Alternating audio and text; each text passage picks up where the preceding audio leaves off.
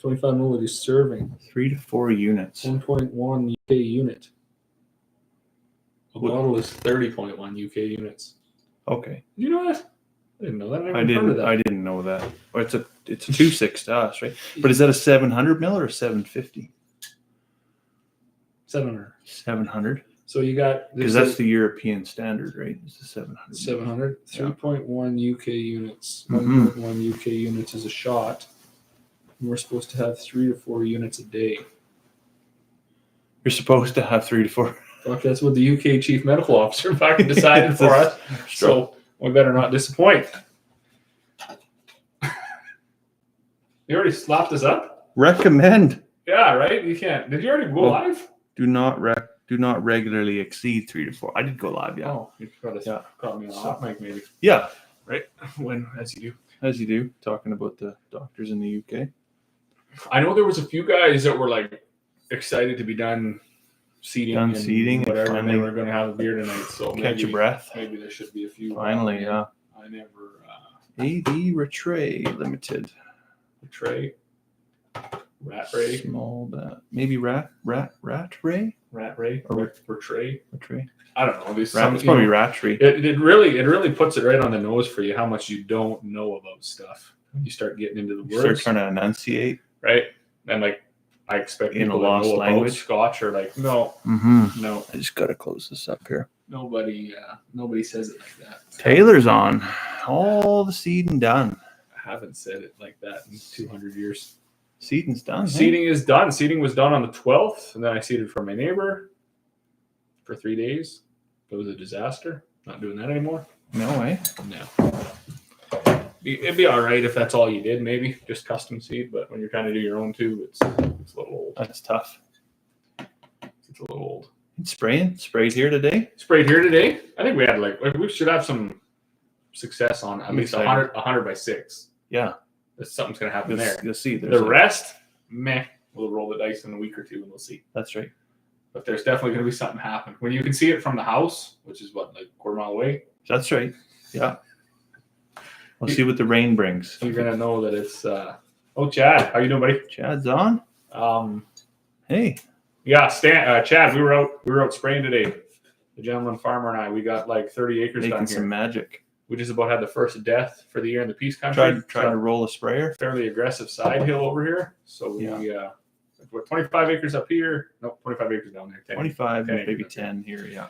So we're going to have some real world data for you, Chad, We shall see. as far as if this works. I actually went another 5 miles west and then sprayed a couple of rounds for another neighbor on his. Is it decent stuff or is it scrubby? Yeah, Or? it's bad. Yeah. It's in between the side hill and down there. Right. So somewhere in between. Not that great. Anyways, we're all struggling. I was out today because after I left his place, I went and filled up again and I went and sprayed my oats. And I was digging down. You can see rows, and then nothing for like the length of your shot. Right. Yeah. And I thought, oh boy, like was it not seeding? But I climbed out, dug all the seeds there. Yeah. It's not germinated. Doesn't even have a sprout. It's way too dry. Just too dry. So So unfortunately, do you think it's going to pick up? Do you think a splash of rain, it's going to germinate and then it's going to be late? Eh? yeah, it will.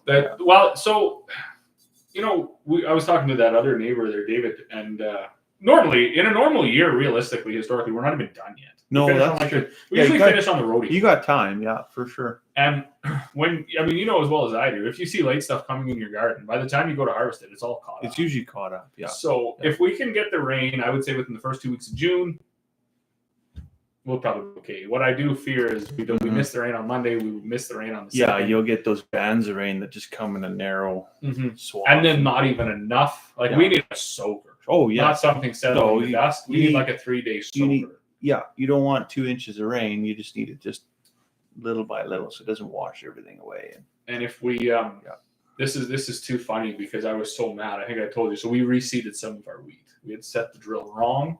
And because you're doing so many acres with these larger tanks and stuff, you get out and check and Sure. you know it's maybe not right, but you're like, well, whatever, maybe a bad spot. So you get in, you do another 40 acres, and then you get out and you're looking like, yeah, this is better. You get out and pretty soon you've done 200 acres. Yeah.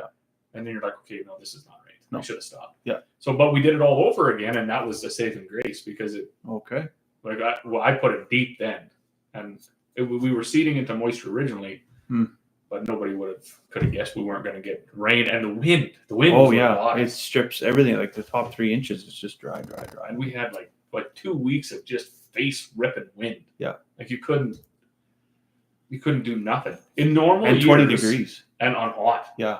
In normal years, I blow up my filter in my tractor once, like maybe once mid season. Now you're I packing blew a generator and air compressor. I blew it up every single day, and I waited in that one YouTube video. There was 5 pounds of dirt in it after Ooh. 12 hours. Gross. It was just, I would turn at the end of the field. I would try to seed, with the wind crossways.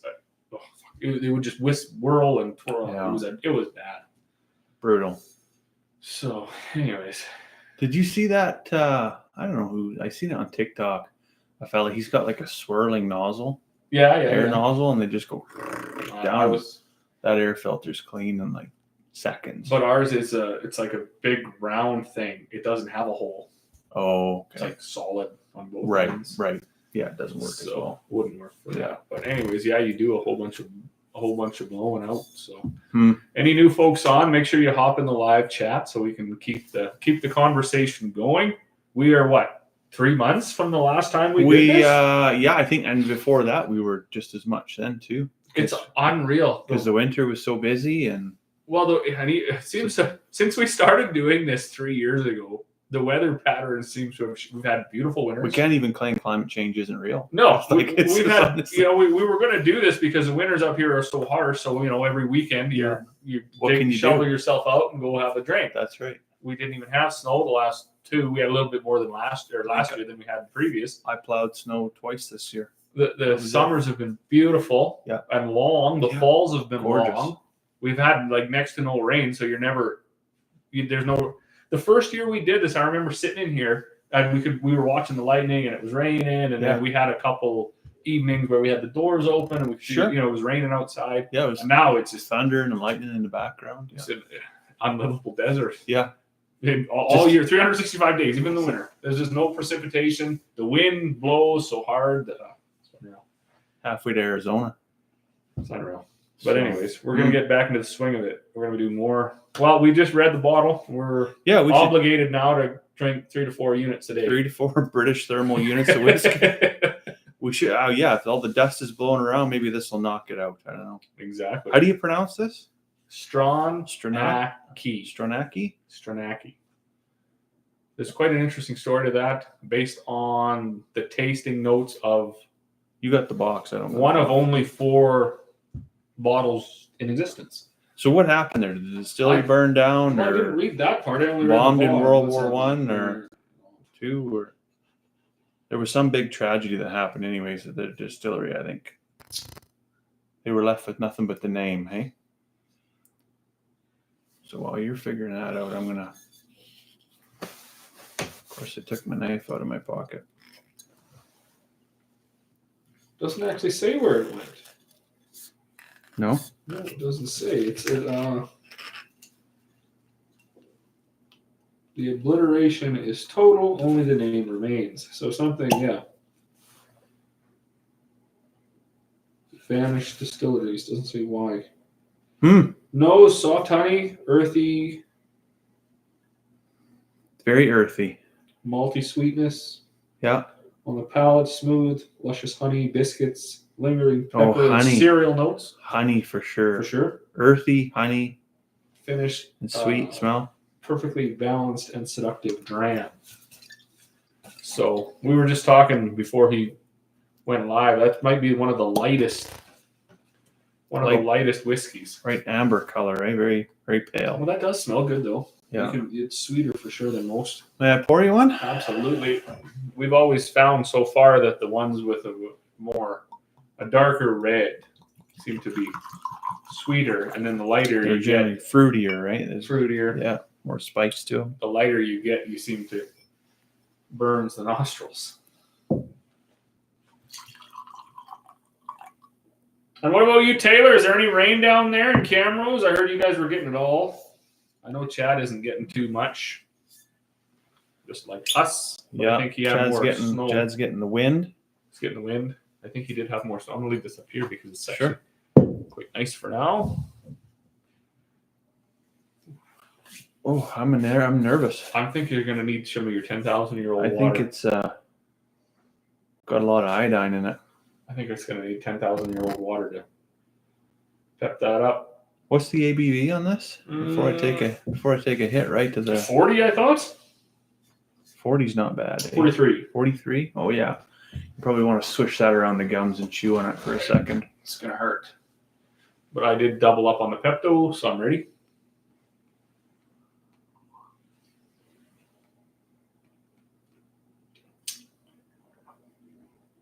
Little bite on the side of the tongue. That is not my favorite.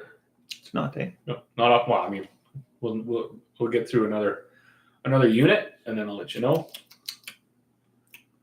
I don't like the ones that are like they burn right here. I don't like that. Yeah, it's too much. Yeah, it's much too much. I don't like to be in pain while I'm trying to enjoy my evening.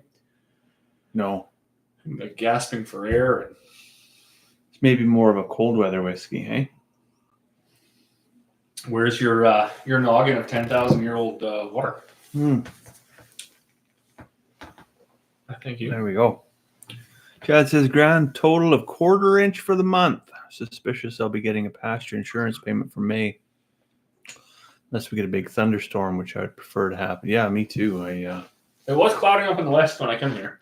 We've had lots of it's the clouds sweeping through, and you can see it dropping, but it's evaporating before it even hits the ground. Right. Virga, it's just that's what we had happen yesterday.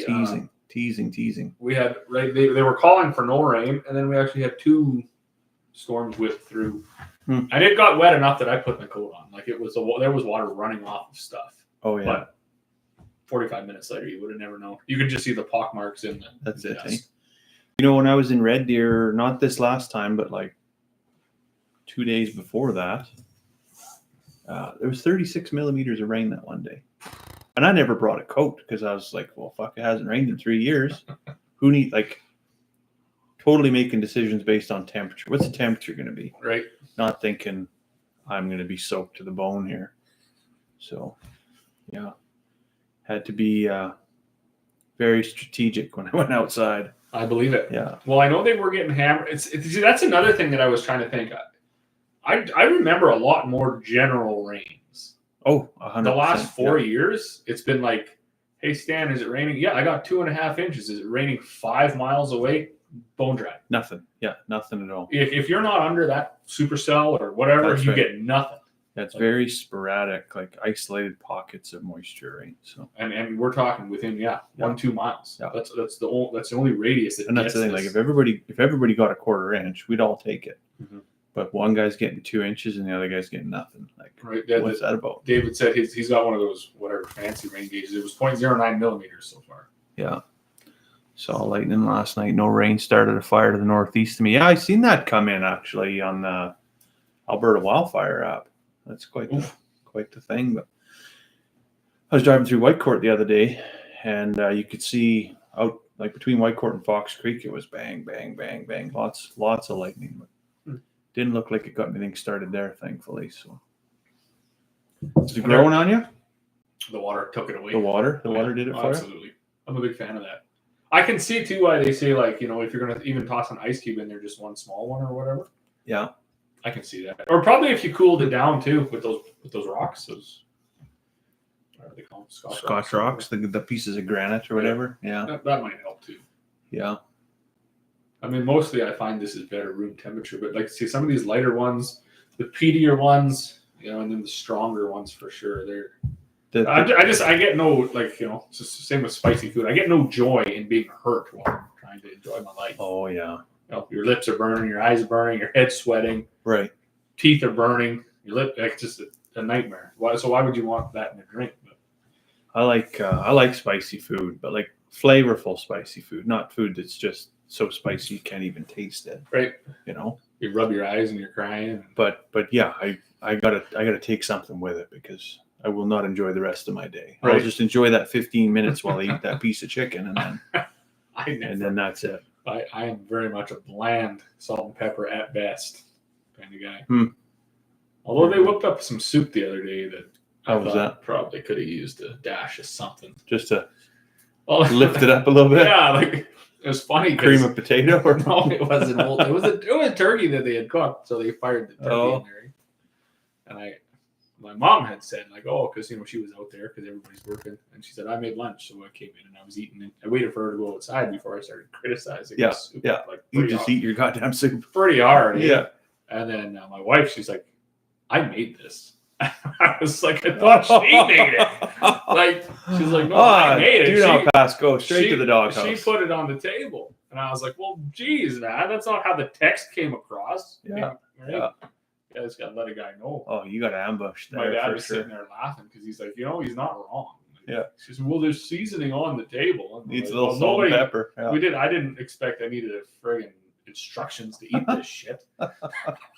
So she doesn't watch. I'll be fine. It was good soup. It was just a wartime lunch. Yeah, you think of the poorest soul who finally found a chicken carcass and fired her. Boiling that down. Ditch water. That's what the Blues consumed for lunch yesterday. That's tough. It's all we're preparing for the worst. We're getting our palate refined. There you go. Yeah. That's good. Did you have smoke picked out or what? I kind of leave that in your hands because I don't even know what you have anymore. Like in the drawer. We've never done an inventory. We've never written down anything. We've never ran out either, though. We've gotten 1, 2, 3. Well, there's 5 boxes up there, and another. I don't know why this box is sitting here. So that box is in there, and there's that 7 box boxes is in there. So we've got 7 different boxes. Plus, you're always you pick up 2 or 3 at a time. 2 or 3 at a time. This is a Don Tomas. It's a Churchill. I think it's the first Churchill we've ever had. So that's a long 7.5 inches. I think is what these are. And I don't know if they have that'll be a good one. They have a nice band underneath the. No, they don't. They've just got the Canadian green. I think a lot of these they don't even have bands, do they? Though.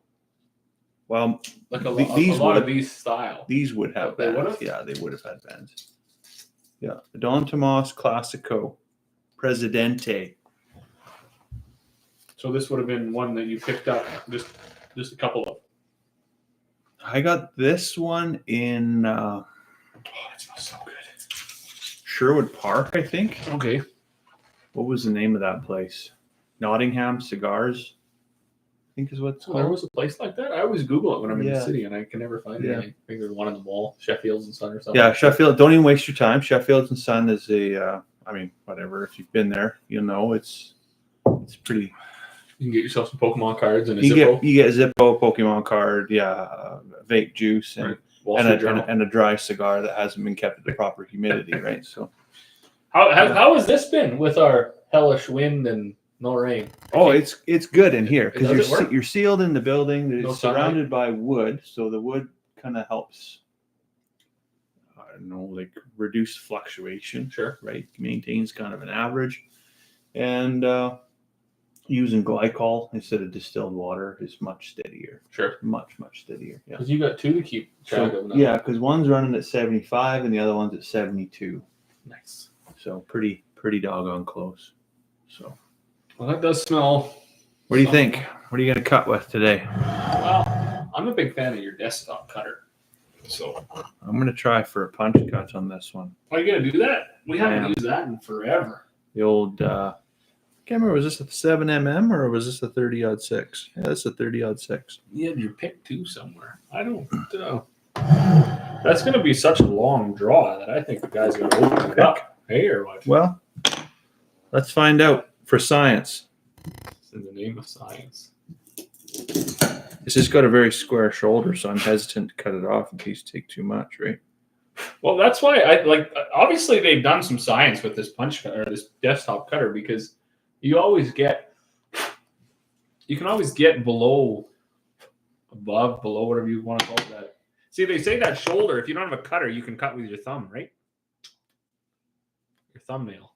Yeah. So as long as you don't hit that, you're good. Anyways, I'm content with that.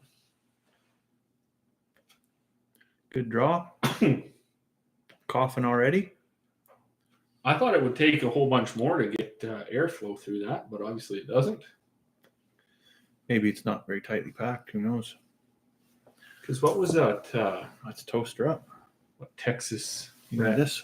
There was a Texas one that like the Texas Lancero 70 ring gauge. Looks like a monster. Fucking hay bale, that thing. Yeah. We've never lit one with that cedar paper, eh? No, we did. Did we? We did once. Yeah. We didn't like that, or what? Well, it's just this allows you to take your time and get a good light. Where that cedar, I think you got to do it a couple times, right? Okay. Just about out of butane in this lighter. It's starting to get a little excited here.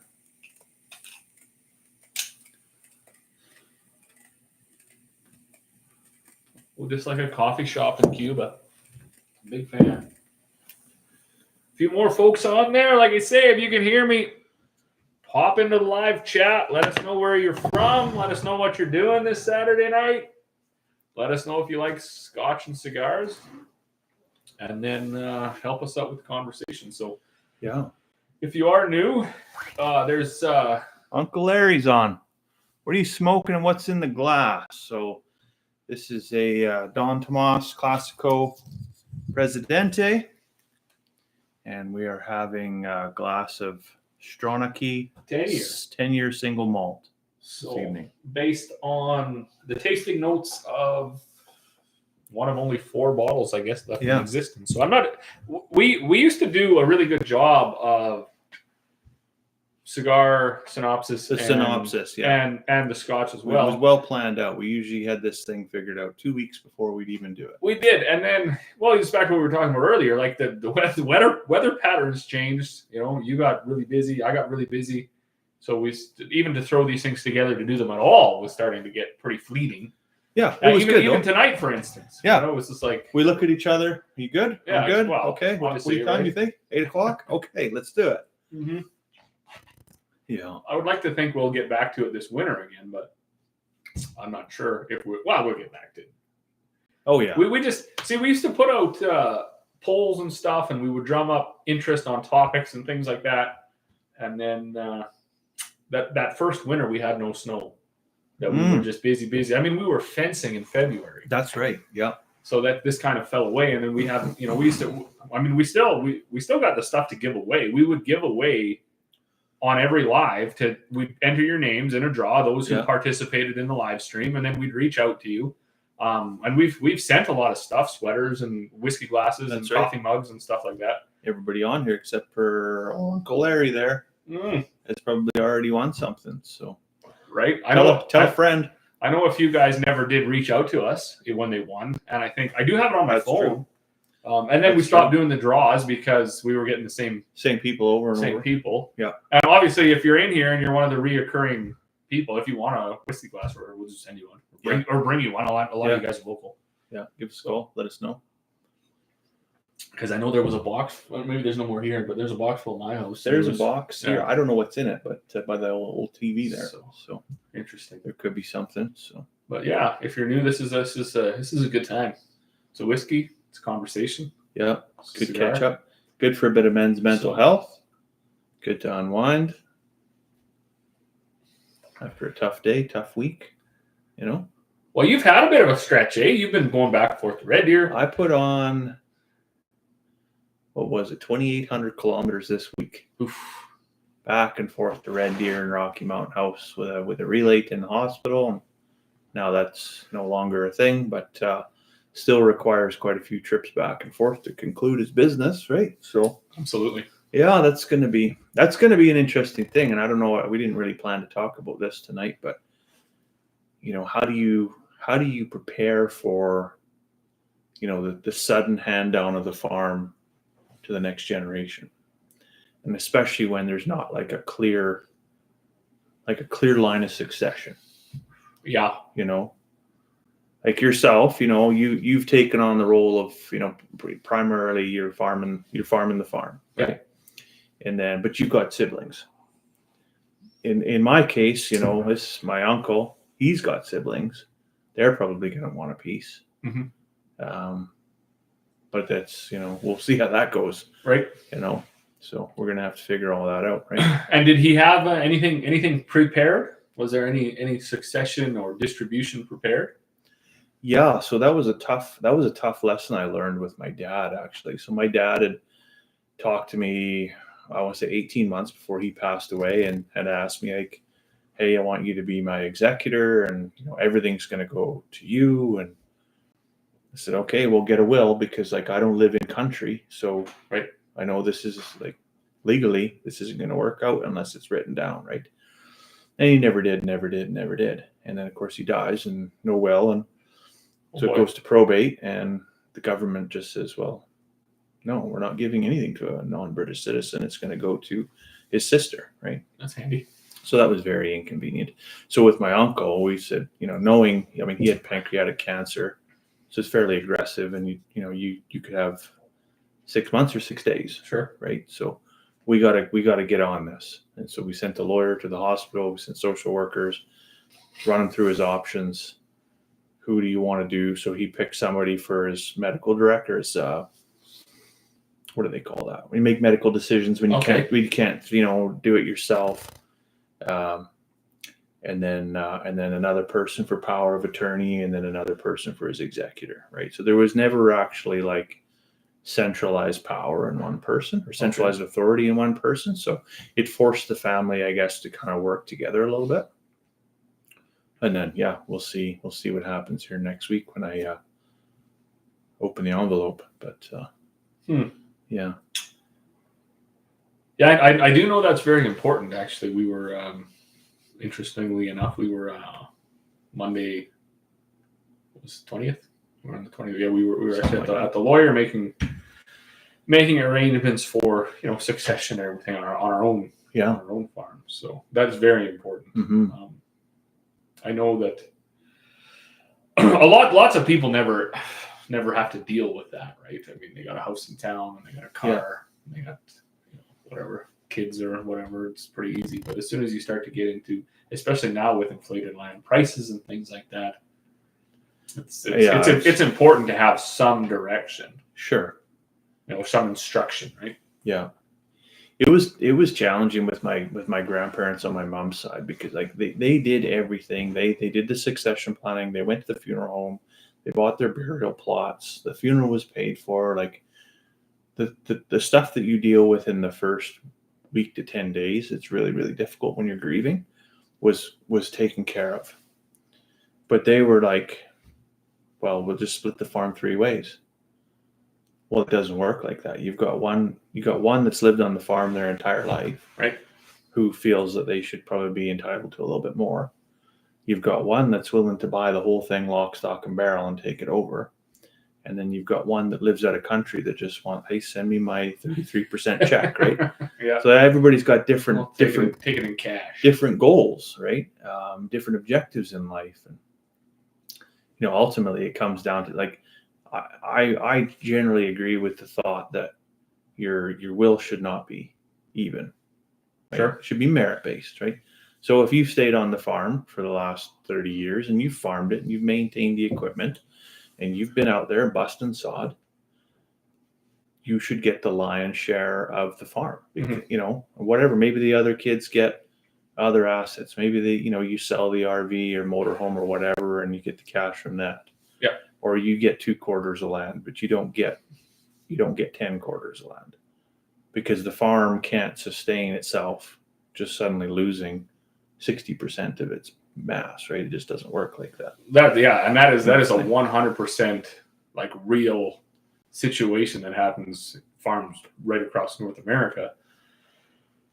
There's that idea that it has to be equal, and in an ideal world it would be. But if you plan for that farm to carry on, it can't be, because a farm is no longer viable at a quarter of its size. Well, no, and especially there's so many. Well, we even see them up here. There's a lot of bigger farms now, but there's still sustenance farms, right? So you've got 2, 3, maybe 4 quarters of land, and that's your farm. Well, split that 4 ways, right? 3 ways, 4 ways, and say, go make a living off of 180 acres or 200 acres. Well, how? Like, how are you going to do that, right? So, welcome to a very expensive hobby farm. Right, and then what would you do, right? How do you split it all up, do you start to say downsize equipment now? Because, say if you're going to split it 4 ways, 3 don't want to farm, 1 does, so you get rid of 3/4 of your land base. Yeah. And most of the time too, my dad was telling me a story that he was a lot younger and he was standing at an auction sale. And there were some old boys talking that nobody wanted to farm. This older gentleman was selling out. And he just looked at him and he said, "What are you talking about? Like, how do you think they're going to farm? Like, it took this man his whole life to build this up. He's got 7 quarters and a line of machinery. Yeah. Now you want somebody right out of like some 30-year-old with a young family to come and buy it from him. Not going to happen. Right? No like, bank's even going to be interested in that.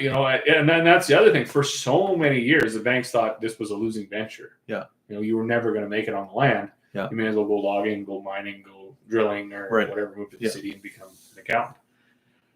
So there was no help. And now you look at any farm of any size, geez, even 1 quarter, one proved up home quarter.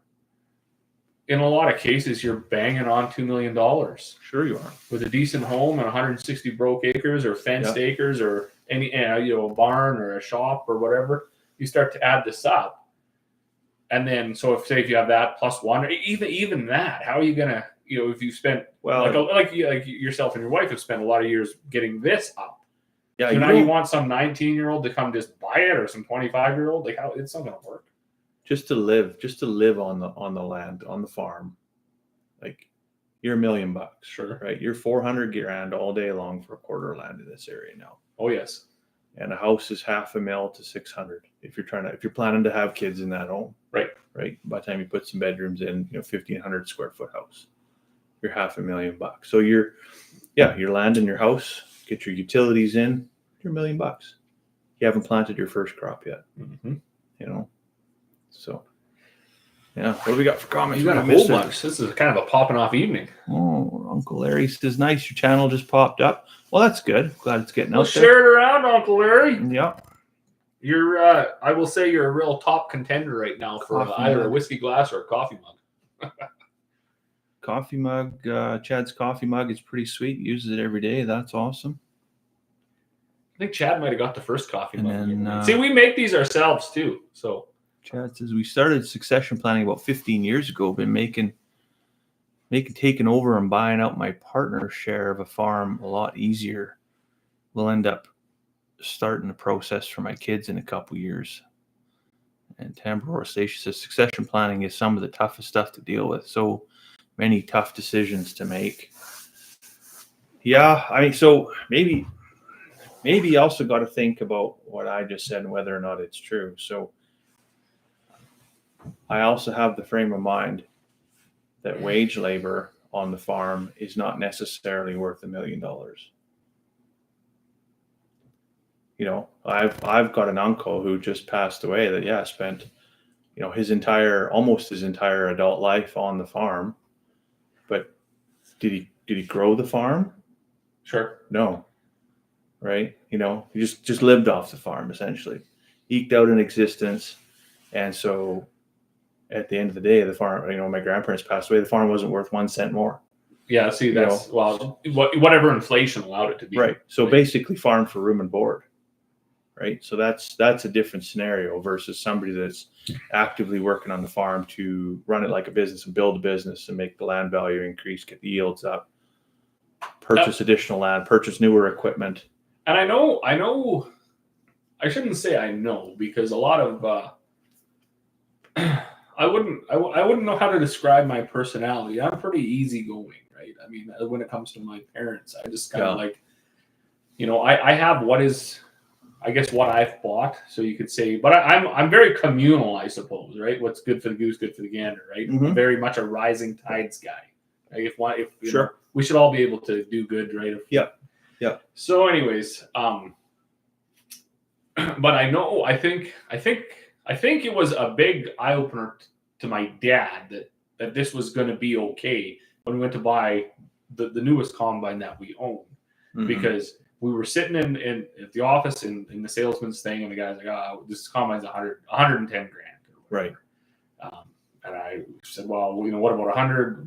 So and then he left, and I told my dad, I was like, "Well, I got a check too, right?" Like I can help with this. He said, no, it's no, right. I mean, we'll just, we'll go with financing or whatever. And I said, well, no, I'm part of this. So sure. Yeah. And I know You're after that, it was like, well, if this kid's willing to actually throw some money into the game, because up until that point, really, all my siblings, they worked on and off when they could. They were also working out on the drilling rigs and stuff like that. So was I. Yeah. I know when I got together with my wife, we were still dating at the time. I was directional drilling north of Hudson Hope, right in the middle of harvest. I just started that job, so I didn't really have the option to take a bunch of time off. Well, she was working, so she would come out and she'd combine in the evenings after work, and I would rush home and dry grain and stuff like that. So it's back to the point. Like if you see somebody that's really aggressive and is interested in making a go of this and expanding it and growing it, as opposed to someone who's like, you know what, this is pretty comfortable living. I'm pretty comfortable. Right. So I'm not going to stick my neck out. I'm not going to make any business decisions to grow this or to branch it out at all. Yeah, maybe they don't. No, that's exactly it. Maybe that whole just succession, like, well, you're here you go, right? And a lot of times that happens, right? That is what happens. People are quite generous to whoever was nicest to them last. That's or right. Really whoever they talked to last, right? Yeah.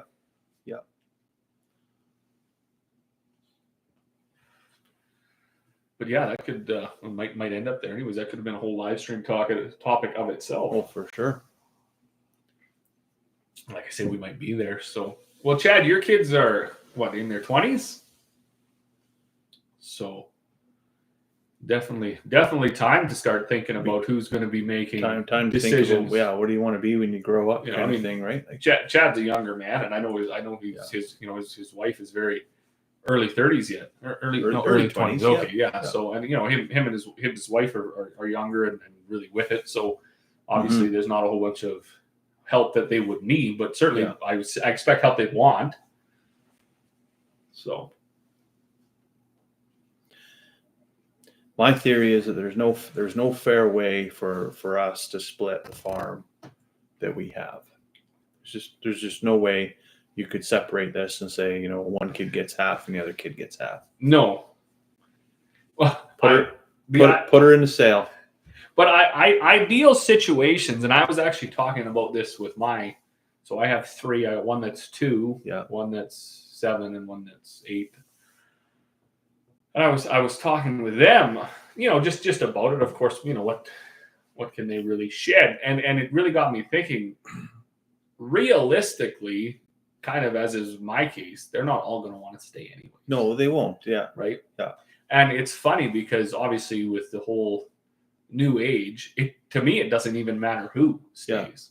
Yeah. Maybe the boy wants to go to New York City and be suits in an office somewhere. Right. I don't know. Yeah. Maybe he wants to go live under a bridge. I hope not, but maybe that's what he chooses to do. Some people do. Maybe the girl wants to stay. Yeah. One of the girls, right? Maybe their husband wants to farm or whatever. So you don't know, and we have so much time to figure it out. Yourself. Maybe one wants to stay, maybe one doesn't. Yeah. And then it's easy.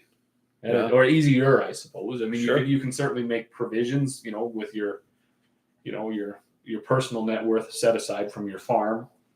See if there's enough to have some equity. Do a split that way. Yeah. Like you said earlier, maybe the RV and the truck goes this way and the land goes that way, right? Yeah. Yeah, if you had enough non-farm equity that you could do that with, not that it's all toys or whatever, but if you had other assets somewhere that wouldn't negatively impact the farm if they suddenly weren't available. Sure. And most people, I think, will, right? You're going to have some investments, some RSPs, you're going to have some cash in the bank, you're going to have some, who knows, you maybe have another property somewhere else, a vacation property or something like that. But that's as a business, you also, you have to realize that you can't just get handed the keys to a multi-billion-dollar operation without having any buffer. Like you do need some cash in the bank to just operating capital, right? Essentially, because you're going to make some mistakes in the first, however long, essentially, till you figure it out. Boy, did I make some this year! Holy moly! So it's not going to be in the first year. It's not going to be it's going to be whenever the good Lord decides that you need a lesson. Yeah. And for me, it was this year. Yeah. I stopped when I got violently ill. Like 3 years. Well, I think it was when Charlotte had her appendix. A couple years ago. That was my first bout of getting sick, because I hadn't gotten sick in my life. Yeah. I stopped chewing my fingernails then. because I was pretty much convinced that was what did it. But boy, did I consider chewing them this spring when I was having one mess up after mess up after mess up. Right. You know, I actually, I was going to text the wife too and be like, can you just stop and get a pack of cigarettes? Because there is nothing that I've done in the last 8 days that's been right. Not one thing. Yeah. I'm barely hanging on here. Yeah. You know, I mean, it's a miracle at all that there is any seed in rows at our farm. I mean, we just, and I mean, that's a lot of. You need to run a set of harrows there behind it just to get it into the dirt. It's funny that you say that. I was talking to Mr. Farming with Treasures about it. I phoned him.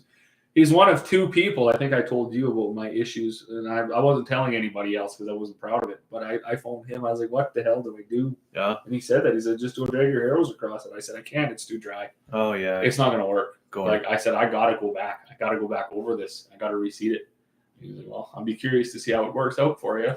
So I reseeded, and it looked really nice tonight. It's coming up. It's beautiful tonight. I could see. I was looking out to the west, little towards the lake, towards the sunshine. Financial redemption there. Oh God! But you know the other thing, I had told my one neighbor that I seeded for. I said I'm not doing this next year. It's nothing personal or anything. I'm running out of time. My other business is getting far too big for this. I just don't have the time anymore. And I said I'm losing. Like I'm not enjoying this. Yeah. So I could seed 5,000 acres for myself at some point, and I would enjoy every minute of it. And I did enjoy the 2,600 acres I seeded this year. When I moved on to his place, it was just stress, right? Because, and this is why, if canola is $700 a bag, a bag does 10 acres. Yep. He wants to seed 110 acres. He buys 11 bags. I need 14. Yeah. Because overlap, my GPS isn't working right. Drill's not set right. Who's covering that $2,100? That's just contingency. Right? Yeah. Not only that, needs another 8 tons of fertilizer. Mm-hmm. Who's covering that $8,000? Who's covering that $10,000 across 500 acres? Right. Right? Luckily enough, the guy doesn't care. Yeah. Right. But I mean, I got her done. I got her done with 12 bags. I'm just saying on my farm, I needed I would have needed, because I don't care, right? If it's my own. Sure. Yeah. Because you'll get it out or whatever. I mean, it's going to be a return investment, a little bit heavier here and there and a little bit more fertilizer, no big deal. Yeah. But when you're doing custom work, it has to be right. It has to be precise. And I've never farmed that way on my own farm. And I've joked about it. I said, if I farm for other people or if I farm for myself as good as I do for others, I mean, who knows where I'd be? It'd be a totally different story. I just don't, right? I mean, I guess that's part of the love of it. You know, you get out there. Well, that's right. Yeah. Well, this didn't go very well. Well, I'm going to go get I'll get another truckload and just put it on. Anyways, yeah. Right. And it doesn't matter. Well, yeah, you have the luxury of being able to learn on your own farm versus you can't really learn on other people's side. The mistakes cost time and money, and generally people don't call back if you make too many big mistakes. No, that's just it, right? They're not interested in your learning. And I've done it myself when I've had techs out to the farm and they spend 3 days on a piece of equipment and we find out, you know, that it was actually step 2 on their diagnostic steps and they overlooked that and they went back. And I've said, look, I'm not paying for you. No, yeah, why would you sit there right? You pay for them to learn. You send them to school in the winter. That's right. So on exact comparison, why are they paying for me to learn? I mean, I've been seeding all of our farm for the last 12 years. Right. You're arguably a subject matter expert. You should know how to do this. I've been using the same equipment. I know how to set it and use it. But the thing is, I'm so haywire that I just, like I say, to me, it doesn't matter. If I need another 2 tons of fertilizer and another ton of seed, I don't care. Yeah. I'll just go get it. And if there's just a random brown patch in the middle of the field, it don't matter, right? Right. And like I say, luckily enough, the one guy I still do custom work for is very much, you know, we were talking in the field after I finished spraying the molasses, and he said, "Yeah, I hate seeding. You're just sitting on a razor blade, like sure, it's you're just uncomfortable all day." But because he's like, "Well, you never sent me a bill." I said, "I got to wait for it to come up." I said, there's no way I can send you a bill." That's knowing because I had a mistake on his place too. We have our drills 50 feet, 10-foot sections. Yeah. So I'm seeding away. All of my blockage monitors are working and they're right because I'm seeding a bushel out of this tank, but a bushel out of the tank behind it that's going in the same row. The tank behind it was plugged up. Right. So actually two of 5 were working. 3 of 5 were plugged. Then, and the interesting thing is that we decided to put the seed that he only had enough for 80 acres in that tank. Right. So there's no way to fix this. He doesn't have any more seed. Yeah, you can't go over it. He climbed under there with me and he said, well, I wonder if there was something in the bags. And I said, I don't know, man. I don't think so. I don't know what happened. I think it was an airflow issue, but I said, I'm gonna start working my way back until we run out of seed. And I guess, and I said, obviously I said, I apologize. I don't care. Like, I'm just glad I didn't have to do it. But he said this is not good. Yeah. But I mean, it is what it is. Sure. So it's best you're going to get now. When you work with someone like that, it's a little easier. Yeah. And I'm very, it's tough because, I mean, that's on his home quarter too. Sure. Like, he's going to look at that. He's going to see it every day. So am I. Yeah. Because I'm going to drive by every week and be like, man. Scotty did that on the father-in-law's there last year. A 60-foot Shane row all the way from the main road. So if anybody driving by, they see it. They run up the whole quarter line. Just nothing. Just dirt. Whatever. Get over it. They can gossip about it for 2 weeks and it don't matter anymore. Well, it does end up being a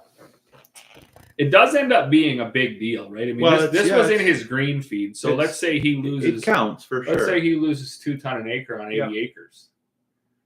Right? Who's covering that?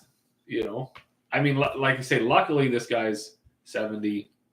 He's been doing this forever. It's well established. He's got a lot of redundancy built into his operation. He's one of the folks in the community that's usually never stuck. Right. And everybody else is like, oh my God, what are we going to do? He's like, oh, I'm good for another 8 months. Yeah. But I think that's just, that's just how the universe fucked him that year. Right. Like it could have been hail. It could have been grasshoppers. It could have been, I guess, some type of freaking parasite or rot or whatever. Right. Like early frost come in and how do you know? Right. I suppose the universe is going to find a way to get you one way or another. So it got me good this year. And in turn, because it wasn't done with me, it followed me into my custom 500 acres and got me. There you go. Larry wants to know what type of crops you grow. So where are you from, Uncle Larry? We grow predominantly canola, barley, oats, wheat. There are quite a few pea acres coming in. The cowboys are trying to grow things like silage corn or even grazing corn. Yeah. We've had a few folks try things like faba beans. I don't think anybody's ever tried a soybean up here yet. We are a very short growing season. I would say 110 days realistically. Short but intense. Yeah, lots of daylight, lots of temperature, but not very many days. What does this say? Southwestern Pennsylvania. So certainly a different. I think they're they're like peanut farmers. I think. I don't know. Pennsylvania, maybe not. Yeah. Maybe there are lots of corn. What is the major crop there? But yeah, so we're way like northern Alberta. There's smaller farms. Yeah. But crazy land prices, right, Larry? You guys are like $20,000 an acre. That's east below somewhere. Where's Pennsylvania? Way east. My geography is not fresh. It's way over there. Right? Yeah. Where do you border, Uncle Larry? High land prices, yeah.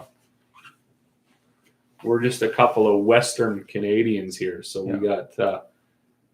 I know where I'm from in the UK is $50,000 an acre near Pittsburgh. Okay.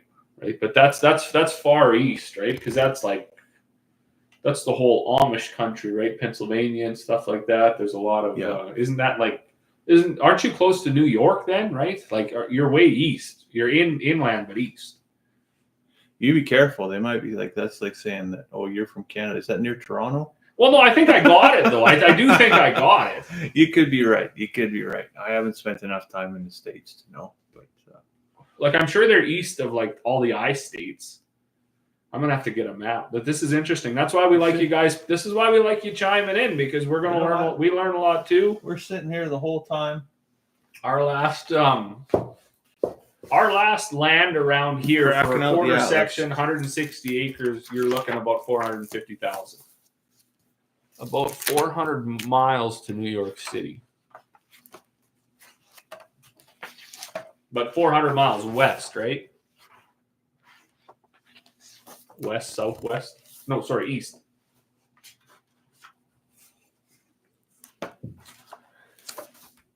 Would it be under North America? There we are, North America.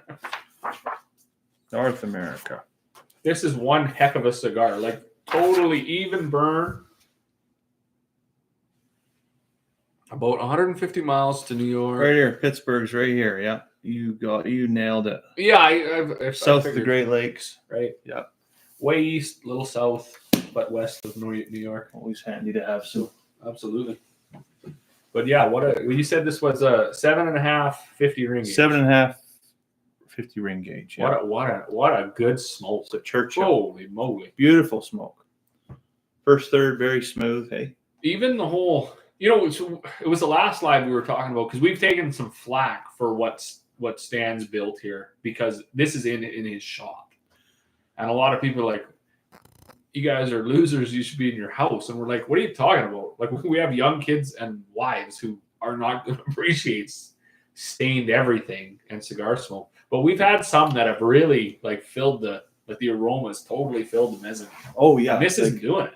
This is very. Like, you could smoke this in your living room. I probably wouldn't, but you could maybe. Yeah. That's crazy. If the wife was gone for the weekend, maybe, I don't know, but.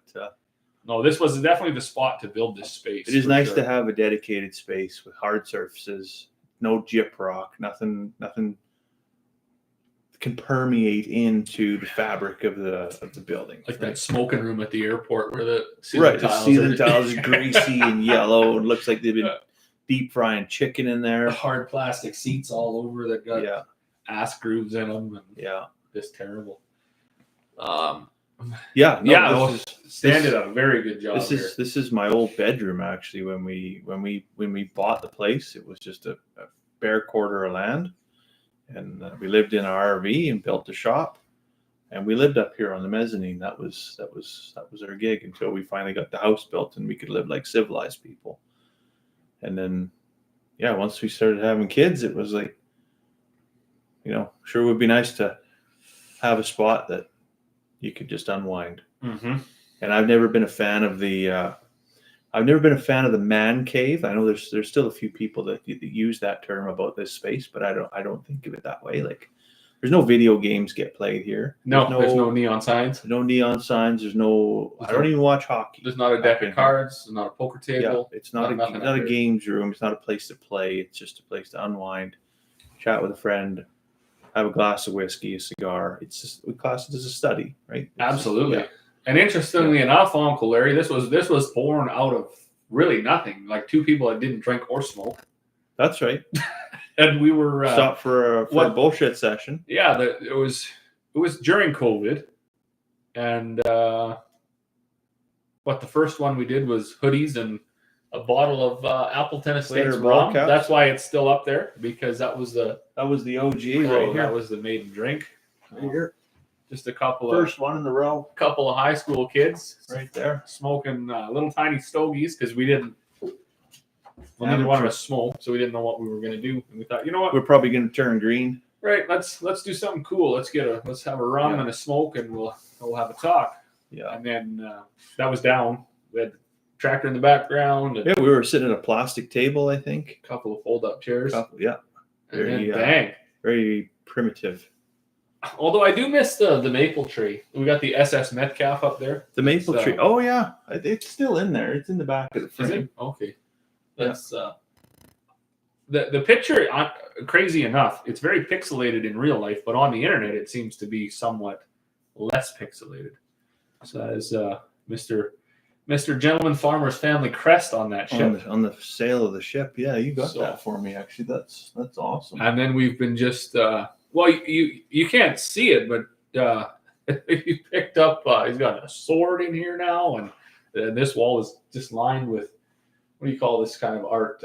Antique, I guess, or whatever. It's just stuff that reminds me of the old country. Baroque art, I think, is what that is. Yeah. I got a couple relays from the old country up there. Some oil paintings, a couple of decorative mirrors. It's very cool. It's very, very nice space to just some chill, just hang out. Yeah, no pressure. Good conversation, good drink. Where's Chancey? I'd never build another house. I'd build a shop house combo if I ever had to start over. Dang, houses way overrated. In-floor heating and a wide open floor plan to build however I want. You know, if I would have had more money at the time, I would have built a house too. I think. Yeah, I would have gone for that. Yeah. Well, you see those ones on social media now, like what they call them, barndominiums. Barndominiums, yeah, and shop houses, and things like that, and they are quite incredible. I don't know for sure myself. I'm not. I don't know. I guess our shop's such a disaster. Like your shop's quite nice and clean. Ours is just a nightmare. I don't think so. I mean, I don't know if you're looking at the same building that I'm looking at, but you've been in mine, right? I mean, you got nice sure. tin, you got all your cupboards and everything, and ours is an arch rib with exhaust stained plywood painted white, and it's dark and dull, and the floor's cracked, and sure, I smell shit in every drawer, and give me 20 years, I'll be there too. I'm not really sure if I would want my house attached to it, but of course, yeah. I mean, if you're going to do a new build, I mean, there's obviously a lot of ways they keep it separated for sure. Yeah.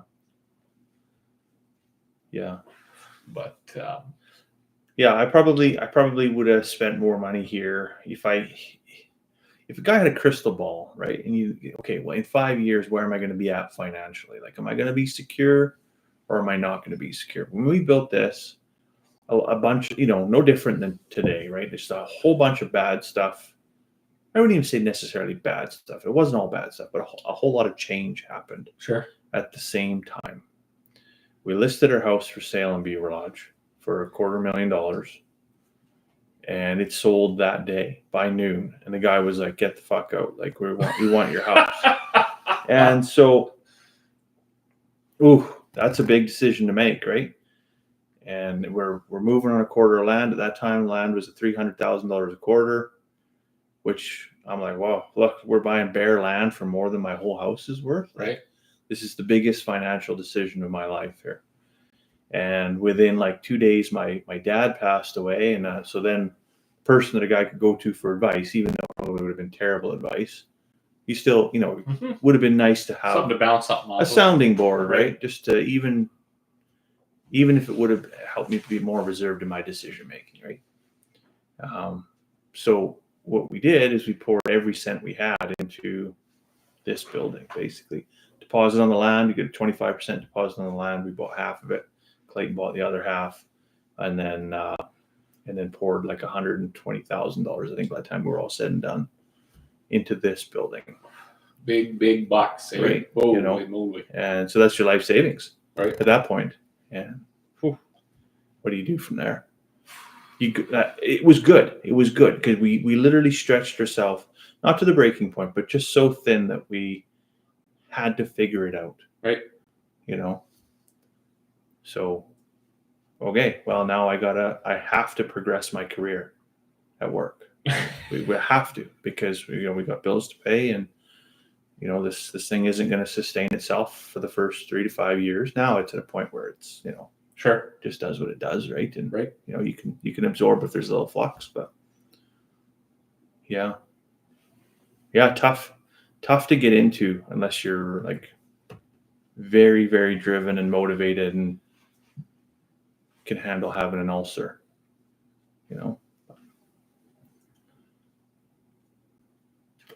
But that was also the same time that with my old man passing away, that there should have been a very large inheritance that came that didn't come, right? Yeah, that's so that changed everything, right? So, which was good, although it's really, really bad. It was actually good. A lot of work ethic, a lot of character was built, a lot of you have to be resilient. Right? Sure. So, yeah.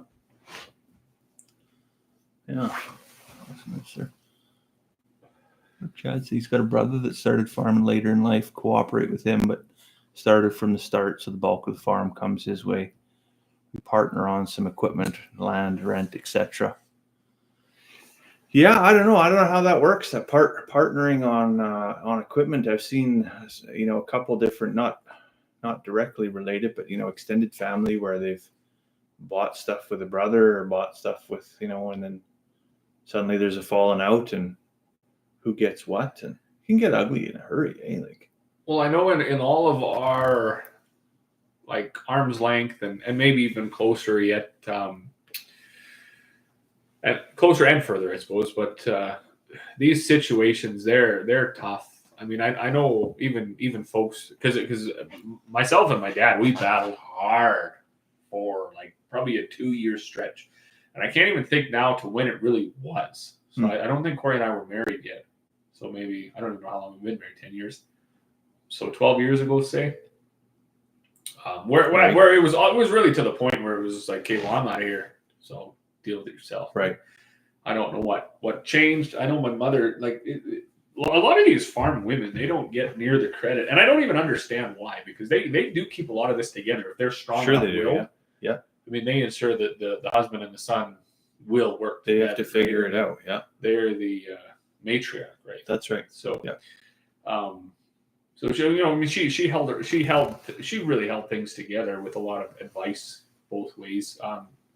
He had to become less stubborn. I had to become less sarcastic, dramatic, and intense, I suppose. Sassy, eh? So, and things go together. But more often than not, that 2-year stretch is never overcame, and there's a division there. It doesn't matter if it's father, son, brothers. Right. It doesn't matter. There's a divide, rift doesn't really repair itself. It never recovers. Yeah. So there's animosity, and there's obviously going to be a difference of projection, right? Where you think things should go.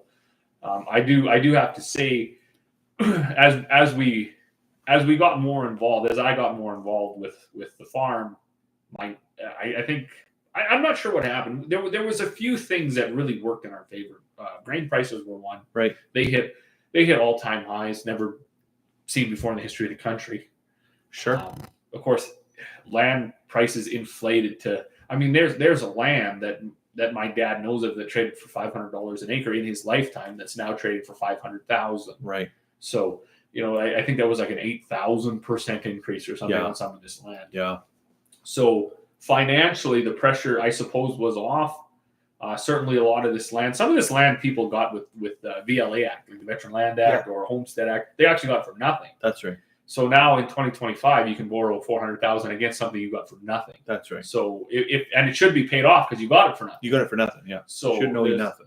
That financial pressure. That's why it's funny. There's all like you hear the whole thing. You always are going to hear this. Oh, money's not everything. Well, it kind of is, depending on how you use it. Like it's very important.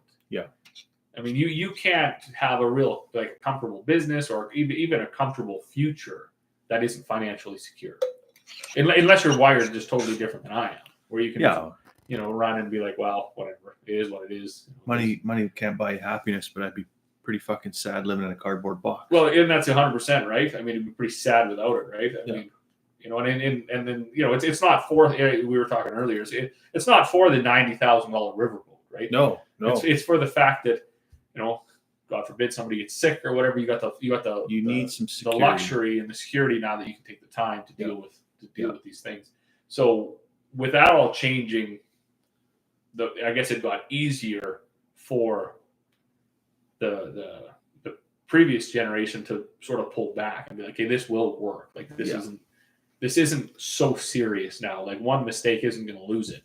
5 mistakes might, but one won't. Yeah, that's the we've talked before about how many people came out here to homestead in the 30s and 40s and 50s, and they put their first crop in and it failed, and then they just packed up and went back to Saskatchewan. Right. One mistake and one uncooperative weather pattern, and that's all it took, and it was done. Right. Mm-hmm.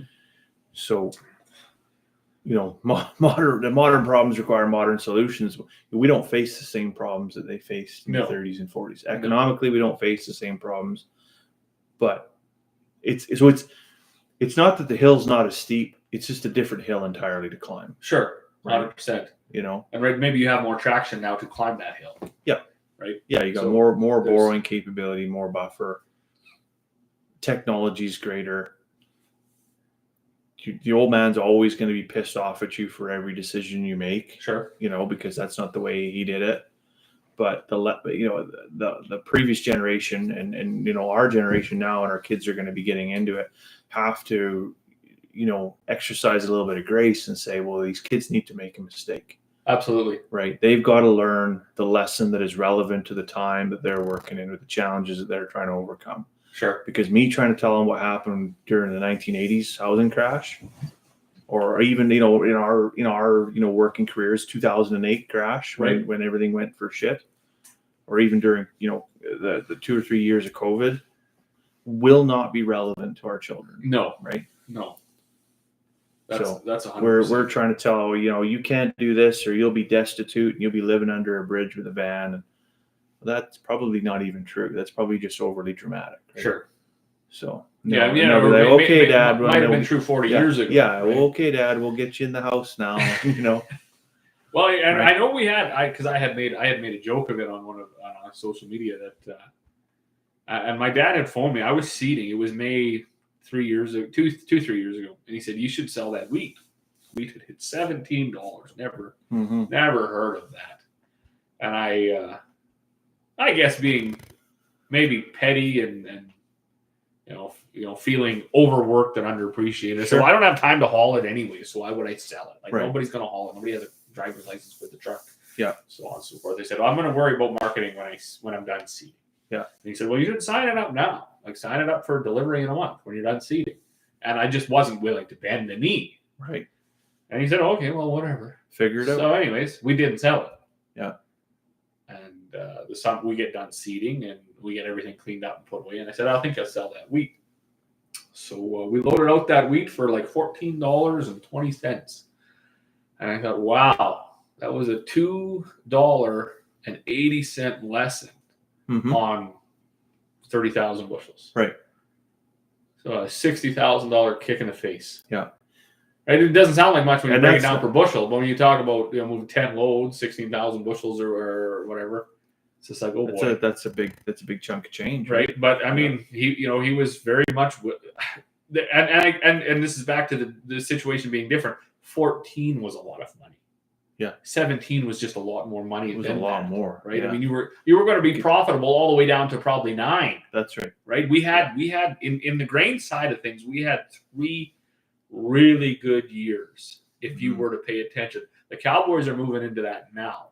That's right. They're going to go into. Well, I was actually talking to a lady last summer when I went to a dealer meeting down in Calgary, and her projection was 7 years. Right. So it's like 6 more years of not only good prices but increased prices year over year. Yeah. So and grain prices have also recovered. They're not back to those highs. Wheat is about $9. Yep. Canola was off a high of 27 down to 16. But these are still good prices. Sure, they are. Yeah. I mean, everybody complains that fertilizer doubled, but it did double, but it stayed at double. Yeah. Right. Where grain prices tripled. That's and right. they stayed at slightly less than that. So there is those bad decisions made were easier to stomach. Where maybe 20 years ago they wouldn't have been. Yeah. Chad said he was a kid in the 80s. What an eye-opening time growing up. Interest at 18% and everyone losing houses and farms. Yeah, I can attest to that, growing up. And the challenges in the dairy industry was just astronomical. If you think the financial market, where that was at, that would be bad enough. But then, like the universe is saying, the universe is going to get you, right? Throws mad cow disease at you. Well, then you lose your whole herd. Sure. And you get compensation for it, but it's not like you don't get market value compensation. You're not free and clear. So you lose 40% and then try to rebuild from that. Well, good luck. And then 8 years later, foot and mouth disease comes in, and how do you ever get ahead? Pretty soon you realize the farm's for sale and we're moving to town. That's a tough situation, right? Mm-hmm. Well, we've got quite a few people on there. If you haven't introduced yourself in the live, please do. Leave us a comment. Let us know where you're from. I've seen a few people that were liking this. Stan and I, even after 3 years of doing this, are very much amateurs, and we don't spend a lot of time researching on how to grow this. one thing I do know is interaction helps quite a bit. Sharing it out there, liking it, making comments, that will drive the algorithm to drive people here. And who knows? I mean, we do this just for ourselves, really, but it is nice to chat with you folks. So it'd be nice to have more in the community. Are we going to have another splash? I think it's time. You see me there out of the corner of my eye. I was like, I think it's time. You were watching me just nurse this around thinking, is this guy going to finish that? Well, I mean, you got a half a gallon of water in there too. So I did put 400 dollars worth of. Okay. Yeah. You want some water this time? I'm going to try. It was good. Just, again, just for science, just for comparative, not because it's too strong or anything. I don't know why you would say good. We are supposed to be consuming 3 to 4 units a day. That's 2 ounces. So that we've already had 1 and now 2. So that's 4 units. 4 units. But that's a doctor. We've been at this for an hour and 10 minutes. This is going to last us another hour. The Surgeon General recommended that's how much you should have. The smoke is only. Are we down to the half?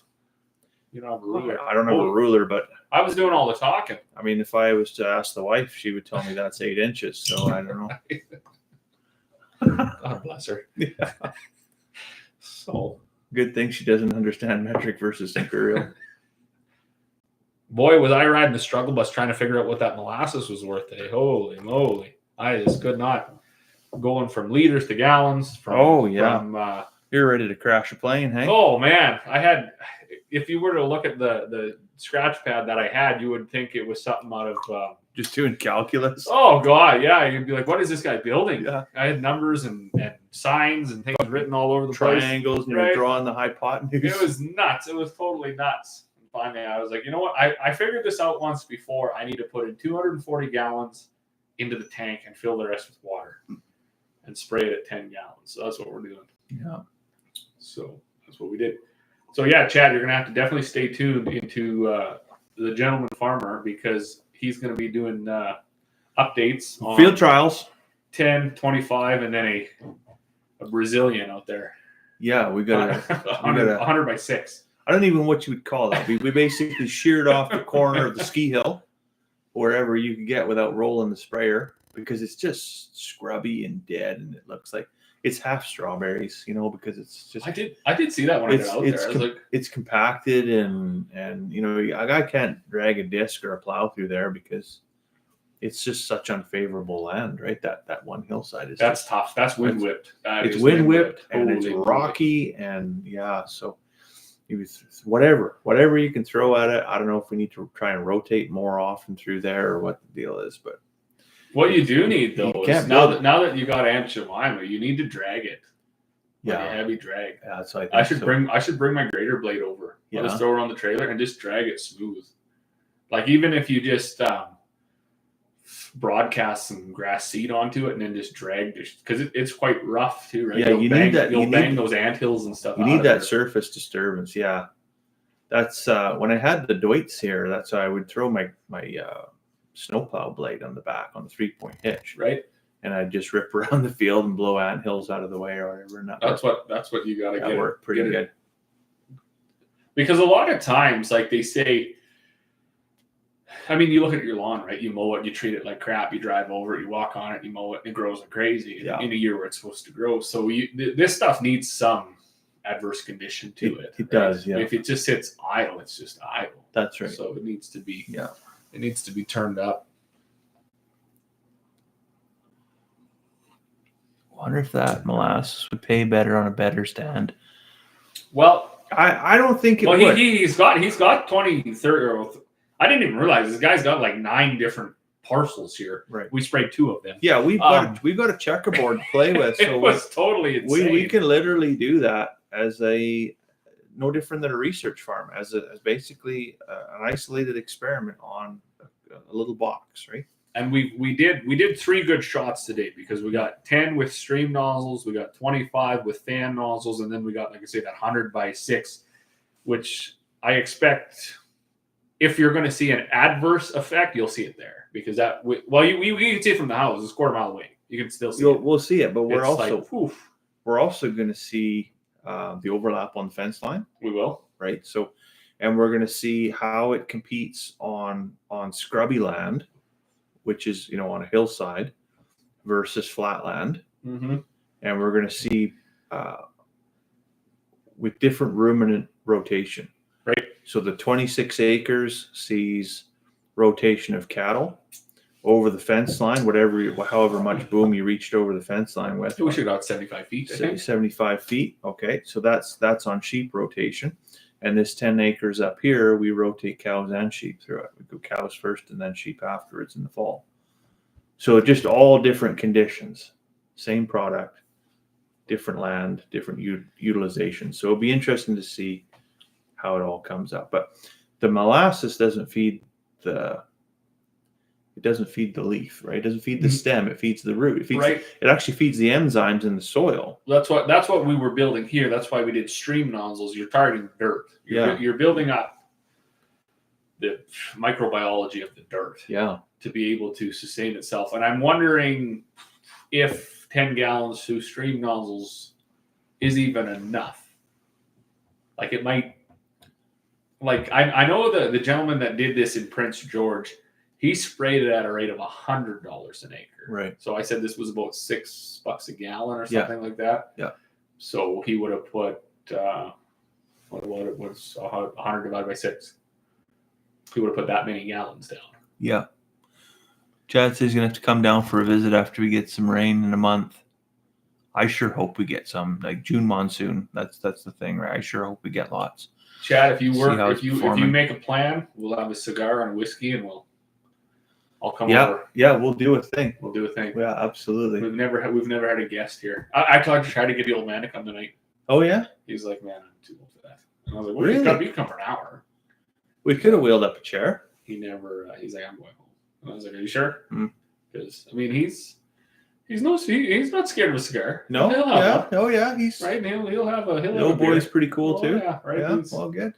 But he was like, no, I'm tired. But I mean, he was working the day. Working like weed whacking and filling bags. Yeah. And whatever. So I expect sleeping at the moment. I had high hopes for today, but it didn't turn into that day. Really, it didn't manifest. Didn't manifest. Well, by the time I was done with you, then I run to town and I dropped off a bunch of stuff for the folks at 4-H there because they're prepping for Achievement Day on Monday. Oh, that's right. And I won't even claim that I did any work there. I literally was just a delivery boy. I just brought a bunch of stuff. Sure. And then came home, and then my mother-in-law dropped off one of our kids, and then 2 of my other nieces. So that was perfect. Uncle, we push us on the swing. Daddy daycare. It was a daycare for a bit there. Yeah, you bet. But if those girls, they showed up and like without any hesitation, they were just like, "We're going inside. We're going to watch a movie." And perfect. It's like, no, you're not. 28 degrees. It's 28 degrees outside. There's a bit of a breeze, but it's not like torturously windy, right? So no, you're going to go to the swings. You're going to go to the sandbox. You're going to get a little bit of heat stroke, and then you can go in the house and drink a lemonade or something, right? So I forced them out of the house twice today because they're kids. They shouldn't be hanging out. No. Literally turning my house inside out. So. No. Well, that's for Monday when it's raining. Yeah. Our house is inside out though. We had Blake, I can't remember his last name. He's a carpenter. I don't know if he's a carpenter. He cuts melamine anyways, but we tore out our pantry last week. So 7 years worth of groceries, canned goods, all that's half of it's fucking expired or whatever, but is all over our kitchen island and all over our kitchen table. And then there's a bunch of Tupperwares with dry goods that are out on the back deck. And yesterday he finished up, got all the shelves in. And the wife's built like a coffee bar in there, which, nice. Sure. We'll have to do a morning. But we'll have to do a morning. We should. Yeah. Oh, yeah, we could. Absolutely. We totally could. We have beautiful mornings. We'll set that up. We could do that. But so I lost half the pantry space. Now it's not as functional in terms of being able to just shove. You have a big house, so I don't feel too bad for you.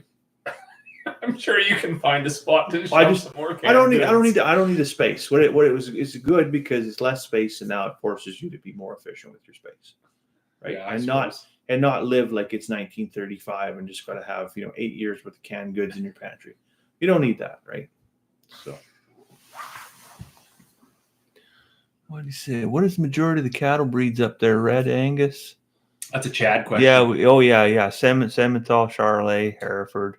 Chad is our resident cattle producer, so Chad can fill you in there, Uncle Larry. There's I have 4 Angus Wagyu cross right now. That's absurd too. Pretty sure 4 steers I think cost $12,000 right now. Right. I mean, good on the Cowboys. You're out there massaging them every day. Well, Is that the Wagyu or no? That's that's the Wagyu. Yeah, what do they call them in Japan? They call them Kobe. Kobe, yeah. Yeah. But we got 5 actually at Lawrence is hanging right now, so we're really interested to get those back because we fed them. We work with one producer out of Elmworth that they've actually spent some money in designing a ration starter, grower, and finisher, right, to target their specific breed for marbling. For that farm direct sale. Right. Yeah. So we bought 5 steers from them last year. I think last year we got 5 for $12. The year before we probably got 5 for $5. And this year we got 4 for $12. So cattle price, I mean, and they deserve it 100%. Sure. Yeah, right? it is. This is funny too, actually, a little bit of a tangent here. So I was talking to somebody and they're like, well, do they give you a deal because you work with them so much? And I was like, this is an interesting thing to think about. So you could take your grain on one hand and get a very good cattle customer and say, okay, well, I'm going to give you my grain for nothing. You give me the cows for nothing. Right. Then in turn, what are you doing? You're just dumbing down the industry. Sure, you're worthless. Yeah. Or hear me out here. You pay me an astronomical fee for my grain. We put that on the books. I pay you an astronomical grain fee for your cattle. It's exactly the same. Mm-hmm. And now we're lifting the entire industry. Like let's do that going forward. That's how you build the economy. Let's make sure that everybody is getting more than they need to sustain a not even just a quality of life, but a decent standard of living. You're fully realizing a good upper middle class standard of living. Yeah, you're fully realizing value potential of your product, right? 600 pound steers just shy of $3,500 at Clyde this week. Butchered an Angus Galloway cross, best marble beef I ever had. It was 3/4 Angus, 1/4 Galloway. Even the sheep prices are going through the roof. We had some folks come out to the farm. Wow, was it last week or the week before? I think it was the week before. And I said, it's $400 all day long. Right. And you could hear that. You could hear the fellow in the background on the phone. He's like, that's too much. I said, well, I'll just put it in the trailer and I'll just go to town then. Sure. Like I could do that. Like it'd be worth it for me. Just throw it in a trailer and send them to the auction mart. And if you don't want to pay the price, why would I take less? That's good you brought that up because you bought one animal here, 2 years ago. Right. When I was talking to the folks from Elmworth there, when they brought me my 4 steers, we're pretty good friends with them now too, right? So anyways, they were saying there's a fellow from Calgary that cannot get enough sheep, goat, or beef. Yeah. So, I mean, that could be. I mean, they were, I think, working up something where they were going to haul cull cows down there. That's what they wanted, cull cows, but then they want sheep and goat too. And they just can't find enough. And I was saying, like, holy cow! I mean, I know several sheep producers. I mean, it could be a market for yourself, sure. Even, right? I mean, you ship, your 30 ewes down there or whatever. Yeah, you need a guy that's going to come with a truck and just going to take them all. Right. That custom market gig. We've done it, and that's how we built what we've got. So I won't say it's a bad thing, but you've got to be willing to put in the time chasing people for money. Right. That's what I was really disappointed. We started out with the first half a dozen customers. They were all people we knew and very, very like rock solid folks. Cash in your hand that day. Done. Right. And then suddenly you got 20 or 30 and well, now it's friends of friends. And suddenly people are just like ghost you. They disappear. They don't show up. They don't show up at the butcher shop. And the butcher shop is phoning and saying, hey, your animal's hanging in our freezer tying up space. What are you going to do about this? Right. Yeah. And it's okay, that's fine. I'll put them all in a truck and I'll send them to Toefield next year. Done with it. So that is definitely something that we need to have. I see it all the time on social media, Facebooks and things like that. Folks looking for beef. What's a good butcher shop? What's a good store? And I'm thinking like there's several dozen local producers that are willing to sell you farm direct meat. Yep. So that's where that is second to none. I don't care what anybody says. A lot of these, you don't get better beef than Farm Direct. I mean, you might get similar quality, but you don't get better. So why they don't commit some funds to that boggles my mind. They commit funds to everything else. Mm-hmm. They got gym memberships to 8 gyms, and they've never darkened the doorstep of one. Yeah. They've got, if I can take a page out of old Freeland's book, they got Disney Plus, and they got Netflix, and they got, they're spending a lot of money all over the place, but they're not spending any money on nutrition. Fancy coffees. And, right? Yeah. I mean, that's it, right? Everybody's, they're trying to find a cheap steak while they're ordering a $9 Starbucks Slurpee or whatever. Doesn't make sense. They want to get cheap steak, but at the same time, they just got skipped for dishes the day before or whatever. Right. Skip the dishes. Yeah. So I don't know. I've seen it before too, but I just popped up on my feed here the other day. Like, the thing I love most about farmers markets is cutting out the middleman, and it still costs more. Sure. Right. And I will say that for farmers markets, that's most definitely the case. But if you're buying Farm Direct, that's not a farmers market. No, that's a totally different environment. No, the farmers market, they've got to pay for their stall. They run in a retail space, right? So there is expenditure there. So that costs more for sure. But even for the individual producer that's got to cut, one steer off from the herd and haul it to the butcher shop, and there is an increased expenditure that's there, right? And when you're raising an entire herd to go to the auction versus you're raising an individual animal for a specific customer in mind, there's more time, there's more effort, there's more energy that has intrinsic value, but doesn't necessarily exist on paper. Right. So.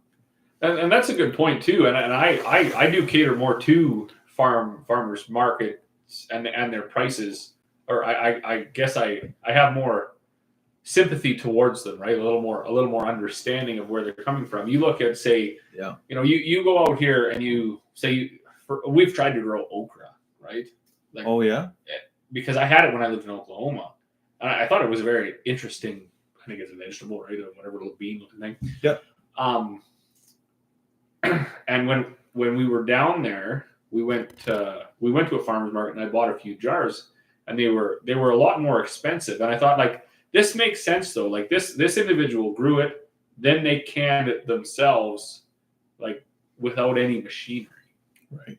There's a lot to it. And we had a friend of mine years ago, because when we lived in town, we had Corey and I made this kind of a joke. We said we're not even going to eat any of our own canning until we have 300 jars. Yeah.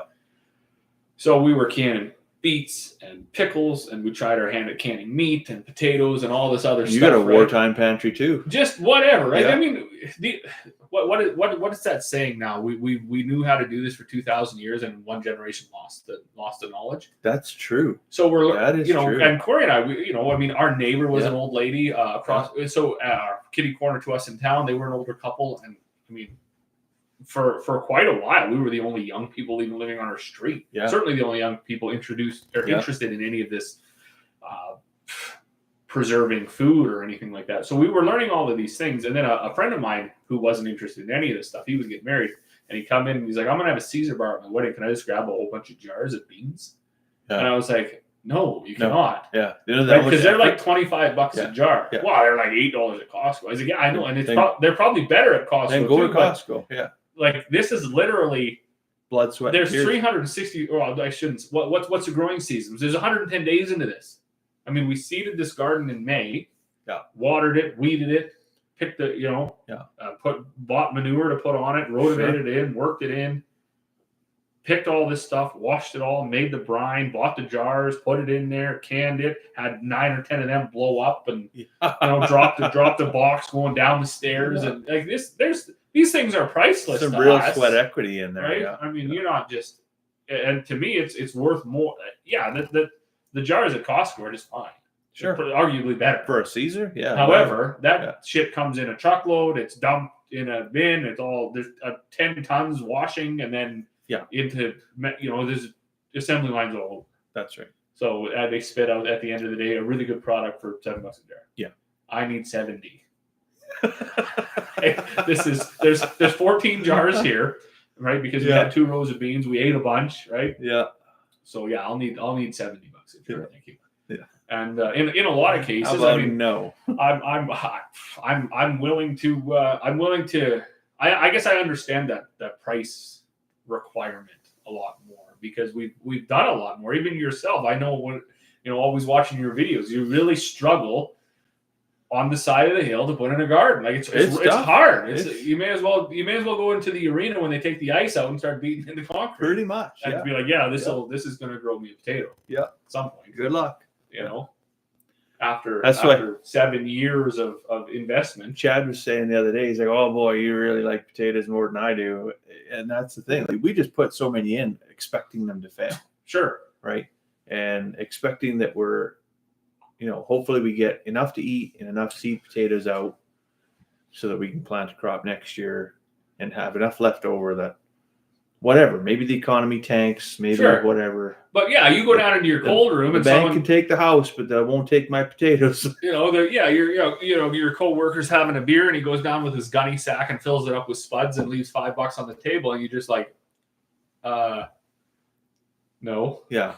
I realize they're $4.99 at IGA. Yeah. However, they're not. Right. I mean, I literally chip this out of a cement block on the side of the hill here, and it means more to me when you're a couple 3-4 hours a week in the garden, generally just every week, right, throughout the whole growing season, just to get it to the end product. Well, I know what it was. Yeah, it was last year when you were picking up your feed. You're like, how is your guys' garden? Yeah, where is it? Why do you have bare dirt? And I'm like looking at thistle, pennycress, lamb's quarters, mayweed. You literally at our place, you got 6 people hammering away at this. Yeah, Mom will do a quarter of a row. Dad loves weeding for some reason. I mean, he'll do a row or 2 every day when he comes out. Corey does the rest. I'll do a row. Yeah, the kids will get in there and pull half of the good stuff and the bad. But I mean, there's literally an army tackling 30 by 20, right? I mean, it's not a big space. I took a very different approach this year. I put 36 inches in between every row, right? And I can run my rototiller down there, so that any weed seeds that are in there are going to get tilled every single week, so they can germinate and get killed off, right? And hopefully, I can reduce that weed pressure just through cultivation, essentially, which goes against everything I think should be done with the land, right? But I mean, I also mixed up some Roundup and. But in reality, right? I mean, you're looking at a plot of land that does not fit into your textbooks. That's right.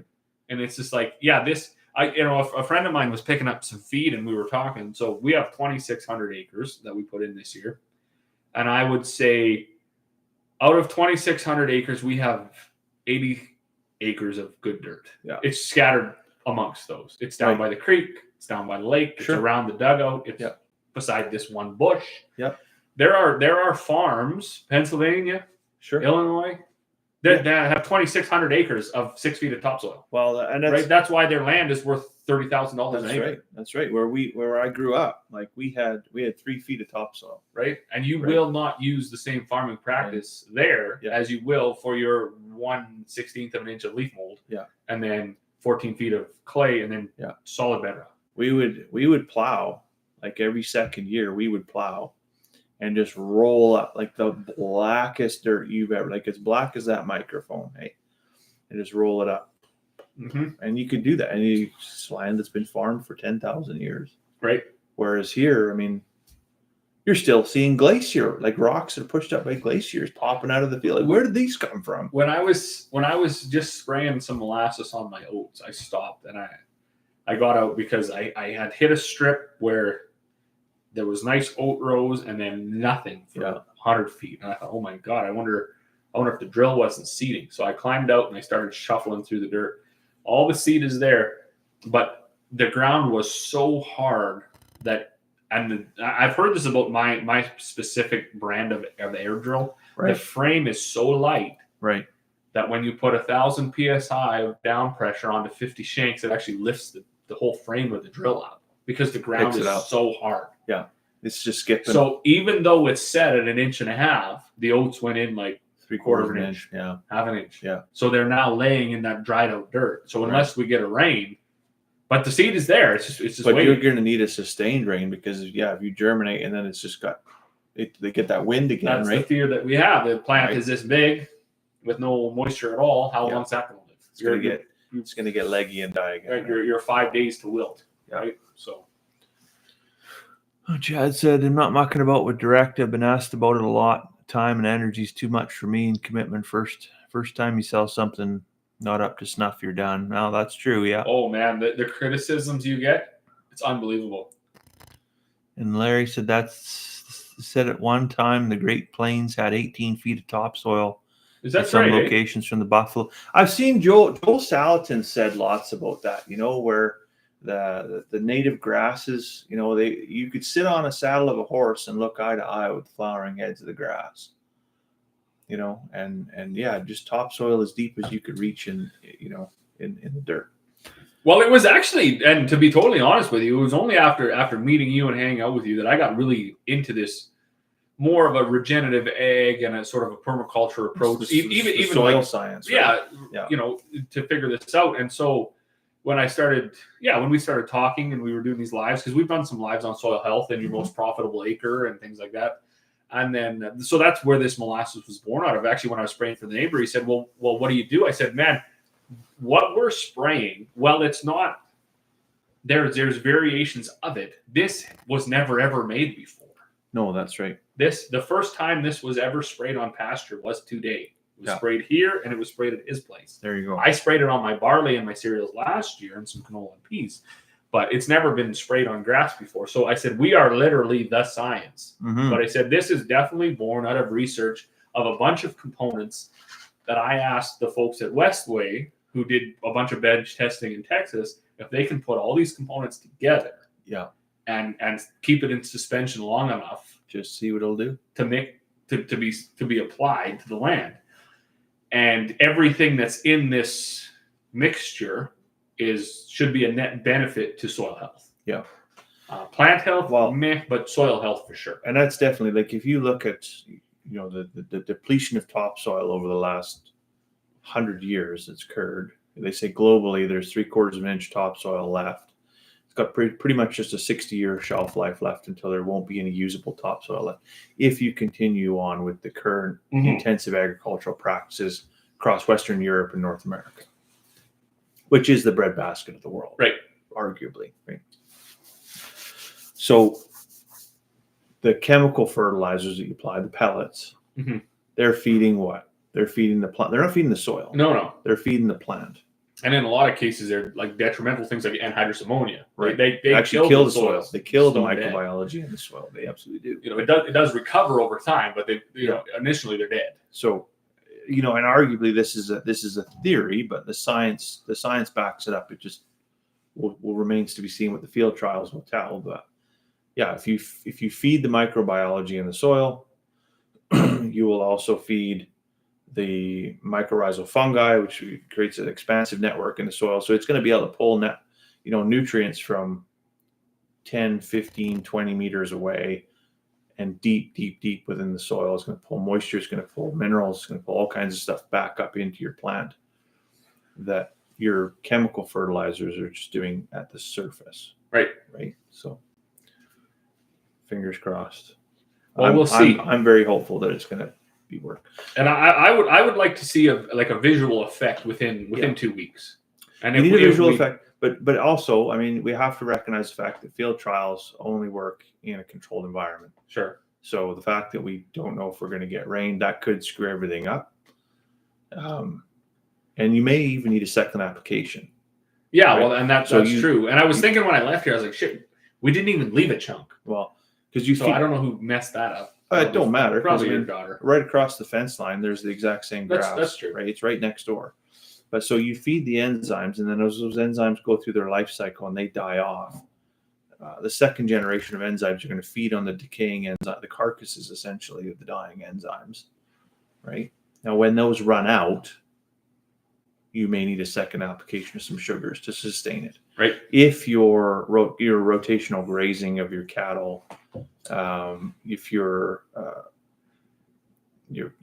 carbon balance from the environment cycling through your root system doesn't keep up with rain, with sunlight, good trampling of material, you might need to do a second application, but we'll see.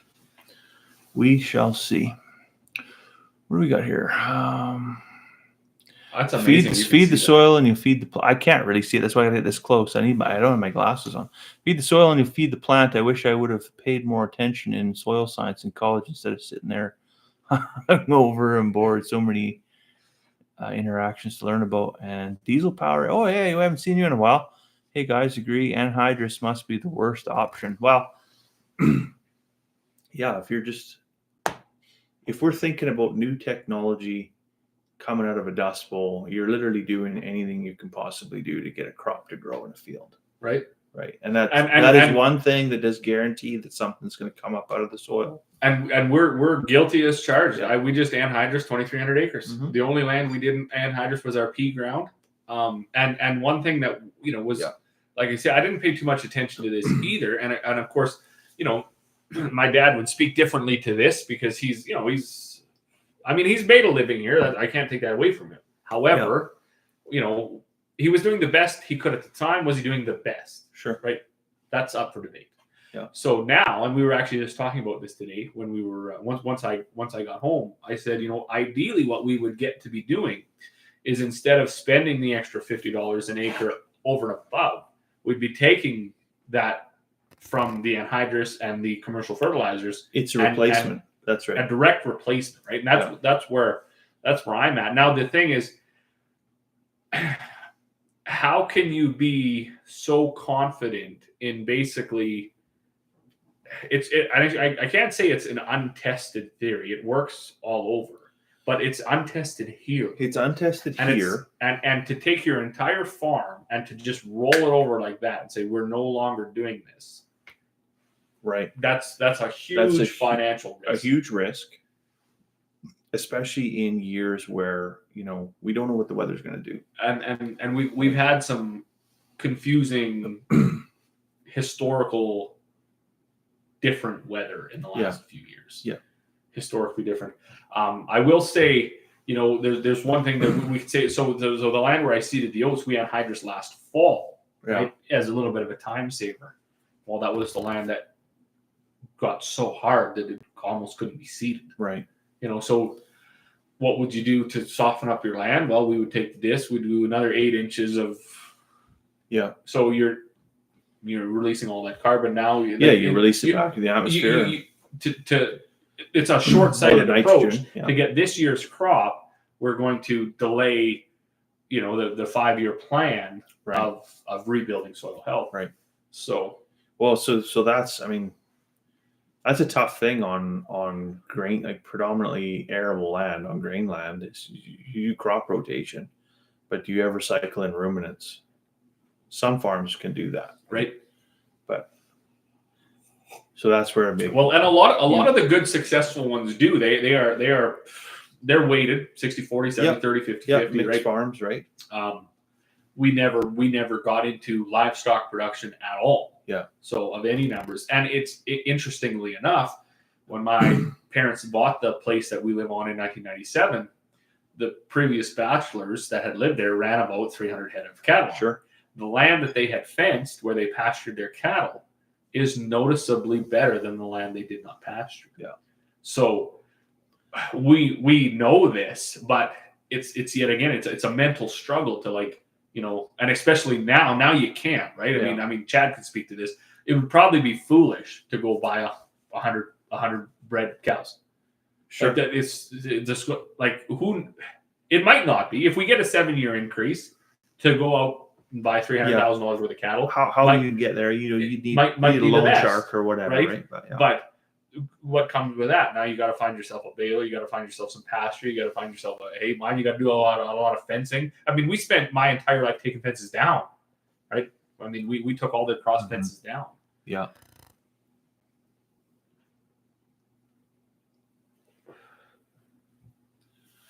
Yeah, Chad's talking about clover rotation.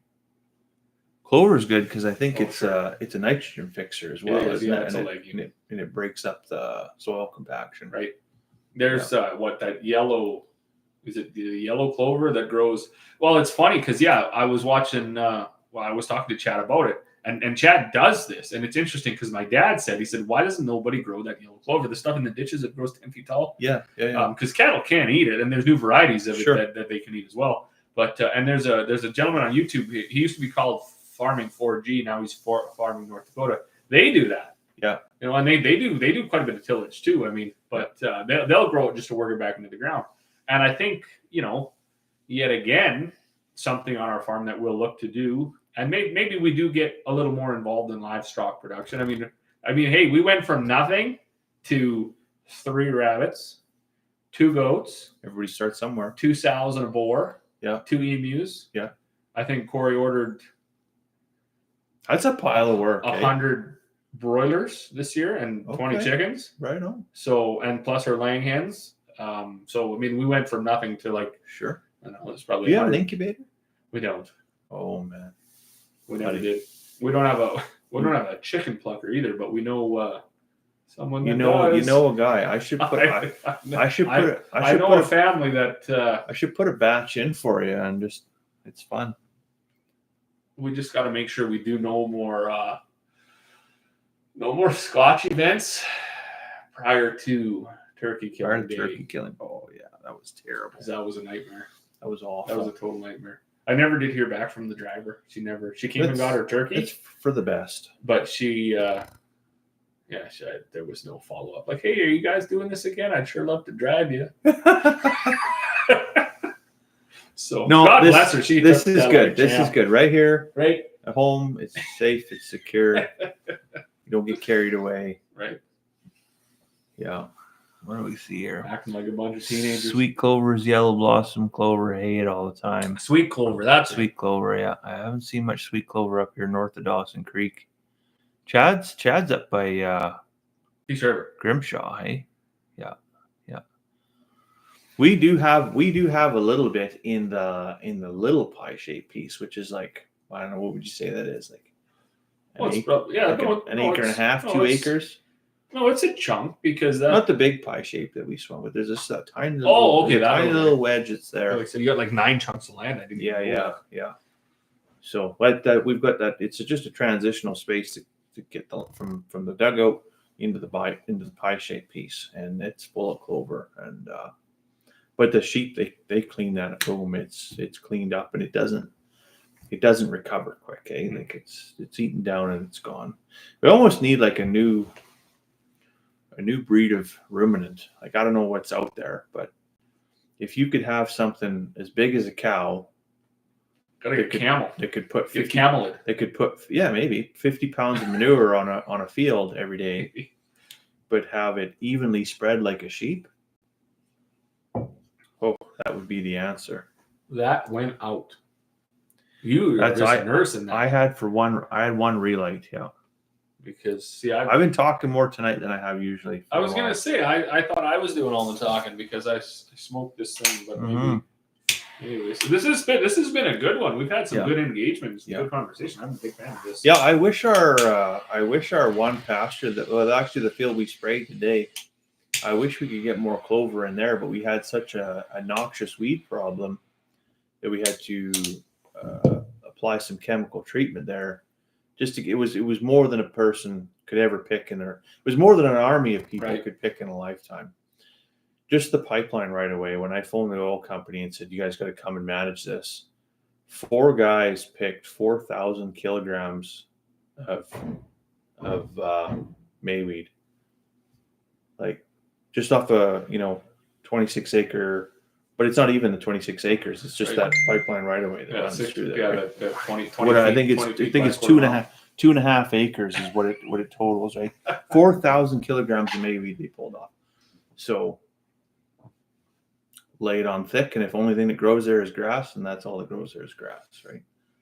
Yeah, there definitely is a mayweed pressure this side of town for sure. It's bad. Like they said, like the old boys that said, like anytime you work it up, you just get a white field. Right. So all you can really do is rotate a couple cover crops through. We did oats and barley, and then went back to grasses. and then just sprayed the living daylights out of it just to try and choke it out. And I don't know, now that we've got kind of an established grass crop in there, if you can broadcast clover, and maybe you give it 3 or 4 years after the residual herbicide has died down, if you can get it to take again, just from a broadcast, or if you'd have to try and work it in somehow. I'd be hesitant to try and you'd most too much likely, soil disturbance. Well, there, you'd most likely want to get like a direct seeder where you could seed right into your sod. Yeah. But see, these last few years with it being so dry, that's the challenge. When I left here and went to the neighbors, he was like, he was disappointed in the way this part that we sprayed looked, and I was trying to boost his confidence, and I reached down to dig up, and it was just nothing. Yeah. It was like digging into a emery cloth. Right. We just scratched our hands. I was like, oh, yeah, we're in trouble. Everything was crumbling, crushing. That's right. Crunching. I thought, oh boy. Yeah. Here we go. Well, we've even I run the rototiller through the garden again this spring, and big clods would come up like this, and I'd be like, is that a chunk of concrete from the driveway? Because when we poured the shop pad, they washed out, and there was big chunks of concrete in there, and I'm like, that looks like a big chunk of concrete, and then you try and and it will break in your hand, and it's like, oh no, that's just that's my topsoil. That's that blue clay that we have, and well, I guess I need to get the cows back in here and get more manure put in the garden. So where do we get biosolids from poplar? So we did actually run that. We had a local arborist brought us some fresh wood chippings. There's I can't remember what it's actually called. It's got its own unique name. Okay. It's not just wood chips. When it's fresh right out of the chipper, because it's still got nitrogen and it's got carbon in it, so it's really well balanced. Works amazing for a soil amendment. We also nutrient load the garden with chicken house, because that's all wood shavings, right? Your kiln dried wood shavings and chicken manure, and chuck that out there, and that works fantastic too. And we have grown the biggest weeds you've ever seen in your life. It's amazing. It's amazing. And my theory there is eventually we fix the soil, we're going to fix the weed problem.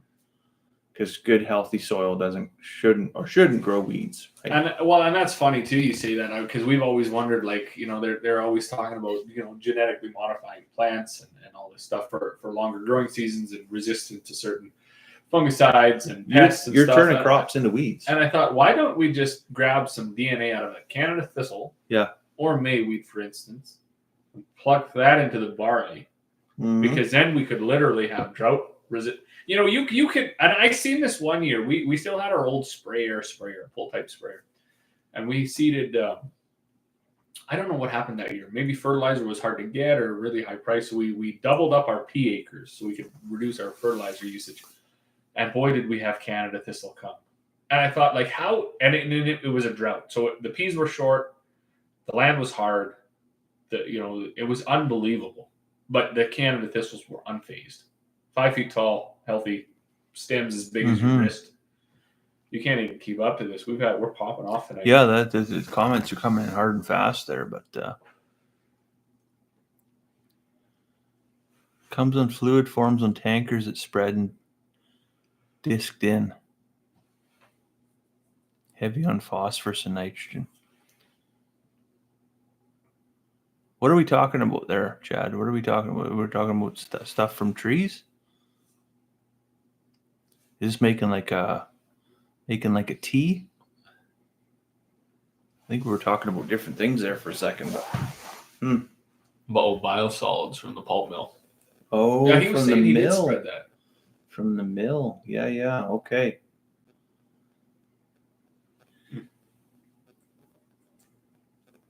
I heard an interesting one this year. What was it? Sulfur?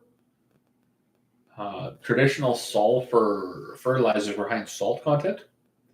So there's a lot of folks that put a lot of sulfur over the years that are trying to put down, I think, lime or ash or something to rebalance. Try and balance pH again. So we were doing soil tests, and they were like, well, why don't you guys have high salt? Right. But my dad was a believer that the lightning and thunder would bring the sulfur out of the sky. That's how it would be. So we never used a lot of sulfur. Right. Plus, sulfur is high in a lot of canola blends, and we're not really big canola growers, anyways. Right. It was never really something we put down. So now there's a new sulfur, super sulfur or something. Anyways, it's a slightly different lower salt. So we started to use that. So I guess why I bring that up, there's been rotational and generational farming practices that we found work good in the short term, detrimental to the long term.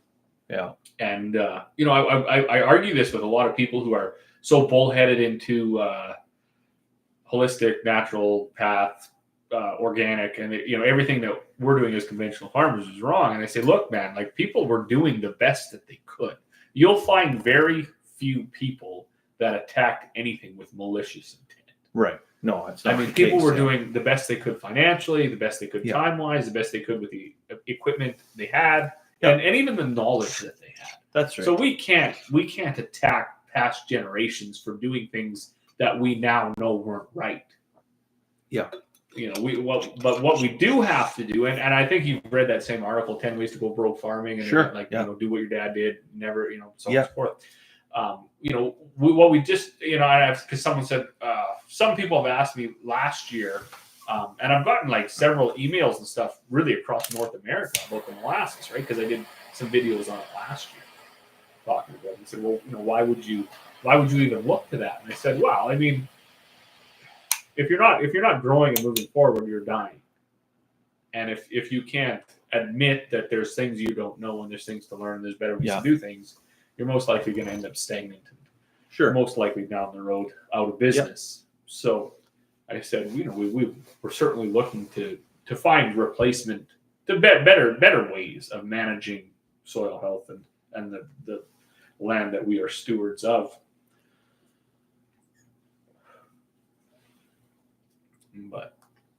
But yeah, you're not farming the same acre of land that your dad or your grandparents did, right? The soil conditions are different. The environment is different. The weather conditions are different. The market desires are different. You're just trying to do what you can do to stay economically viable and not ruin the land. Sure. Right? And even if you knew that the decisions you were going to make were going to render your land unviable in 20 years, sure, you wouldn't. You definitely no reasonable person would make that decision today, right? Yeah.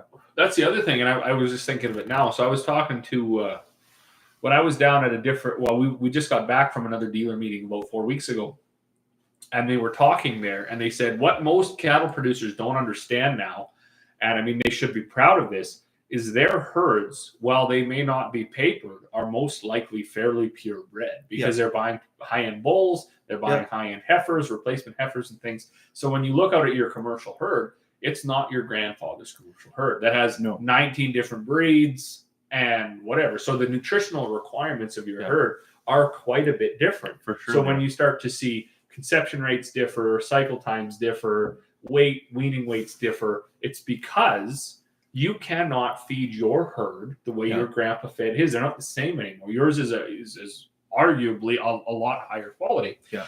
And I never thought of it till actually just right now. When my grandpa come in 1927, broke the land, broadcasted, seeded with a horse, oats, whatever, and he got his 40 bushels of oats and life was good. Yep. He was hauling with a horse. He couldn't have handled much more. That's exactly now right. We're expecting 150 bushel oats. Yep. So we're taking that much more out of the land. Out of this land. And we're still got the mindset to farm slightly better than my grandpa did, right? Or my dad did. My dad bought fertilizer in 80-pound sacks. I'm hauling it out here in a Super B. I'm putting, he put down 30 pounds an acre. I'm going to put down 230, right? But there's more to that. There's the whole soil health that comes around. We might be able to short-sightedly grow to provide the nutrients for the year, but that's just slightly maintaining, arguably going backwards. Yeah, right? arguably we have to be building and growing forwards. Yeah, in November of every year, your field is barren, right, and you have to start again in the spring. Sure. Yeah, there's no carryover. Yeah, and that's where we're shifting now, right? And a lot of our conversations, that's what they're geared to is how do we learn more about what can we do? And to me, I mean, like I said before, to a total shift of your entire farm, it's scary for one, but financially it's prohibitive. Yeah. It can't be done. So you order up whatever, $10,000-$15,000 worth of a new product. Yeah. Try something else. Something up, and then get a few folks like yourself on board to say, we'll give this a shot. We'll try it. Yeah. It's in line with what I think we should be doing, anyways.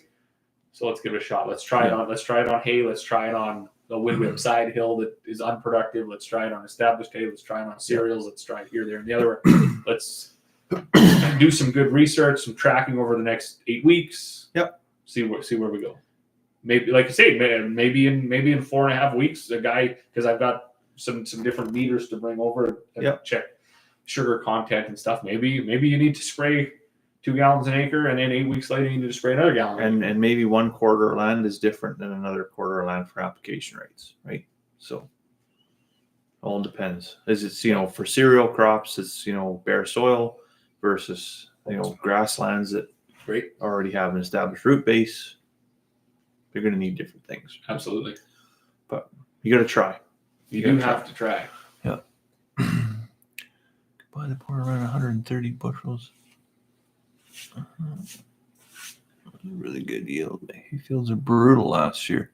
Drought and grasshoppers at 15 acres of rejuvenated hayfield that did well. Yeah, that's the same problem we've had. You're done? I'm done. I can't do no more. Can't get there. You don't need the. I'll try it. You ever see You brought it out. Those guys that. What is it you eat corn with? Those little things, the spikes. Oh, sure. Corn. Guys like smoke cigars with that. They'll poke it up in there and like literally burning the mustache hairs off them, right? Just get that last. I'm not into that, but I'm gonna try to pick because you designed this pick. You should bet this. Just for that, yeah. I thought you bought this. It's very fancy. Well, you give.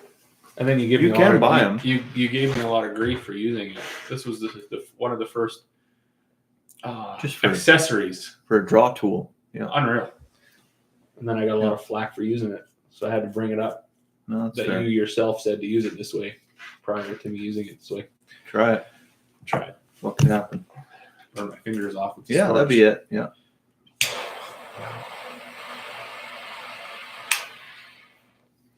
I'm finding that final third is a little harsher. I don't know how you found yours, but it is. Well, you had 7.5 inches, so you got You got a long way until you got 6 3/4 inches of smoke into that tobacco leaf at the bottom. Yeah. Right. So, I mean, it's like that's the smoldering house fire. Sure. Right? I mean, it's just unbelievably intense. Yeah. From the original, from fully involved house, the incipient stage, crackling and smells all right. Mm-hmm. Well, we definitely appreciate all the interaction here, folks. I know that this will have driven some. Hopefully, Uncle Larry's still in here. Make sure you subscribe to the channel too if you haven't there, Uncle Larry. Yeah, share it with your friends.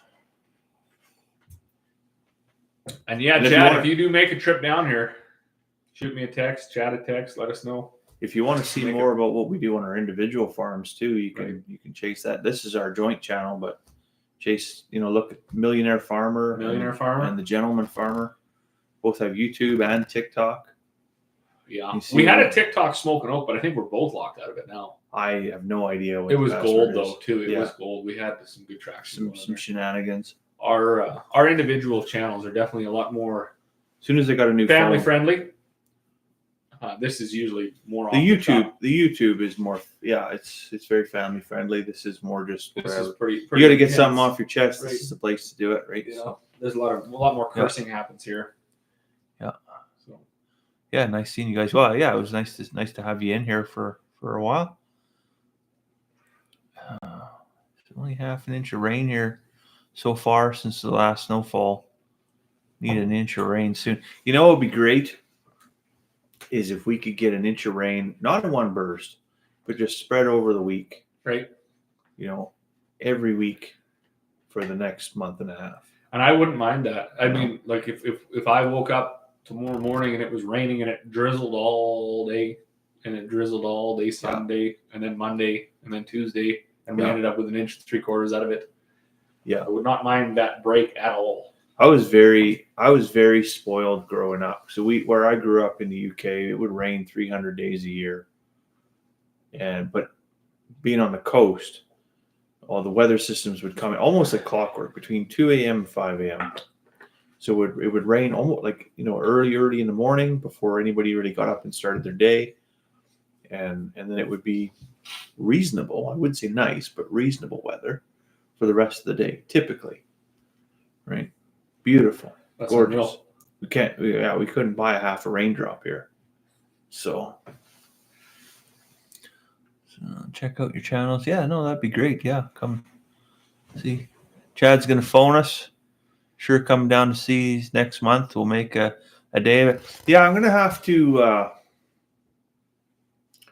do some color matching. You go one side of the fence, the other side of the match, or the other side of the fence to match, and just see, what does the plant health look like in terms of coloration? What does it do for overall carpet thickness of the grass from one side of the fence to the other? And then what is the stand height and the flower out date, I think, is going to be, Well, I have a refractometer too that I bought. So we can check sugar content. You can check sugar content, right? Yeah. I know they say, I think it's 15 units, however it's measured, I forgot now. Right. So is a healthy plant. So I did this last year, and it was funny because what you do, right? You grab your stem of the plant, you wring the water out of it, and you drop a drop on the glass. Well, it was so dry last year. You couldn't get a drop of water out of there. Couldn't even get it. Yeah. So we tried, and we did see, we were seeing 4s and 8s, like poor plant health. Right. And I thought, and that was really a driver behind, we aren't really even meeting the nutritional requirements for the season, just let alone to build up soil health. We're not exceeding it. Yeah. And we need to be exceeding it. Yeah. Your plants are anemic essentially, right there. So Corey had done and we bought a soil sample probe ourselves too. So okay. She had done, because and a lot of this stuff too, it's interesting. We didn't even really know about, what labs did testing or anything like that until we started on the feed side, right? Yeah. And then all of a sudden, with being in contact with Westway and with Master Feeds and Summit Forge and things like that, you're like, well, who do you use? So you get a hold of these labs, and they say, oh, we do soil testing as well. So now that you have the account set up and the contacts, you're like, well, normally you'd pay that, right? You'd pay something. So we have our own GPS, we have our own soil probe. Yep. So effectively cut out the middleman, save yourself $80 that way. Yep. And we do it on your own time, and you can do it as more specific as you want. So she did soil samples, and where we did the molasses treatment last year versus across, on the same field, the soil sample was infinitely better. The soil with one treatment at 1.8 gallons an acre, the soil health was better the following year. That's good. So that was quite, it made writing the check a little easier, right? Sure. Say, okay, well, we're gonna give this an honest effort. And then I, on a personal side, I had told a lot of the folks that I was doing some custom work for. I said, look, I got to do more for myself here. I can't be doing a good job on my own farm if I'm spending 26 days out of the growing season running around the country trying. You can't be running them like a mechanic, right? Where they run just a terrible, shitty beater of a car, fixing everybody else. Well, everybody else's is up and running, finely tuned, right? I gotta do some more, right? And I've made enough connections yourself and other neighbors and stuff that are also willing to get involved with this too. So we have a very wide spectrum, from crop to forages to all sorts of things. So anyways, I'm very excited for certainly this growing season and the next. Good. I don't know if you saw what I just did there, but I put the draw tool in from the base. That opened her up? Opened her right up. Changed. Oh, I don't have enough. You don't got enough. I know. I mean, but for next time, hey, it actually does work. I'm all for trying different nutrient sources. I can't read that shit. Well, trying different nutrient sources. Tried the gambit so far.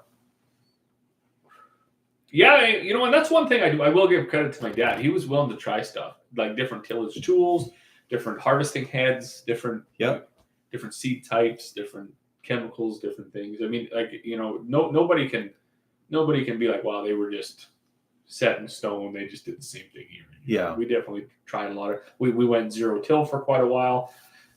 Did we do it long enough or properly? Probably not. But I mean, at the end of the day too, it was not working. No. Like it was not. How many working. years can you do the same thing? Things we were going backwards. Now, was it weather? Was it a, and that's often too, I think, what throws a wrench into people.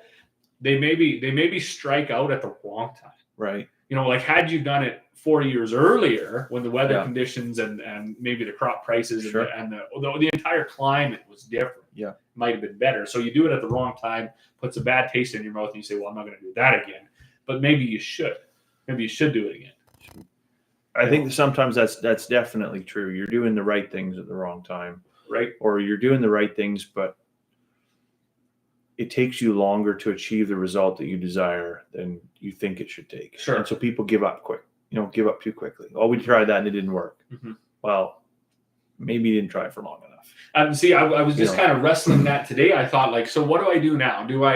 Where I put the molasses treatment last year, do I do it again on that and then beside it? So now I'll have 2 years of treatment, 1 year of treatment, no years of treatment. Right? I think that would be a really good scientific experiment. You could see where it was a sustained effort versus an initial effort. Right. And that's versus no effort. Getting back to putting off on some of the custom work. If, I'm going to be able to have the time to do that now. Right. I mean, we were hammering out stakes today, and the neighbor, he brought out flags too. And we hung that on his field where we did, because we did the same thing as we did here. Here we did it in 2 different sections. There we did it side by side with the 2 different nozzles. Yeah. Yeah, I totally agree with Chad there. The no-till guys working in heavy clay, it's not a solution. Like, unless you can build the organic material percentage up in your soil, right? No till's not going to work for you. You've got to churn that stuff up. Right? We've definitely seen that where we go into our 10-acre patch on the quarter section. It's just like, why would you ever work this ground? It's literally like a garden. Yeah. But then you move 400 feet and you're like, oh my God, I should have plowed this. Like, this is rock solid. Yeah. Like, this is unbelievably deficient. But plowing is not the only, tillage is not the only solution. Like, you can not. You can turn it over and you can mix it up, but unless you're contributing to it once you've turned it over, and unless you're feeding it once you've turned it over, it's just the same clay. Right. It's, you're breaking up soil composition, you're breaking up the layering, and then you just end up with a dust bowl. Right? So, and boy, did we see that this year, or a concrete, basically concrete. Right? Where and you see that when you work our land fine enough, you literally do that. If you get a hard rain after, it will bake off and become just like a concrete pad. Mm-hmm. So we've we've been very cognizant of that, where we try to make minimal tilling for sure, like where it needs to be worked, and then also like deeper tilling too. I mean, so many people, 4 inches or whatever. Well, where we're trying to work it, we actually do try to work it. Yeah. And then, but you run on a straw chopper and stuff like that too. Right? Well, and that was the other thing that I was realizing this year, and this was more of just like a personal decision is, we hit a drought 4 years ago, and we knew several producers who were basically right on the fence to either dissolving the herd completely or certainly downsizing a tremendous amount because feed was non-existent. It was So, and I remember, I think it was about 4 years ago, we had a long fall and we combined everything we could with our one machine that would drop the most amount of straw. Yeah. And we did that solely on the basis of compassion. Yeah. To be like, these folks will not pull through this feeding season without this. Without some roughage, yeah. And after that, and talking with you, I thought, well, maybe that's okay if we take that money from the straw and then reinvest it and replace it, because we've taken the soil out now, or we've taken the straw out. Yeah. We have to replace it. You got to put something back in, yeah. And then when I started to do all the research of what to replace it with, it seemed to be a handful of products. And I thought, well, there's just no way we can retool to do this. No. So can we put it all together with an existing machine that we already have, which is where we landed onto this molasses-based fertilizer.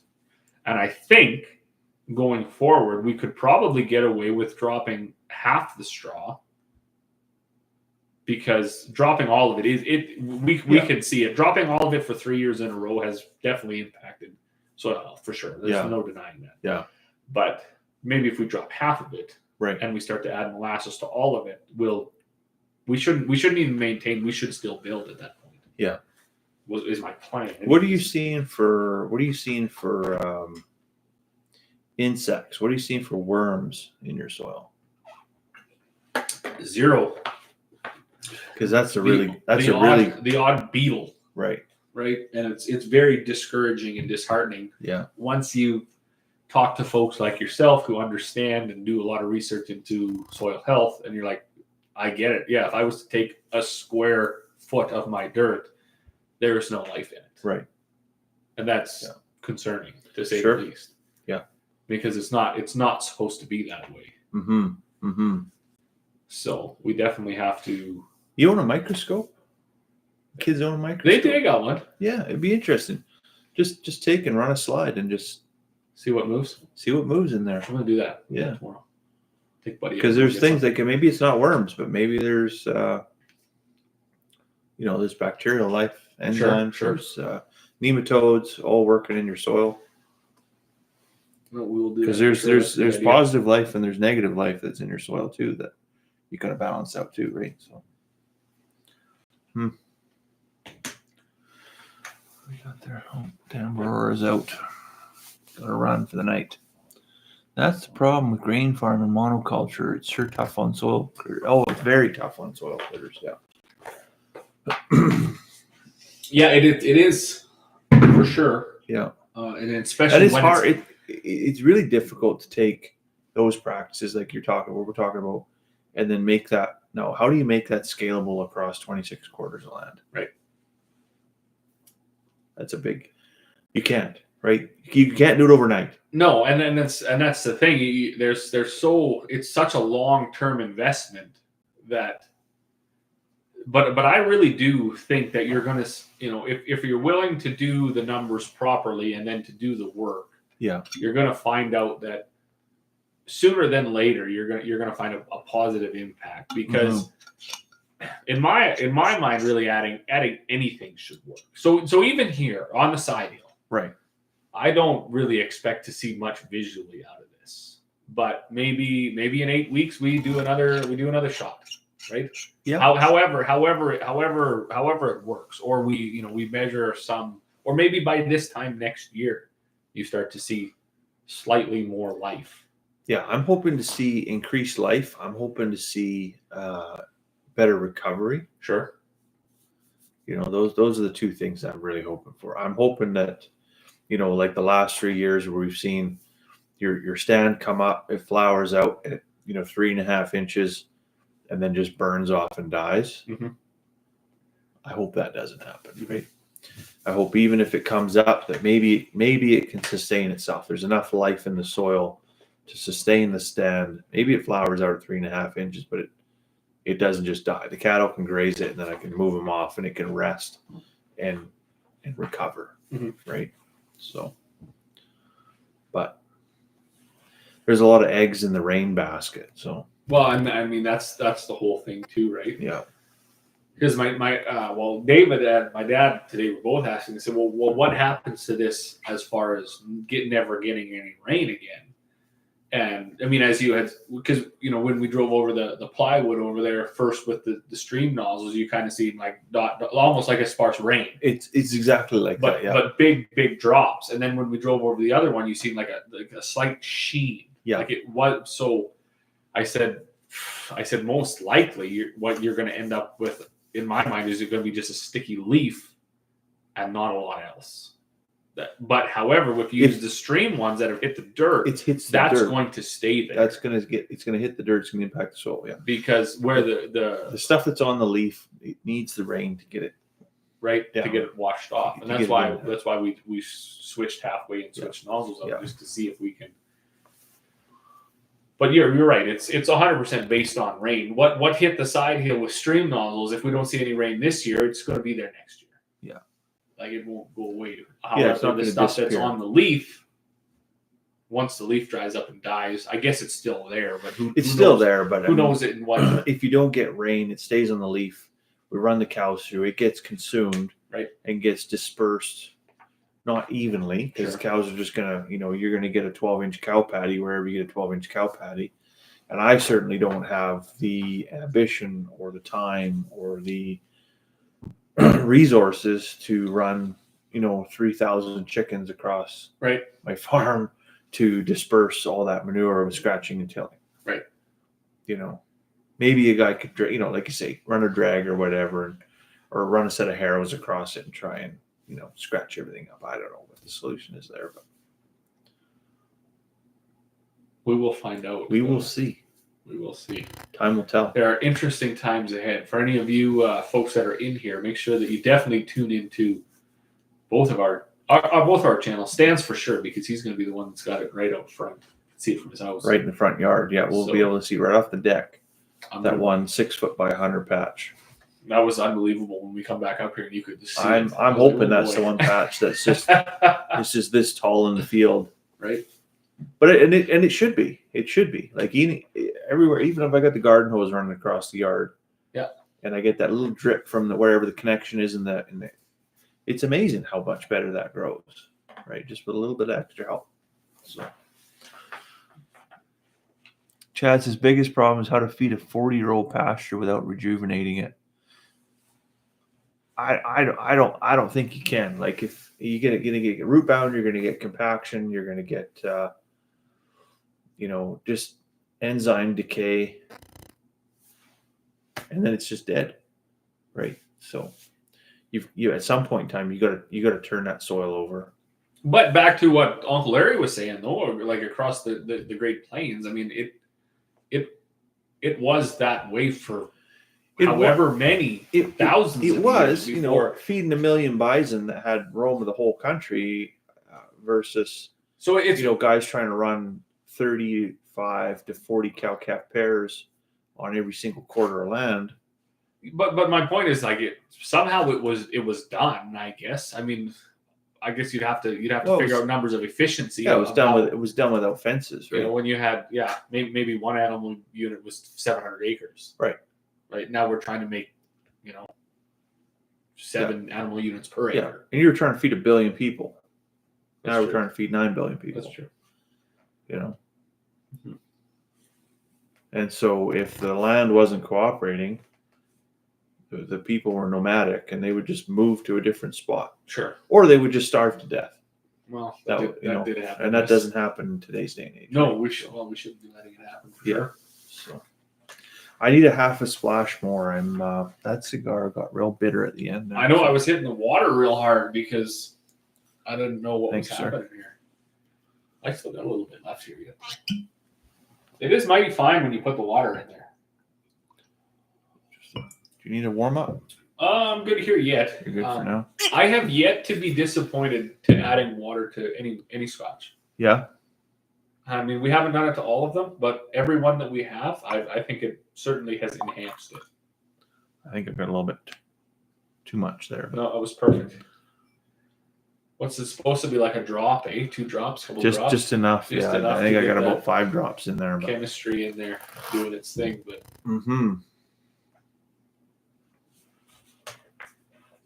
Well, I wonder if we still we're forecasted for Monday. I see before I come over, 70% chance, which is as good as we've had because yesterday we 70% chance is pretty much that's good coverage. That's not like your 40% or less where you just get those sporadic bands of rain, right? But what's the volume? Well, it was 1 to 3 or something. 1 to 3 mils. See, yeah, we were forecasting at nothing yesterday, and we did get it. We did get enough that it was wet. Oh, you did. It was like I had to put my coat on because I was soaked. But it's so hot and dry and windy that it did not last. Say, but within an hour, all you had was pock marks in the dust. Yeah. Like there was no. And when I was out crawling through my oats today, trying to find any form of life, it was dry. Yeah. It was dry. So yesterday when I got home, we turned the sprinkler on just in the garden. I know that's a small plot, and we ran that for like 3 or 4 hours. right? So that's a pile of water. Mm-hmm. And then shut it off overnight, and it didn't run all day today. And just with that wind and that 25 degrees or whatever temperature, it was hot today. It was hot today. And that just, like you could walk out there right now and you'd never know we put a drop of water on it. Just dry. That's unreal, eh? Yeah. And the crazy thing was we had a snowpack. Like, where did it go? Like, that's what I don't get this year. Well, it was a fairly dry snowpack though, right? Like it wasn't wet, heavy snow that we had all winter. It was deep, but it was fairly dry snow. So it was never hard to shovel. No. You just kind of wisped away. Yeah. That is true. Yeah, that's a new one. And even like how many guys did you see were steaming culverts? Well, I did. You did? I did. I've seen lots where it just broke free in January, and then the culverts were clear. No stogies. We just put them out. Oh, we had a 2-hour smoke time. We had 7.5. We had a couple of Churchills, a couple big honking ones. Actually, they were good. We usually do desserts. I'd actually recommend that one. That was a Don Tomas Classico Presidente. That was a heck of a smoke. Good cigar, very smooth. Right at the end, it cut. I don't know. I had to go for a couple of relights, and I think that's what changed the flavor demographic on it. But that could have been for sure. Well, and that's the thing when you, like we said, when you're burning 7.5 inches of cigar, when you get to that last inch, you put a lot of concentrate there, right? I mean, there's a ton of smoke gone through that. Yeah. So your lips are burning, your tongue is dry. Yeah. You're looking for you missed it. Water. Yeah, that's okay. That's fine. You did miss it, but whatever. Better late than never. So you said at the beginning, you're like, that's not my favorite whiskey. And that's fair. That's fine. Everybody has their favorite, but where do you think this would place? Well, it's in the middle. I am certainly more partial to the more. Good night, Larry. Yeah, thanks for coming out. I'm still into the Dalmore collection, right? The darker, sweeter, fruitier, spicier, for sure. Yeah, there's even with the water, there's still a burn. Of course, when you're into your second glass of scotch, for some reason the body's mellowed right out. Sure, it is. Yeah, because your palate has become accustomed to it. It's so they all do end up being very good drinks. Even the was that the Highland Park that was the only one that guy ever poured down the sink? Yes. Even that was a good whiskey. Because that does have quite a bit of iodine flavor. It's very medicinal tasting, right? But I mean, it was fine. But things like the Dalmore, even the Lefroy, they're the way they are right off the bat, and they're not like the Lefroy has lots of peat.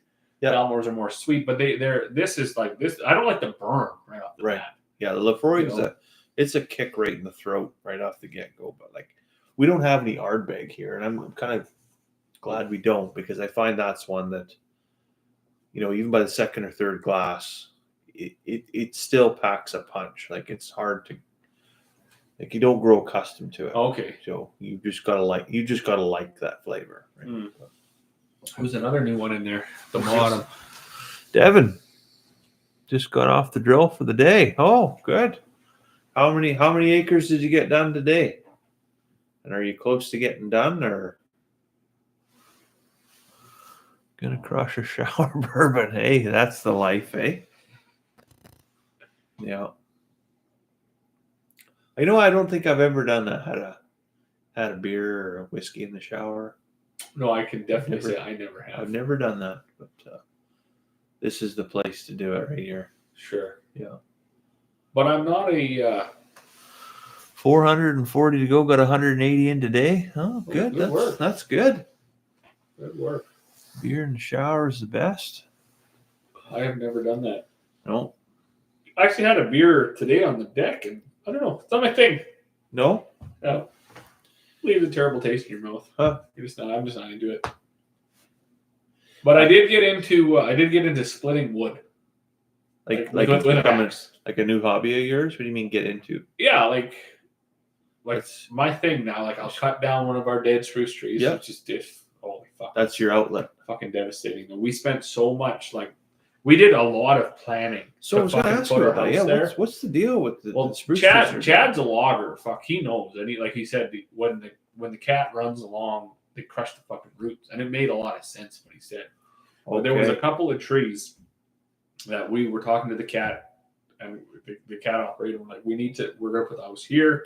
We got to save this fucking tree. This is like a once in a lifetime tree. Sure. And it was beautiful for 2 winters. I was gonna put a star on the top, and I never did. Now the fucking thing, I think it's dead. Oh. I don't think it comes back. I'm gonna hit it with some molasses. We've been watering it like crazy. Someone told me Epsom salts. We're gonna try that because, like Chad seen in the video, he said the tree's probably 80 years old, and I mean, everywhere I look, I mean, even here, right? I mean, you guys are up on the hill. I mean, you're doing everything you can to plant trees and get them to grow. We were fortunate enough to have a little spot that we could put the house in amongst the trees. Yeah. And now the fucking things are dying. We're putting 2,000 liters of water a year into those trees. It's every tree. Is crazy. It's crazy, right? Yeah. To try to do this. Yeah. And here we had a painted canvas and we fucked it up. Mm. We didn't do the work right off the bat. Maybe it couldn't have been salvaged. I don't know. That's kind of what I'm going with because we did. Who knows? Maybe it was time. So but anyway. So now that I'm cutting these spruce trees down, I'm delimbing them, cutting them in, and I'm splitting them with an axe. That's like my thing. Getting into that. Yeah, that's tremendous exercise. All your pent up rage instead of. Well, I was looking online. Well, maybe I should get a wood splitter this out because we've got the wood stove in the house. And everything right now. Yeah. You know what? I did hear or read somewhere they said for the amount of energy you're putting into something, chopping wood is the best exercise you can do for your body. I'm confident that it is. Yeah. And so I cut up, I don't know, 2 or 3 mini bulk bags worth. I was actually just splitting wood before I come here. And you feel good after you cut a tree's worth of wood. Yeah. So that's my new hobby. You get the glow out of it. Yeah. Oh yeah, you're pumped, right? Yeah. And especially that nice dried spruce is better than going to the gym any day. Oh, for sure, 100%. Yeah. Go outside, get going on it. It's good. So now I'm gonna have a ton of wood to burn this winter. Well, that's good. So, yeah, no, it is. But it's very sad if I gotta knock that tree over, I'm gonna just lose it. They're tap rooted. They're laterally rooted. Yeah. I think that's the case. Yeah. I think it was just too much damage, and then it was just so dry, and I guess we were neglectful of it. We should have been watering it, like nonstop. And I don't know. But who would think to do that to an 80-year-old tree? I gotta water this tree. I mean, had I known the damage that the cat driving around it was doing to it, I guess I would have 2 years ago started this process of trying to rejuvenate it. But we're going to start now. And I mean, it might be too little too late, but maybe, I don't know, maybe it'll come back. Sure. I've had a few old boys in the yard and they're like, oh boy, it's going to land on your house. That one's over. Yeah. You got to take that down. And I'm like, no, there's still a little bit of green on it. Yeah. Like, yeah, I know, but it's dying. So we will run the garden hose for days, and I'll put some molasses, and I'll go get some Epsom salts, and I'll get. What does the salt do? I have no idea. Somebody just said that. To me, that's like salt is like how you kill something. Like, I think it'll work. But I guess Epsom salts is something different. But we're gonna try because I gotta try. I can't. I think cutting down trees is just a sin. Like I take some soul. Yeah, I'm a big fan of trees and birds. We got a woodpecker hitting on a power pole at our place. Oh yeah, man, I could watch that thing all day long. Like the sound, the bird looks cool. It's got a big red head, just living up there, beating on that power pole. I'm a big fan of birds and trees. We had a sapsucker in here actually, so that if I could have shot that thing in the face, I would have. Not for the noise it makes, but just like the destruction it was doing to our under 10-year-old trees, right? So you pour so much effort into them trees, and then it's like, oh well, it's got no bark left on it. It's all stripped off because it's this weird pattern that they make on the trees when they go around, and it looks, it's the weirdest thing. It looks like a checkerboard, and they just take it off the bark in different spots. We got the barn swallows in the shed that I could do without. Those will be in shit on everything. Because, holy man. And then, they're in there all winter, roosting and shitting and sleeping, and then that's corrosive to the paint, and then it dries on. It's hard to get off. Yeah. And we were washed on that sprayer for 2 days to get the bird shit off. Oof. Right? So those got to go. But like any birds of prey, blue jays, woodpeckers, I'm a big fan of. Pigeons, barn swallows, magpies, not so much. Even crows, not a big fan. No. But all the other ones, They can live in my trees. I'm gonna be bringing my grandpa's grain truck back here. Oh. And I gotta figure out where I'm gonna keep it so that it's in better condition than when I got it. Oh yeah. So it's a 78 or 79 Chevy C30 1-ton, right? With a tilt deck box. Decent. Grain box, but you can also, like, it's got stock racks so you can run cattle up into it. But of course my uncle pulled it out of the shop 5 or 6 years ago, left it with the box down. They got snow and water and rotted the box out of it. So I'm gonna try and put a new box in it and paint it up real nice. It's got 40,000 kilometers on it. Nice. 78. Oh, my other uncle started. They threw a battery in it, squirted a little bit of gas in the carb, fired right up. Mint. It's running on 20-year-old gas right now. Not a lick of ethanol in it. Nice. So, yeah. The good stuff. So we're gonna see. I'll cycle some gas through that thing, and maybe in a couple months, towards the end of summer, I'll take the trip down and what does that fit on? try and drive it home. You're gonna drive it home. I'm gonna try and drive it home. How long is it? Because why wouldn't you? It's a 6.5 hour drive, probably 7 hour drive, if you stop for coffee. So I got a 24-foot car hauler trailer. Oh yeah. Oh, I've thought about that, but I've also thought about, like, how cool would it be to drive this? You're more of a man than I am. I might be broke down in Whitecourt. The thing will you'll be fueled. You'll have to fill the box up with jerry cans. There'll be yeah, for sure. It's thirsty. It's got 2 gas tanks. It's got this big square, liters of gas. big square gas. This big square box on the back. It's just as aerodynamic as a fucking sheet of plywood. But you're gonna have to get a what do they call it? We got for our international, that red truck. We got a like a license plate for restored vehicles on it or whatever. There's a fucking like an antique plate. Yeah, there's a provision or whatever. Yeah. What does that mean? You don't have to wear your seatbelt? Fuck, I don't know. Probably, because there's no seatbelts in it. Yeah. I don't know. Probably. Yeah. So I think there's just lap belts in this thing. I don't even know if there is. Fuck, it doesn't even have the original seats in it, so there's probably no seatbelts in that international. I don't even know what year that thing is. But it's 70, I guess. Yeah. I don't know. I shouldn't say I don't. I have no. Be cool to have around. Oh, absolutely. You don't want to see stuff like that go. I show you. Go to get salvaged or whatever. Show you a picture. Look at this gem. Look at that thing. Oh, that is just mint. How could you not want to bring that home? 100%. Lived in my grandpa's shop for its entire life until like the last 5 years. That is mint. And they come outside. So that's like a from here to Beaver Lodge driver though, not from south of Calgary. Well, it's north of Calgary. North of Calgary. It's north of Calgary. Oh, okay. Yeah. Rocky's not. Oh, okay. Rocky. Yeah. So we'll see how that goes. You're probably right. You're probably right. It should be on the car hauler. Should be on the car hauler. Yeah. But what do?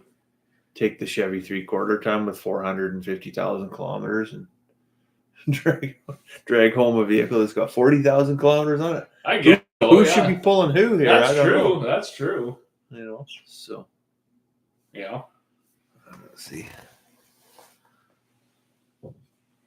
I'm happy for it. Planted 90 acres of new breaking this spring. I love it. I did enjoy my job at the mill supervising logging. Love watching trees fall. Yeah, there's something to be said for that, for sure. What are some of your favorite cocktails, gentlemen? I'm not much of a cocktail guy. If you were to take me out of the town and we were going to have a steak and have a drink with it, I'd probably just order an old fashioned. It's just simple. I can remember it. Right. I've never been disappointed by one, I don't think. I am not sure for mixed drinks if I've ever ventured much further than a quad rum and coke at the fucking Corral. Yeah. Or Rock City or whatever it was in my time. Something simple, yeah.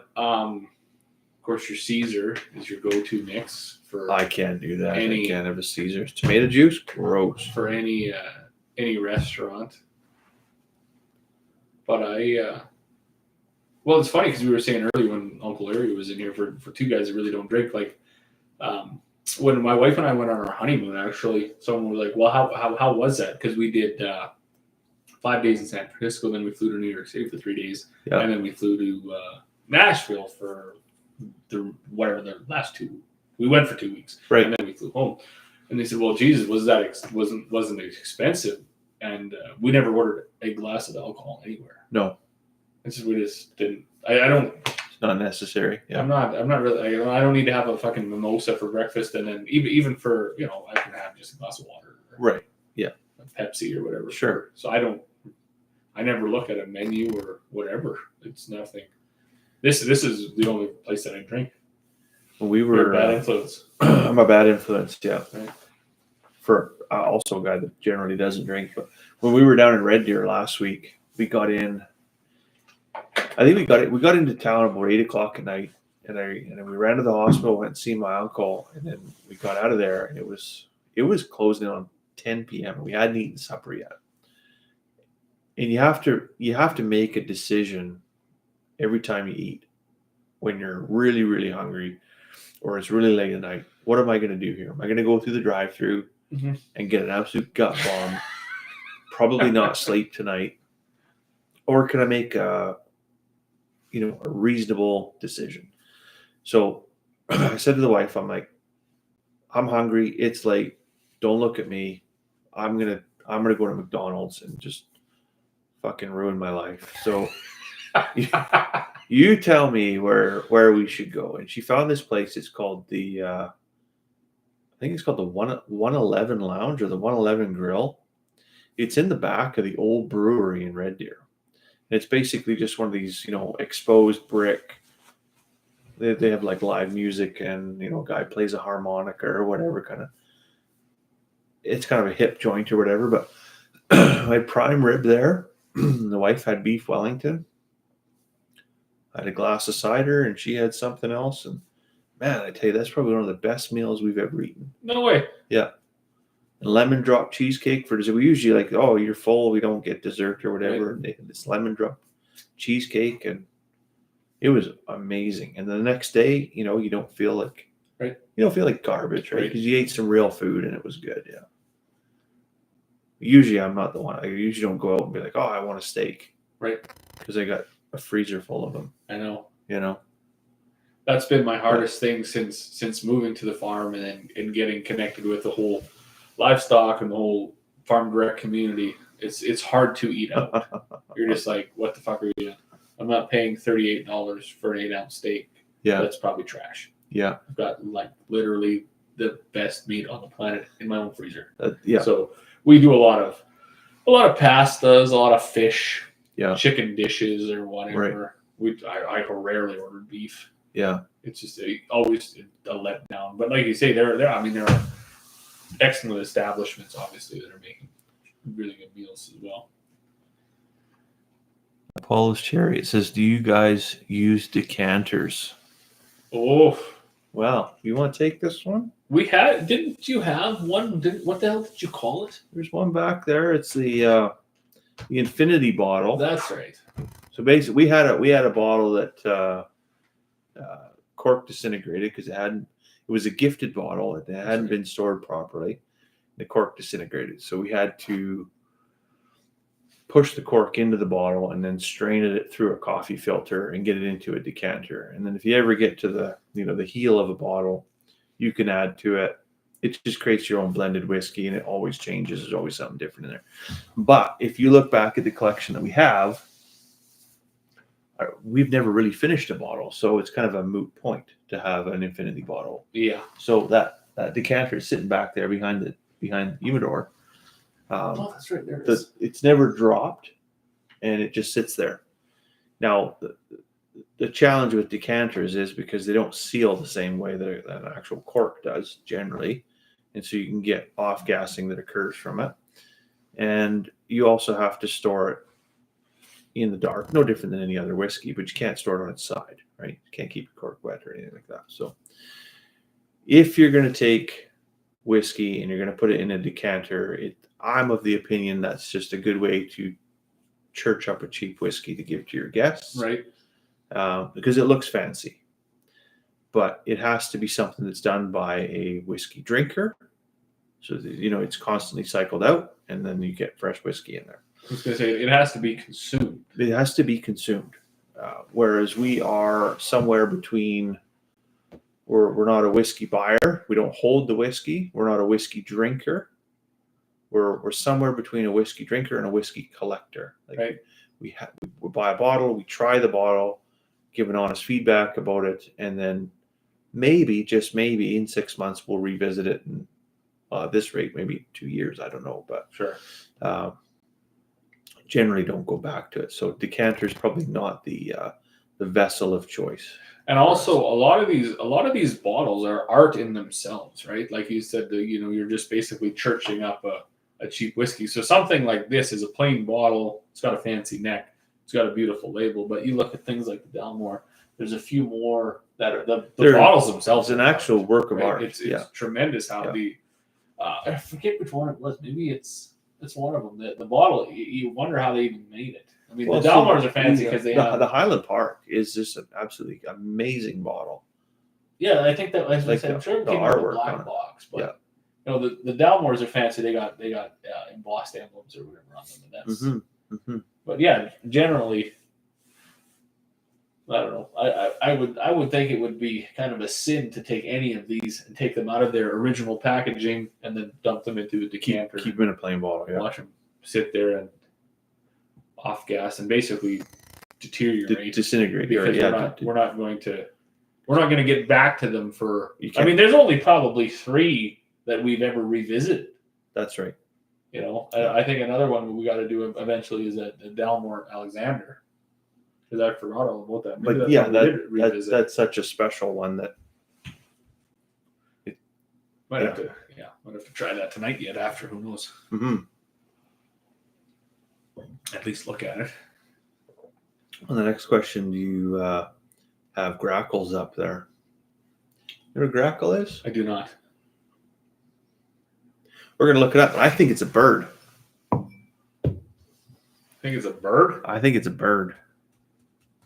Grackle. I don't think we have grackles here.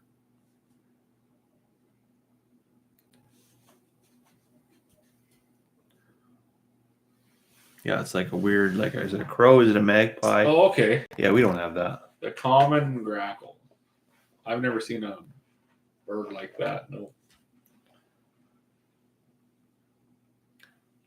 Yeah, I don't think they come this far. We have shithawks. We got dirty old ravens, crows, but nothing quite that colorful. So magpies, we got magpies. I know for a while there we were getting quite a few birds of prey. I think the rabbit population was up, the rodent population. Yeah, we got 3 or 4 different types of hawks. Then we had a couple eagles. The last probably 3 years, like a tremendous influx of coyotes, because obviously the rodent population was up too. For sure. All sorts of things. And then but they've started to back off a little bit too. Yeah. They've been eradicated out of the area by every chicken owner and every hobbyist with a snare. So, but what a nightmare. We've had very limited success actually engaging the county to come in and assist with predator management. So it's probably because you yell at them to leave. Well, if they just show up unannounced in full-blown camouflage, packing a rifle across my field, I might in hunting season, I might call you out. That's too funny. Yeah. Oh, well. What did Chad say? Chad's got some sandhill cranes that start squawking every morning when the sun comes up. That's a pretty cool bird. Yeah, they are. We see more and more of those coming. Yeah, I suppose if it's sandhill craning outside your bedroom window, maybe not so much. Not so fun. Yeah. No, we had I had an owl living in the feed shed. This was a few years ago. That creeped you right out. Well, kind of what got me into birds. Like I was in there when he flew out. Like what a massive wingspan on something that when perched looks like a friggin' it's just like a football, yeah. And then it's just like poof. Yeah. Unreal. They're so cool. I wish he stayed there. I would have lived there for sure. But you don't see like a tremendous. They're kind of a rarity to see a big owl. There's a few around here. Is there? Yeah. We've got so in that bush to the north there. Okay. You always see them up there. Yeah. But we've never had them like to the south where that run of trees runs through the creek there. We never see them in there, but they're always up here to the north. Interesting. Yeah. Yeah. We rarely see. We had an eagle living by the lake because there was so much death down there. Sure. Fish, and all sorts of things, and just free food. Oh boy, did he have a wingspan on him too. Yeah. I mean, it had to be every bit of like 10, 12 feet. It was incredible. Yeah, probably like the biggest bird I've ever seen. We did have about a month ago. We had a bald eagle that was circling overhead, and we lost a couple chickens. Oh boy, neighbors lost some chickens.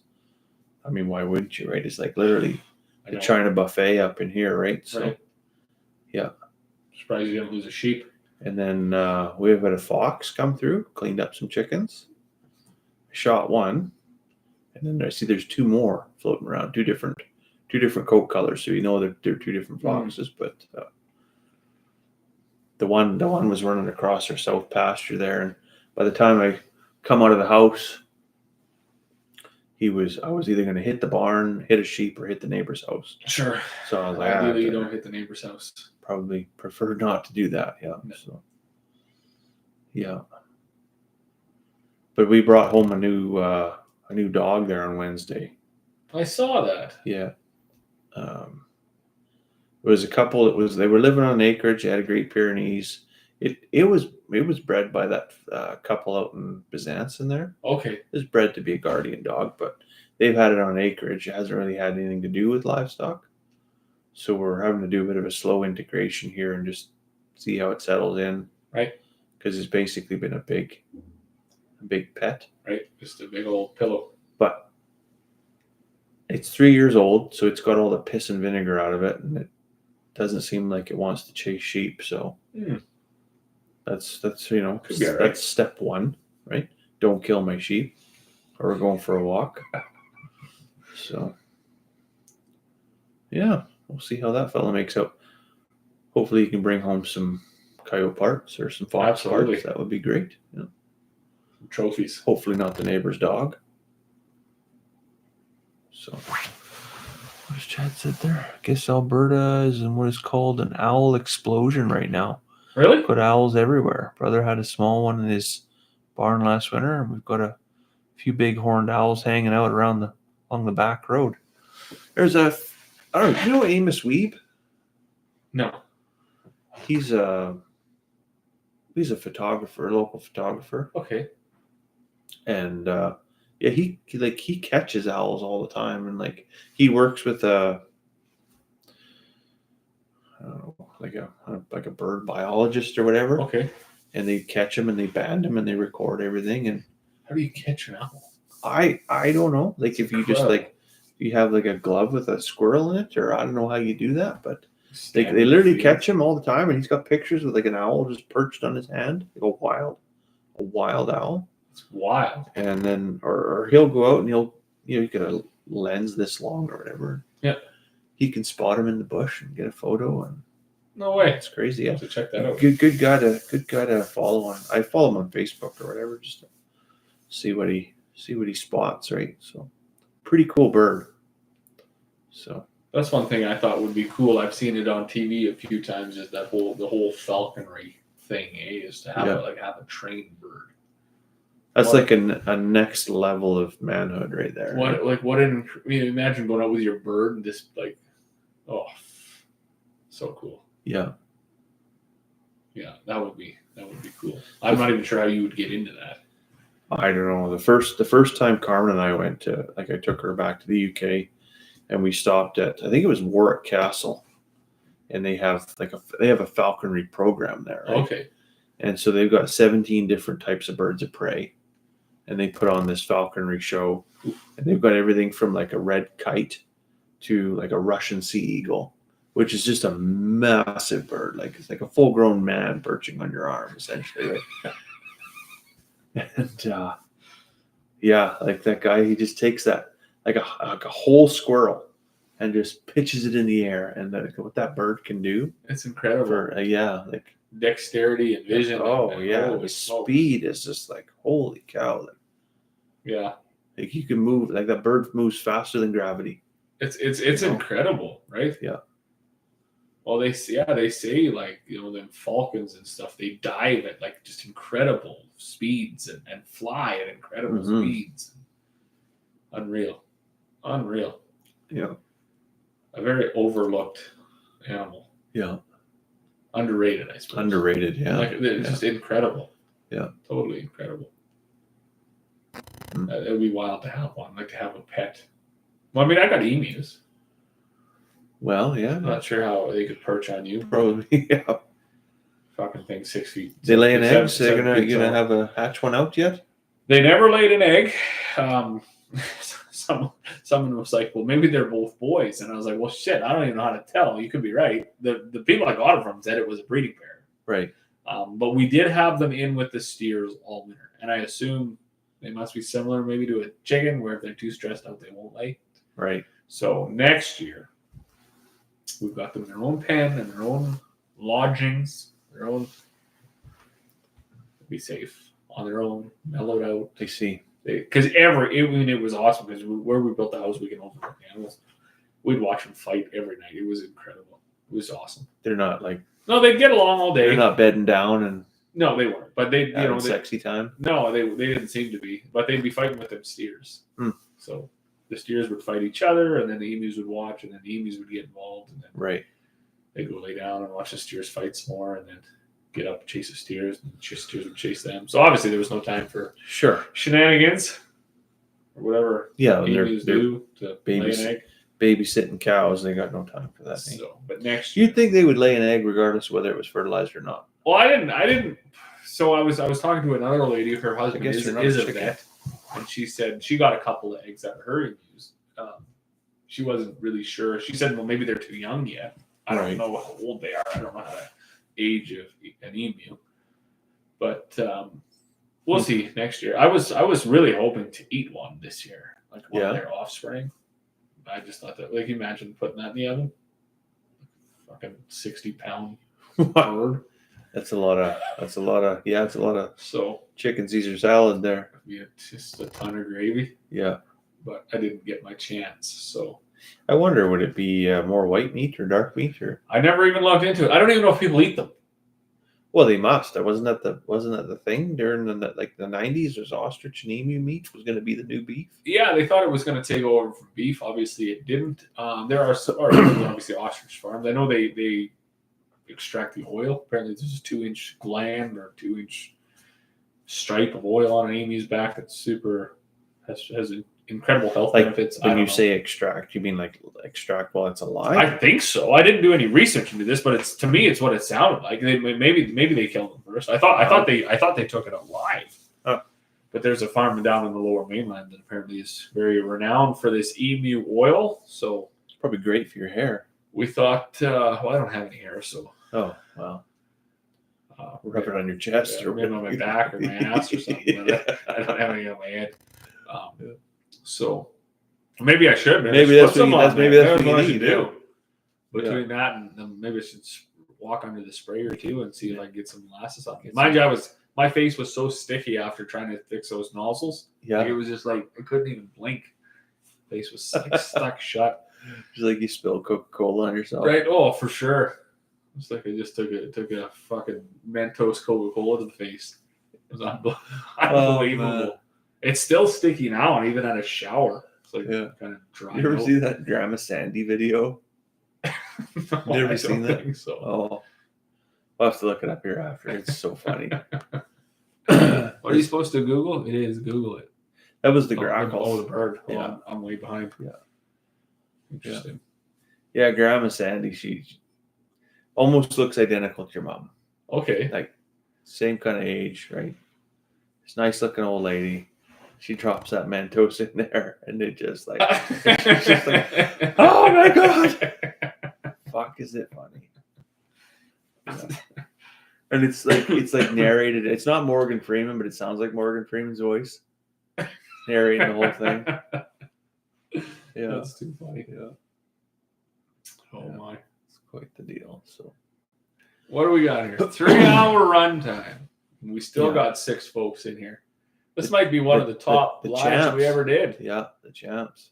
You see, for a while there too, we hit like a lull. We'd jump on here when we were trying to the TikTok too, and we were getting some tracks in there, and then this would be 2-3 throughout the evening, and then it would always climb up around 10 o'clock, 11 o'clock. So lots of folks, they shut her down for the day and they just start to unwind and then come and watch. Right? But maybe we're there too. This is kind of a good evening for it. I expect a lot of people who, I mean, I think so many of us are just done with the dry and the heat. It's been 3 years now without a general soaking rain. Yeah. And it's like, what more can we do on our properties that we haven't already done? I mean, there's endless work, but it's also time to do some mental self-help and to be like, we got to sit down. Because we have for 3 years, we haven't. Like nobody's. It would be nice to be rained out. What are you doing tonight? Well, I'm fencing. Well, it's February. I know, but it's +8. Yeah, there's no frost in the ground. That's the thing. So you're fencing, but you're trying to drive a fence post into concrete. Right. Yeah. What? Yeah. So it's almost like it's run its course, and now we're into the new normal of like, hey, well, yeah, it's still beautiful outside. Yeah. We could literally go outside and do any improvements. Yeah, that's right. We've been there for 2-3 years, so that's also. I found the ultimate life hack last year actually for fencing. So you're driving posts in that hard clay, and I couldn't get it in like around the yard here and stuff. So we've got one of those. It's a spike, 3-foot long spike for your watering tree roots. Okay. And put that in the garden hose and just jam it in there and just saturate the shit out of wherever I wanted to post, and hammer it in, and then posts will not move. Really? They are set in stone. Huh. Yeah. But otherwise, I would have had to auger a hole. Right. Like I couldn't got nothing in. So my father-in-law was like, "Oh, well, why do you need to borrow the post pounder? Why don't you just push it in with the tractor bucket?" And I'm like, "I'll lift the tractor right off the ground, and the post won't even be in." You're driving it. The post is getting shorter. You think it's going in the ground, but you're actually just driving the top off. Just making toothpicks. Like, what are you talking about? I know one guy was coming to get feed. He has a fencing business, and he's like, "No bullshit. The fence posts start on fire." Yeah. Like you're driving them, and it's like because he has a hydraulic one on a skid steer. Yeah. And he's just not going in the fucking ground, and they just fucking start on fire. Right. It's incredible. Yeah. Wow, that's pretty intense. That's crazy. Yeah. So. That whole operation in itself is. I was talking to my dad about fencing because I think that's probably one of the most unsatisfying things to do in your life is to fence with barbed wire. I hate it. Yeah. And he was like, "Yeah, I used to go out I'd take a 5-gallon bucket of water and then the fucking post hole auger or the fucking 2 things." Yeah. Yeah. And he's like, "Yeah, and then a post mall, so you dump some water in there to loosen up the ground. And, sure you would, yeah. And then put your post in and fucking. I was like, I won't even do it with a $100,000 skid steer and a fucking hydraulic. So I don't know what a lot of credit has to be given to the previous generations to even survive here, let alone thrive. Yeah, and then build the infrastructure that we have. 100 years later, right? It's and it's funny. So there was this huge big shift in my algorithm of folks, shitting on boomers for sure for being terrible grandparents. Right. And I've toyed in my head and I've made a few drafts on different platforms that I've deleted, kind of coming to their defense because you're always gonna get. I mean, you've seen these things. So you're a lot more comfortable being controversial on there. You just don't give a fuck. And I'm a softie. I don't want people being mad at me. But I mean, I know there's bad things that happen to people. I'm not fucking naive. Sure. But to shit on an entire generation that came from times that we can't even fucking begin to understand, let alone appreciate, to me, it gets a little old. I mean, these folks, they were raised by a generation that had absolutely nothing and came through 2 fucking world wars. That's right. Right. I mean, they had next to nothing. So for you to even be alive and to think you're so superior, you got to give them some credit. I mean, they did a pretty good fucking job. Yeah. And then this whole shitting on them for, it's not my thing. Yeah, because they don't want to spend time with their grandkids. Right. Well, I mean, they had fucking 9 kids of their own. You think they want to hang out with your kid and his iPad? Yeah, and then be lectured by you for fucking, for them saying anything. Right? I mean, it's not required. It's not necessary. Yeah. It definitely is a phenomenon though. Like we're really, really fortunate. Like our in-laws are fantastic resource and support, and they do. But arguably, I think they wouldn't classify as boomer kids or boomers, right? They would be more early Gen X, right? Sure. But on my mom's side of the family, like not at all. Like if we didn't phone them, they would never phone us. Sure. Like it's like you don't even exist. Right? You have a distance thing separating you, right? Well, sure, which comes into play where the days in-laws are like it's 7-hour time difference, but the day last I checked, it was longer than 7 hours. So sure, I get it. It works, right? And and for me, and then this is one of the reasons why I pull back on some of these things that I make. Like I definitely, from what I can see with these folks that are so intensely coming after that generation, like I just don't see it with mine. I mean, I see my parents almost every single day. Yeah. I mean, and they're very, very involved in their grandkids' lives. So, but maybe it's just different. I also find these whole groups of folks, it seems to be totally different from an urban to a rural setting. Like if I was to walk into an urban setting, I would be shocked if anyone was classifying me as a millennial. I'd be like a fucking silent generation person. Just like so old fashioned, and you're an old soul, right? A whole different set of morals and expectations, and work ethic and everything, right? Yeah. Maybe it's not for the best. It's just I would not align with a millennial from the urban center. That's true. It's not even. I'm 81, so they classify me as an elder millennial. That's what they call me. Okay. Elder millennial. That's the term now that it's. But I certainly, not that I think anybody should identify with anything necessarily, but I identify more with my parents than I do with the actual generation. Sure. Right. And I think that's 100% to do with upbringing. Oh, for sure. It is. Being raised on the farm, poor on the farm, probably, right? Like, yeah, we didn't have video games. We didn't even have a fucking ball to kick around. Kick fucking rocks around the field. I don't know if you had seen that guy recently, and he's a comedian making jokes about farm kids. Did you see that? And he's like, no, I didn't see that. So the fucking stakes were higher for those guys. Like, oh, I think it maybe did. My chore was taking the garbage can to the curb. Yeah. If they didn't do their chores, the family lost the fucking farm. Lost the farm. Yeah, exactly. And it's funny, but to an extent, it is true. And I was noticing this recently. So we finished up seeding my kids. We enrolled them in baseball, or whatever the fuck you call that. Anyways, we signed them up for baseball, right? Softball. Yeah. And I was like, I want to take them, right? I mean, as soon as we're done seeding and I get caught up on my work, I want to take them. Yeah. So, I'm sitting there with all these folks that I went to school with, and there's like nothing in common. And I'm like, what the fuck happened here, right? Like, but all these folks, they moved into town or wherever they have their town jobs, and I'm just like, well, maybe I had just different. I envisioned it a different atmosphere. Yeah, it was just like, yeah, fuck, this sucks.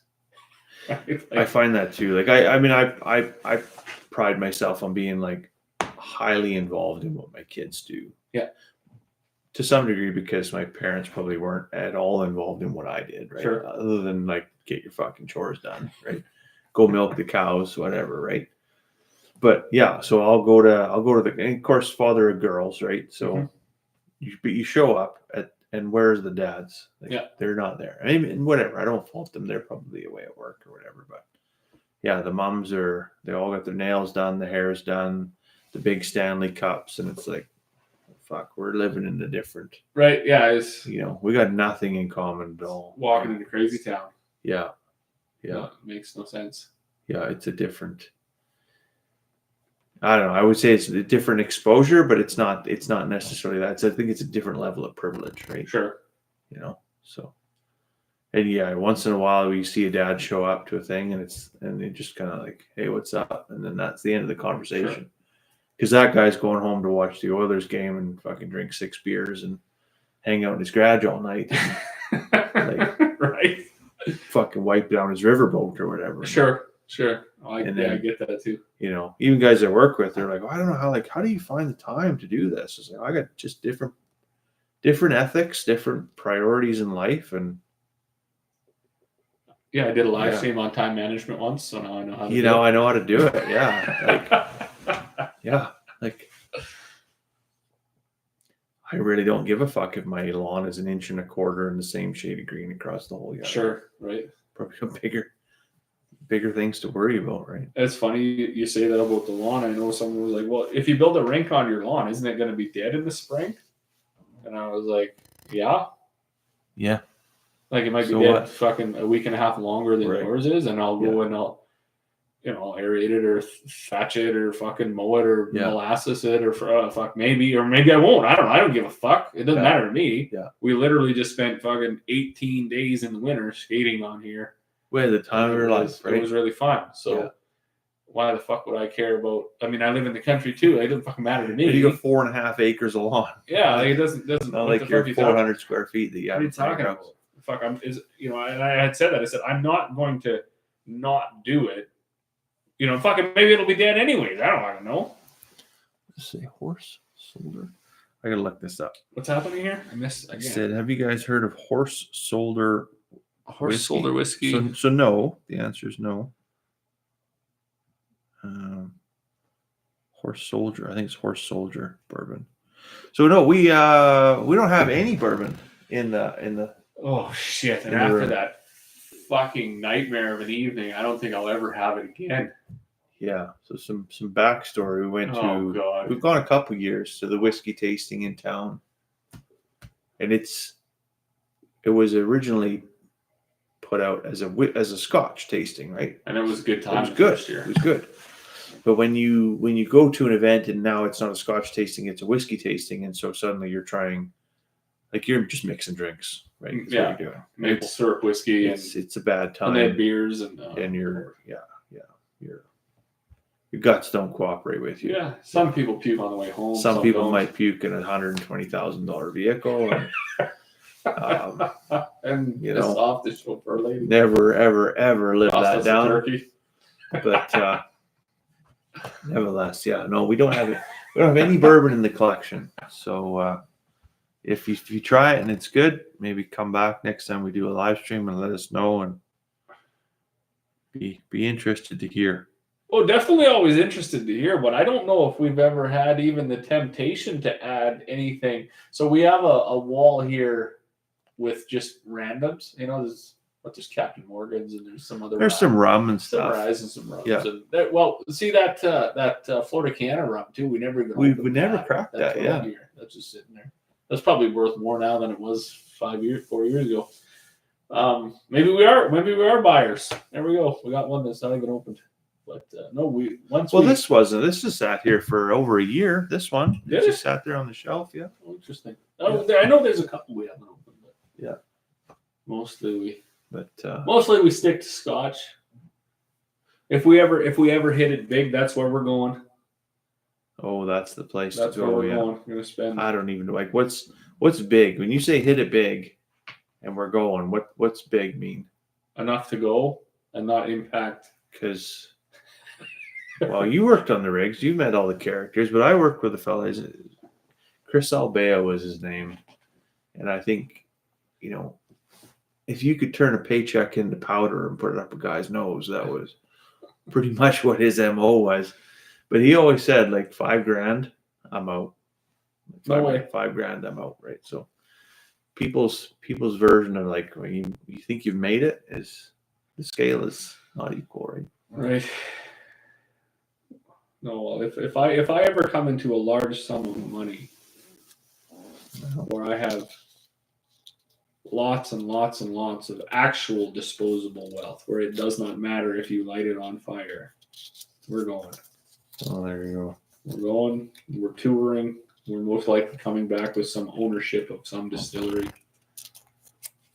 And that's that. Buy some barrels. We should do that yet. You know, it's funny because we talked about that a couple of years ago. Had we done it, we'd be closing in on tapping them. We'd be 3 years. Right? Yeah. But yeah.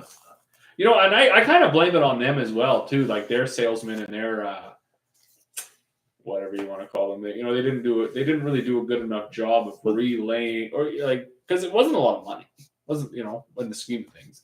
And the plan was set. The plan was set in stone. Like, well, we grow. So you can't make a Scotch, right? Scotch is geographically protected, but you can make a damn fine whiskey. Yeah. So what we had originally planned was I would grow some barley. We would have it malted here in Alberta. Right. And then barreled. And we did talk to a few folks who do that. Yeah. But it's I was waiting for an email with the directions of how to proceed. Sure. And they never came. So they don't really pursue that. No, they're salesmen or they're whatever.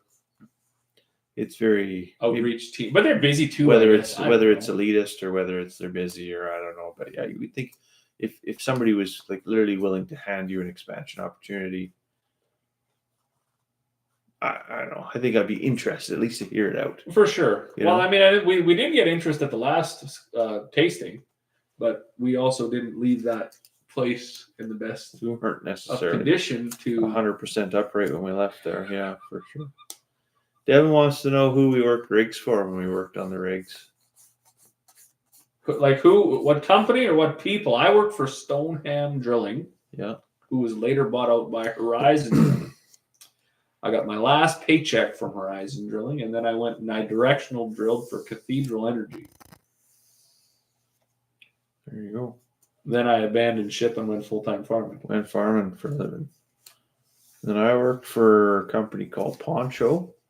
Worked on their drilling rigs and their service rigs. And then I worked for Neighbors for a stint. And then went back to Poncho. And then Poncho Grizzly High West was bought by a company called Concord. And that was a very short stint there before the company got too big and it wasn't a family anymore. You could only deal with spring breakups that was 2008, 2009, big housing crisis. Sure. Good time to get out of that side of the industry and rethink your career. Right. So became a company man. Went working directly for the oil company. So seemed like a pretty good decision to make. Cathedral is a decent company still. I don't know. Are they? I didn't mind them at all. See, when I went, when did I go? I don't even remember what year it was. Yeah. They had, it was in the middle of obviously a boom. They hired on, 100 and some directional drillers. We had a tremendous season. Yeah. And then the phone calls got further and further apart. Sure. And I even was talking to the one Field Soup or whatever. And I said, like, do you guys ever maybe concede to admit that you probably shouldn't have done this? Like, you have no place for anybody that hasn't been with you for 10 years. Right. And I mean, how do you expect anybody to sit idly by for 210 days? You can't. Yeah. And then go out for a 45-day well. Of course the industry changed too. I mean, we weren't getting 4-month holes anymore. We were getting 18-day holes. That's right. Right. Yeah. So, when your drilling methodology and technology changed, right? You said, well, we obviously, when times are good, we got to hire a lot of folks. And I said, well, I mean, that's fine. But I mean, you hire so many people, you hire them as subcontractors, you have no accountability to them. Mm-hmm. And then, they're like tissue, right? I mean, well, and I get it. I mean, I understand, but I mean, there was also other ways to make a living. So I took that and never looked back. I did enjoy the drilling rigs, though, certainly when I was single. Yeah. Before I had kids. I could still do it now, but it would be different. but it was a lot funner when you had no attachment. Yeah, I have this still have this romanticized version that, you know, the lifestyle that was attached to it, but I think if I went out there and I actually did a tour again, I'd probably, this fucking sucks. Well, you know, and it's funny, like, you know, I always think like of the little things, like the dumb little quirks, like leaning your knee on the brake handle. Right. Like I would love to do that. Sure. Again, yeah. You know, just laying down a set of BOPs with the blocks and the winch line when you can't see. Yeah. You know, I mean, I remember I was working up in Wabasca and one of the Roughnecks come up. He's like, man, it was just like you were there. Yeah. Because I said, like, you holler if something's, and he said it was just so fluid. Right. And I was like, like shit like that, as dumb as it sounds. Yeah, when you can just finesse a piece of, exactly. It's just like it's big iron, high horsepower iron, real gruff, manly stuff. Mm-hmm. And yeah, if you've never laid your leg up against a brake handle, I don't know, you're missing something. That was fun. Those were fun times. You know, finally moving up to the spot where you had the grate and the heater blowing up on you, where everybody else was cold, and you're like, steam heater, and you're all fucking. It's perfect, right? Yeah. Those are the little things I miss. All of the other fucking shit, I don't care about. I still changing liners in a pump. Think about granola bar in this pocket and a ham sandwich in this pocket and dope on both hands, right? Right. Oh, for sure. Yeah. Earbuds, listening to Taylor Swift and the Derek, like you're. I don't know if I was pre Taylor Swift, I think, but fuck, I had a shirt that said Taylor Swift for president when I was working down in Oklahoma. I had fucking pink earphones and an iPod Shuffle. Yeah. Honestly, what the last couple of years working on the rigs kind of really radicalized me. Not so much the work itself, but the people that I was working with and for in the industry, and how little fucks they gave, because I was part of a buyout, right? So we got ran through the chutes by a company's HR department, and they're like, sign here, this is what your wage is, like take it or fucking leave it. It didn't matter how much seniority or like whatever you'd been through with the previous company, like you started right back at zero.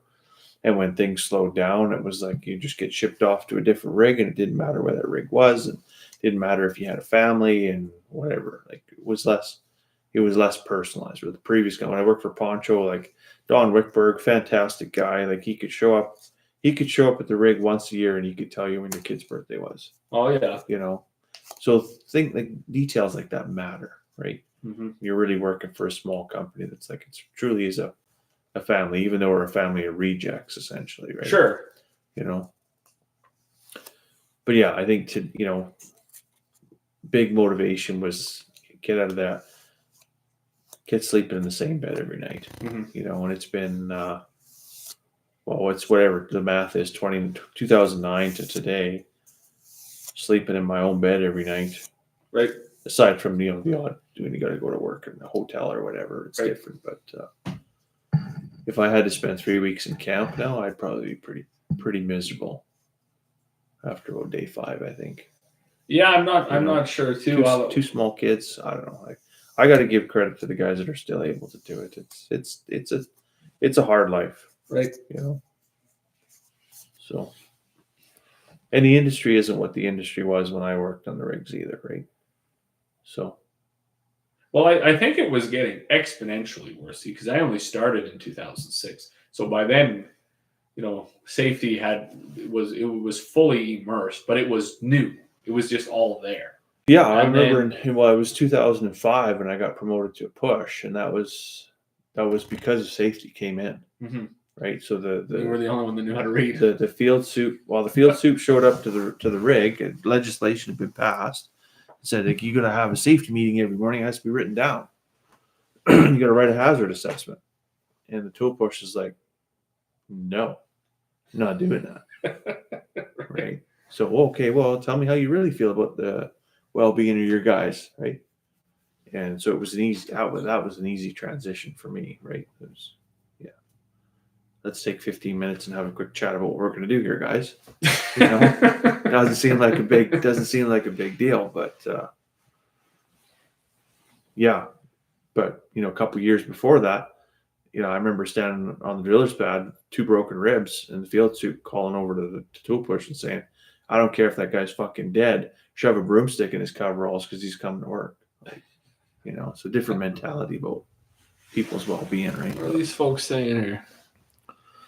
It's working. Nice to not picture you guys as oil guys. Yeah, I still work in the industry. I got a cushy job now. This was my last memento, this ring I got from whatever 15,000 hours of fucking drilling or whatever. Yeah, and if you look this whole thing was born out of like a Dan Peña fucking TikTok, the suits. Yeah, it was kind of a joke, right? But it became this is literally a what do you call that? A fucking we're wearing these ironically. Yeah, but it's just become a thing. Right? And then we're like, yeah. Fuck, this is our life now. Yeah, right? we literally built and furnished this entire we're like, yeah, fuck, this is actually cool. 2 ex-rig guys that got on to farming and so but I went back drilling about 4 years ago now. You guys seen a slowdown in the oil field? No. So where we live, the Grand Prairie area, I don't know what you could draw comparisons to anywhere else in the world, but very, very insulated from slowdowns. So the rest of the world seems to come to a screeching halt. And there are people that sit for sure. Right. But by and large, during those slowdowns, the cream of the crop generally rises, and the reliable, the dependable guys, the steady guys that don't have a drinking habit, that don't do a bunch of drugs on the weekends, that don't cheat on their wives, those guys stay busy all year long, every year, right? Lefroy rules. Oh, who's that, Mr. Lefroy? Mr. Brad? Yeah, we got a bottle of Lefroy just over my shoulder here somewhere. It's up in the top. Yeah, for a 10-year. And that was one of our first. That's just a nostalgia bottle. Actually, my professor in university used to drink a bottle of that every day, so it was good to sample every once in a while. So yeah, here in Texas, it's been slowing down a bit. Whereabouts in Texas is that? We see Midland, Texas on TV, but I don't know if that's where everything's at. It must be hotter. It must be hotter than a popcorn fart there right now, probably. Yeah, 40 plus. It gets warm. Midland. Oh, it's Midland. Did I say Midfield? You said Midland. I did say Midland. Yeah. Okay. I worked in Elk City, Oklahoma. That was about I think an hour and a half from the border, right up. 102. What's that in liberal units? It's I don't know, 35, 36 degrees Celsius. It's hot. Yeah, hot. Yeah. Been working in your neck of the woods this last winter. Yeah, it was probably pretty chilly. Probably wasn't 102 degrees. Oh, it was unfavorable fucking conditions down there. I remember chaining seats and liners and pumps just one after the other. That's all we did, because they mixed like steel into the mud for weight. For weights. Holy fuck. Yeah. We took the shaker screens off it just after surface. Just let her buck. Holy fuck. We had like mountains of liners and seats and just chewing the shit out of everything. Oh fuck, it was hot. You just for 45 minutes you spray cold water on the pump. Right. And then it was fucking crazy. Mm-hmm. I was in the best shape of my life. I loved it. Then we'd fuck. That was crazy too. But single. I was totally single. Get off work, jump in the crew truck, drive home, shower up, go to the golf course. Yeah. Smash out fucking 18 holes. Go for a fucking 3-mile run for some odd fucking reason. The tool push I was working for was a big marathon guy. Right. So we'd go for a fucking run and then go to bed, get up, do it all again. I worked that year. I worked 311 days out of this country. It's full time. Fucking crazy. I drove down to Oklahoma. I had a big plan. I was going to drive down, and on my 2 weeks off, I was going to go to Nashville. And then my day off came, and half the fucking other relief crew didn't show up, so I just worked. It was a good time. Fuck, I was in good shape. Now I was a fucking mess of shit, but whatever.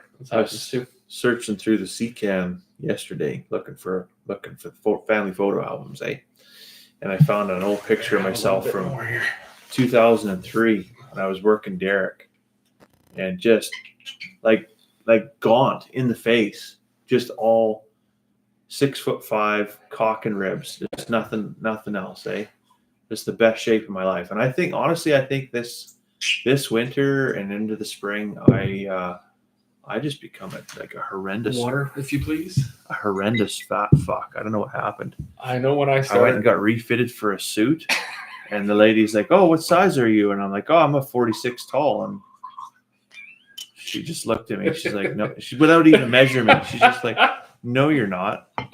Like, what do you mean? Burst out laughing at you. Yeah. She's like, "I'm gonna go get you a 50 jacket," and I'm like, "You fucking bitch! What are you talking about?" Anyway, she brought that 50 jacket, and she did have to take it in. So, but yeah, I'm a 48 tall now. Maybe you should start splitting wood. I probably need to put a fireplace in. So that's too funny. Yeah. I know I was. Mr. Brad is from Cyril, Oklahoma. Cyril, where's Cyril? Well, you were in Oklahoma. I was. I had an apartment in Elk City, Oklahoma. How far is that from Cyril? Cyril, I don't. We were in, I think they called it Washita County. Okay. Where the fucking Twister movie was kind of based on. Is that where that's from? That's right. I think so. This gentleman will know. But, okay. Yeah, I was, you drive through like Weatherford. So we landed in Elk City, and then you drive through a town called Weatherford. It was a college town. And then right. We were closer to. North of Lawton, Fort Sill. You'll have to excuse us because we don't have a fucking clue what you're talking about. We've a couple times this evening we've noticed how geographically challenged we are. Well, I mean, I pretty much knew where Pennsylvania was, and I do know where. Oh, you were absolutely. However, I don't know the small towns in Oklahoma. No. But yeah, that was a hell of a good time. I drove through Canadian Texas to get there. I was very proud. I got a fucking speeding ticket there. What is Canadian Texas? It's a town. The town is called Canadian? Yeah, it's called Canadian. It's in it's close, so it's only I think it's about an hour from the border of Oklahoma, just south of the Panhandle. But what a time that would be.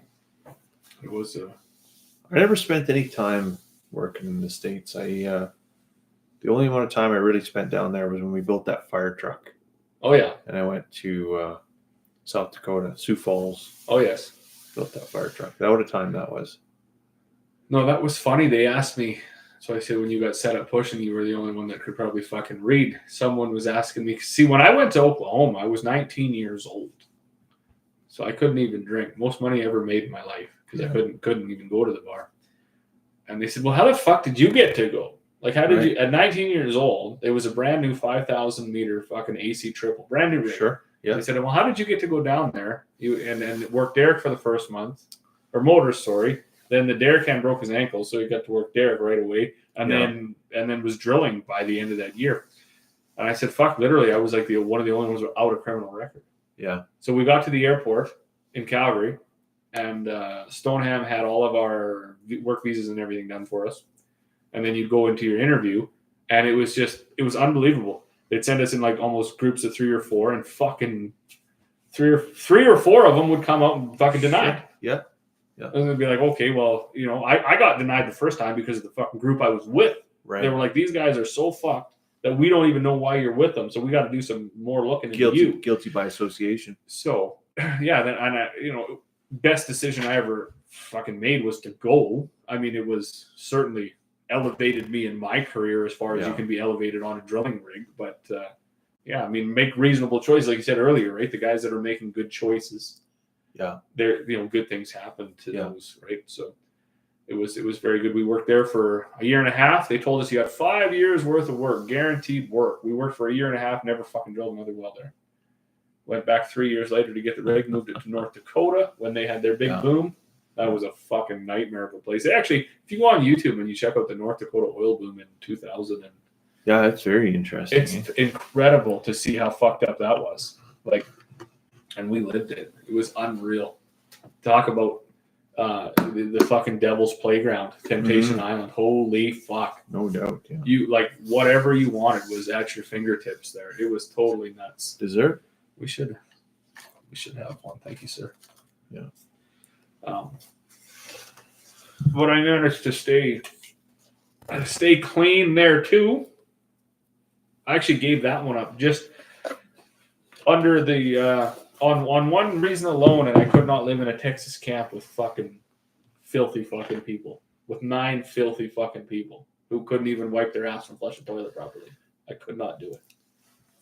So that was, I remember it would be early 2000s, working in an oil town, but working there steady enough that I was like, why am I staying in a hotel? I might as well just try and rent an apartment here, get my full sub, make a bit of extra cash. This is going to be great.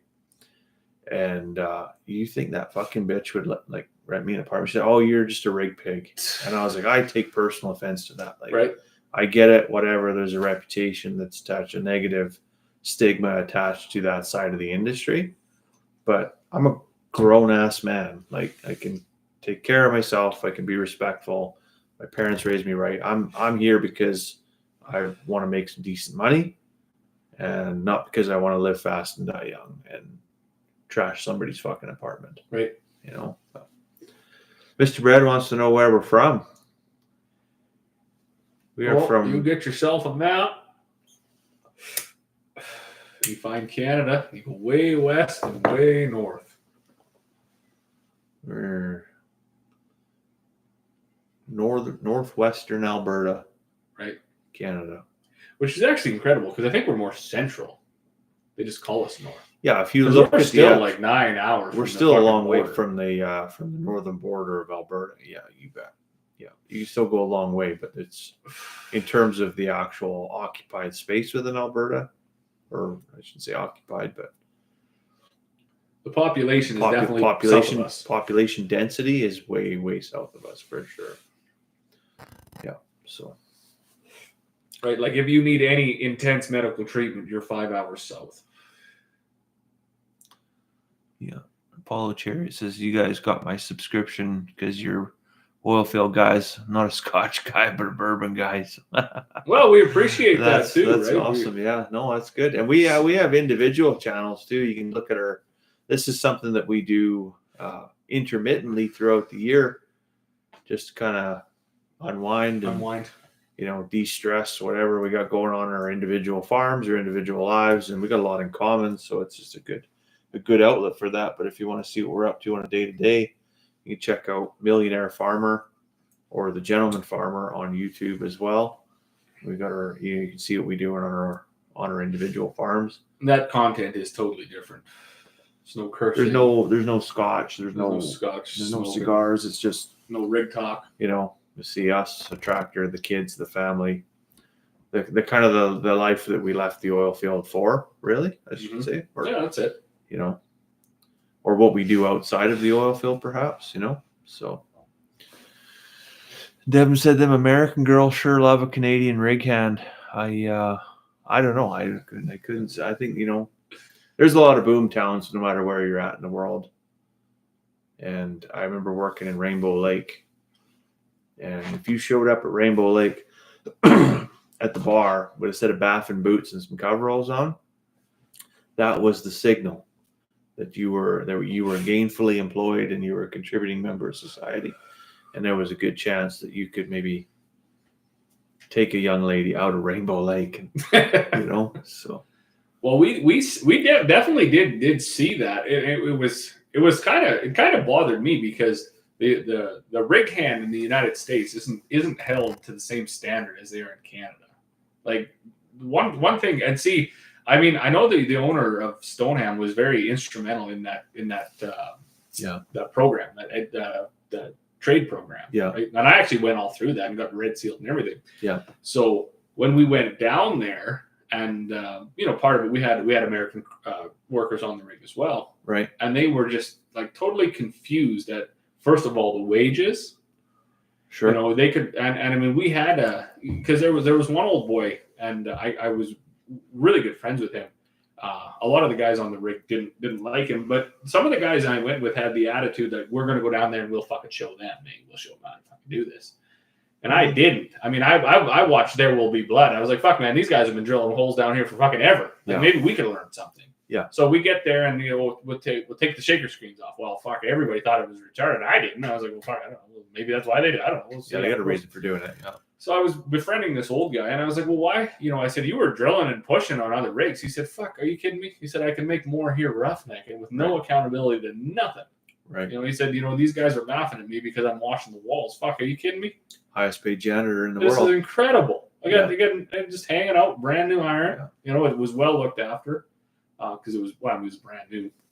I mean, and we had there was cactus rigs and P&H rigs and shit drilling all around us, and fucking, I think the rig across the road killed 2 guys in a matter of fucking 3 weeks or something. Right. It was kind of like the Old West. It's dangerous work. We were drilling for Conoco, and they had fully aligned with definitely a atmosphere of safety. We had a lot of, and even I was laughing at that. I started smoking fucking Marlboros and stuff because we had the whole thing. If we're doing a rig move and we hook up 2 cranes, we're going to have 2 guys at the entrance so no one can come in while we're doing this critical lift. Right. Well, for some odd reason, the driller, which never fucking made sense to me, the guy most experienced on the crew was the one that was going to go stand at the fucking gate. But I wasn't going to turn it down. Are you fucking kidding me? Yeah. It's 42 fucking degrees. I will go stand over there and smoke cigarettes for 4 hours. Yeah, absolutely. Right? This is a no-brainer to me. Yeah. So we milked that pretty good, but they definitely. I know it was certainly an eye opener for the Americans we got on our crew. They're like, this is not crazy. Your wages are nuts. Your work atmosphere is totally fucked. This is awesome. Let's stay here. Even here though, the wages are very well. They're not as respectable as they were 25 years ago.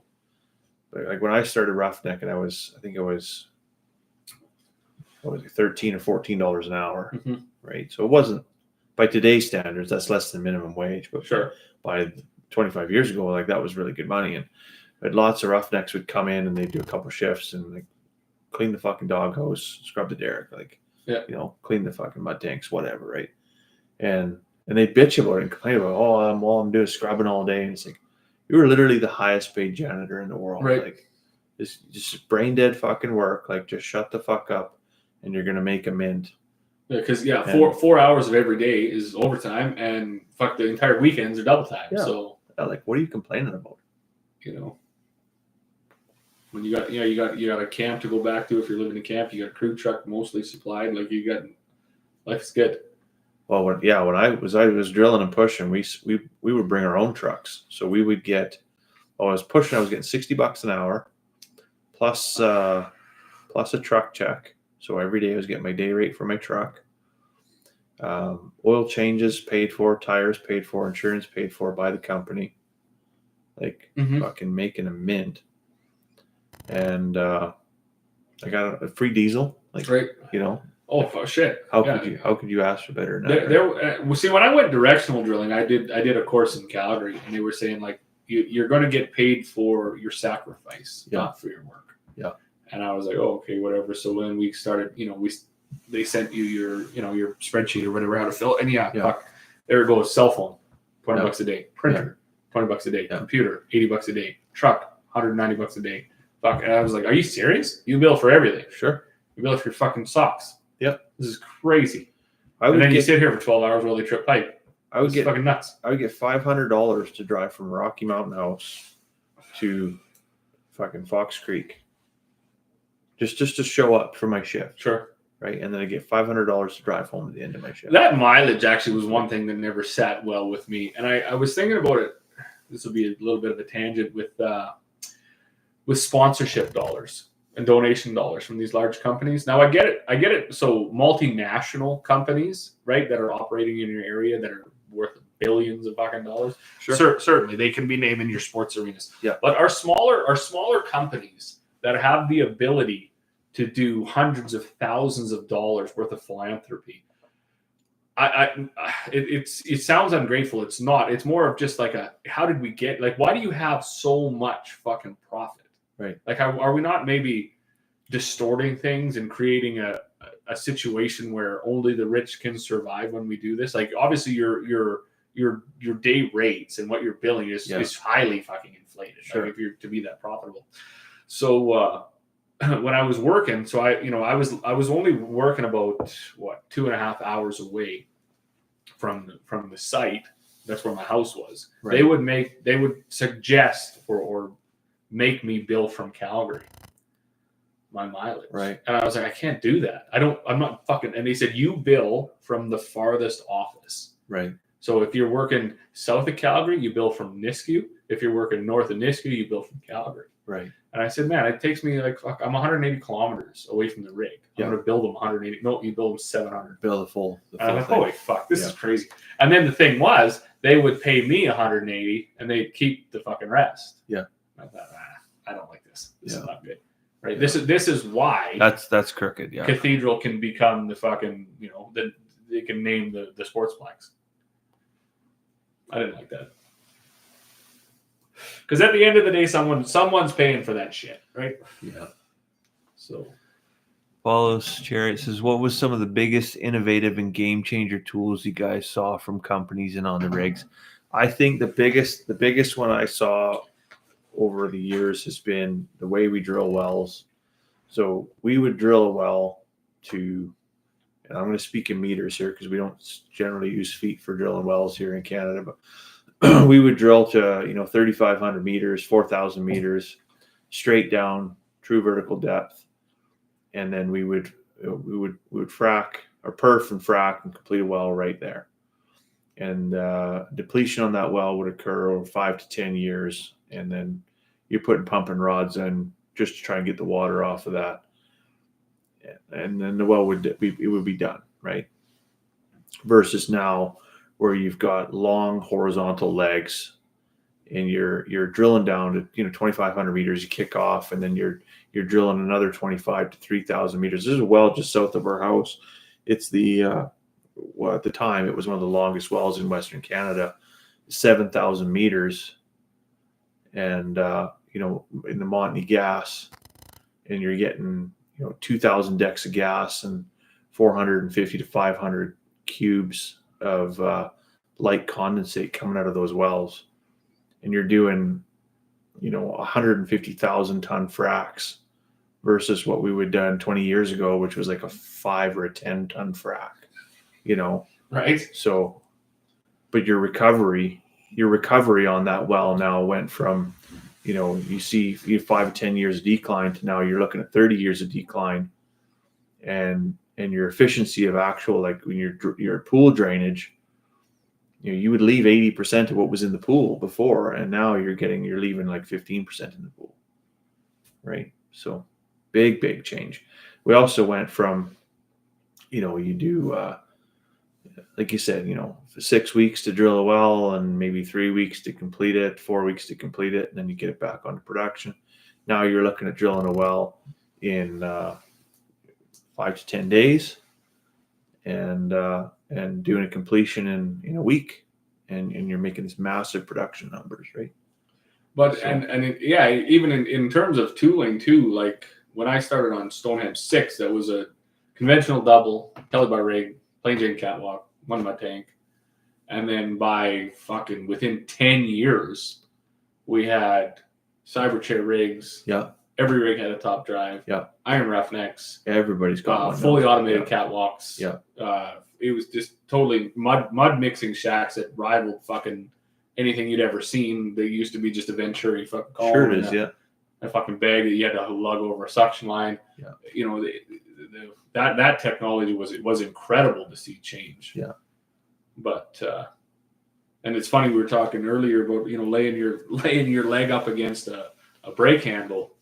I mean the fun for me was lost in it, because I don't ever mind doing the work. Like I'm very comfortable being District 12 of the Hunger Games. It doesn't. Sure. I don't need to live in the capital. I'm good with doing the work. Someone's got to do it. Yeah. And I always enjoyed it. So when we started to switch things, and the biggest concern I had was if the fucking windshield wiper would work so I could look up to Derek, or if the fucking camera up there worked. Yeah. Right. I mean, the last rig that I worked on had a fucking doghouse in the fucking derrick too. Right.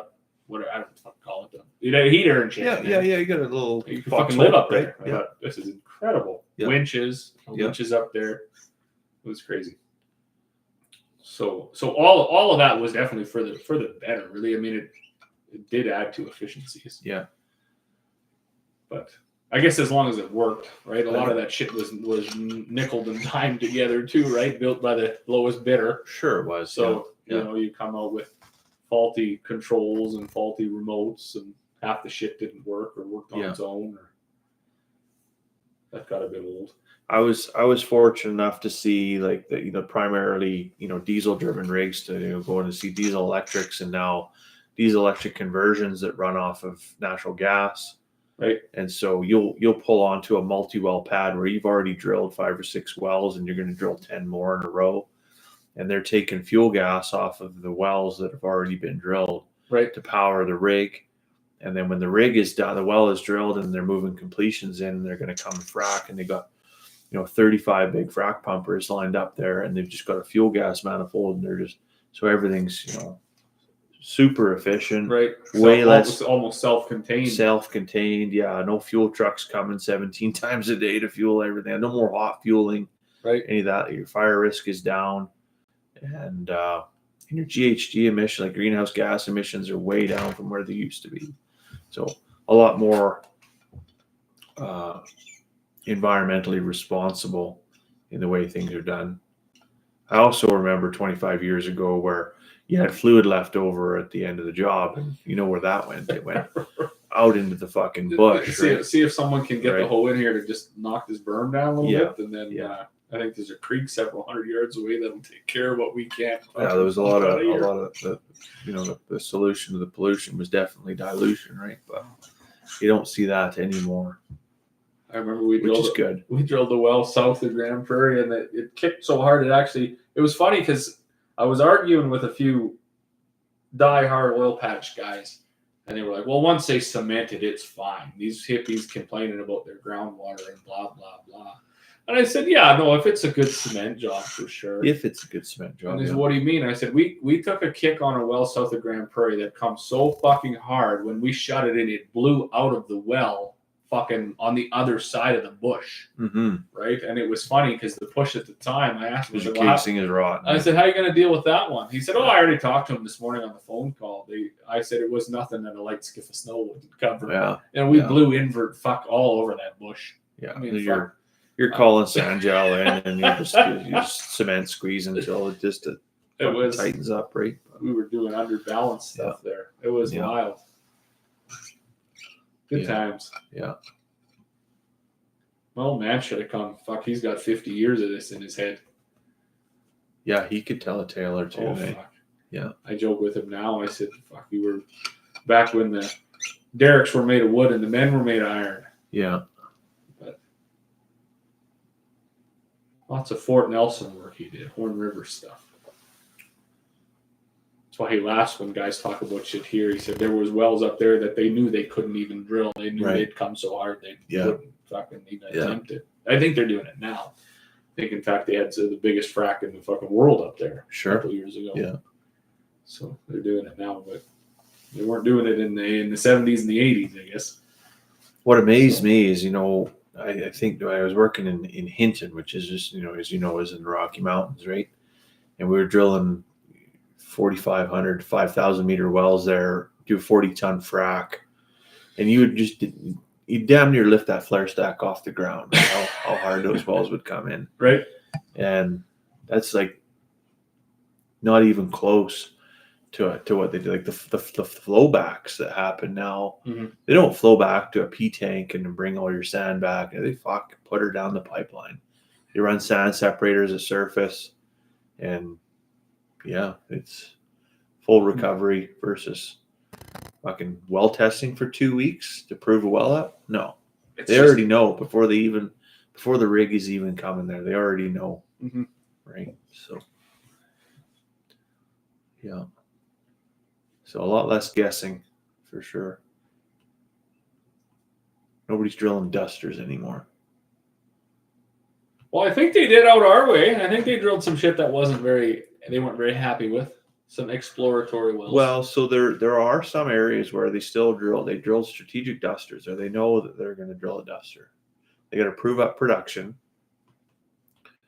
but they know it's not going to be sustainable, and they know that they can't afford to put a pipeline in. They can't afford to put a facility there, but they have to keep the land, right? So they drill, just basically just a shit well, and then they can keep the land for another 10 or 15 years or whatever, right? That still happens, but survey wells, basically, right? So do some wildcat.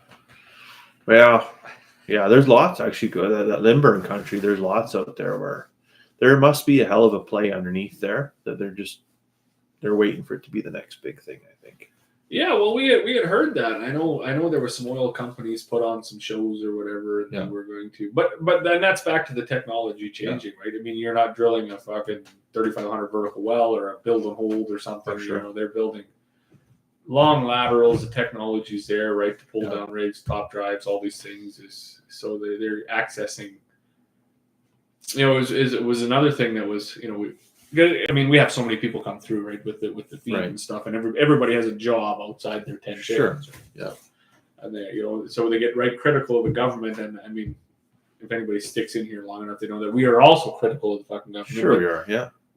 But I would say in a more fucking diplomatic, realistic way. I'm not critical of the government because I'm not making fucking $300,000 a year. I mean, I'm critical of the government because they do stupid shit. Yeah, because they're not efficient. Yeah, some of these folks that come through and they think that all the problems in their personal life are directly fucking related to the federal government. You know, and say, oh, well, they should just drill. And my dad and I were talking to one gentleman. We said, do you realize you don't just drill a fucking hole in the ground? Yeah, like there has to be some science. Like there's just not oil or gas there. We're not Jed Clampett, right? You know, you're not just up from the ground coming bubbling crude, right? You got to know, like you don't just we just drill 50 wells on this quarter of land. That's right. It's it's so. That is one thing. Like I definitely see, like up by where yours at. There's a lot of I don't know how you would describe it, like a wet dry well. You know, sure. Minimal gas production, minimal condensate production, but you can bring the ocean in a hurry if you make the wrong move, right? Mm-hmm. So I think that's going to be the next game changer in technology is how do you manage the water, right? Because the water compatibility is a huge thing. Not everybody, you know, a disposal well is a gold mine, right? But you can fuck it up in a heartbeat. Yeah. You know, so that's why lots of oil companies now they're not relying on the Secures of the world. They'll drill their own independent disposal wells because they gotta manage it somehow, right? They can't afford to pay all these massive processing rates, right? Yeah. Maybe that's what we should do. We should stand that old derrick up over there and fucking. Yeah, you got a rig. You got your own rig, so. I don't know what it's missing. Half a sub. Fucking put some blocks on the other side. And I could bring the MIG welder over. There's no drawworks either.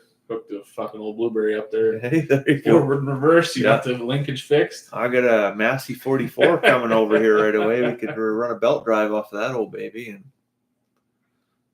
what a time it would be. Yeah. What a time. I don't know if that answered your question. We talk a lot too, especially after 3 glasses of scotch. This might be the 4th unit. I don't even know. We've exceeded the fucking the doctor recommended medical general. What the fuck do they call him on there? I don't know. You got the box. Is it on the bottle? Yeah, it was the Surgeon General. Surgeon General. The UK. He recommended that we drink 3 to 4 units. Chief Medical Officer. Chief Medical Officer of the UK recommends that we drink 3 to 4 units of Stronach. So we did, day. And I don't know. Yeah, I don't know what. Usually we don't get past a half a bottle, and we've got. We also usually don't get past. We're that far down. We don't get past 3 hours very often either. We also don't get past more than we had some good conversation. 4 or 5 some really good views and 12 comments. Really good guests. So we are definitely very appreciative of you folks getting involved. Yeah, asking some questions, staying. So. Yeah, wonderful oil-filled experiences and stories you guys have had. I always enjoy hearing about oil-filled experiences from other folks. You know, I would say, I had a lot of really good experience working in the industry. I've also had some very bad experience. I worked on 108 for years. We used to call it nothing straight on 108, and it was quite literally, it was a meat grinder. We would change somebody's life almost every week.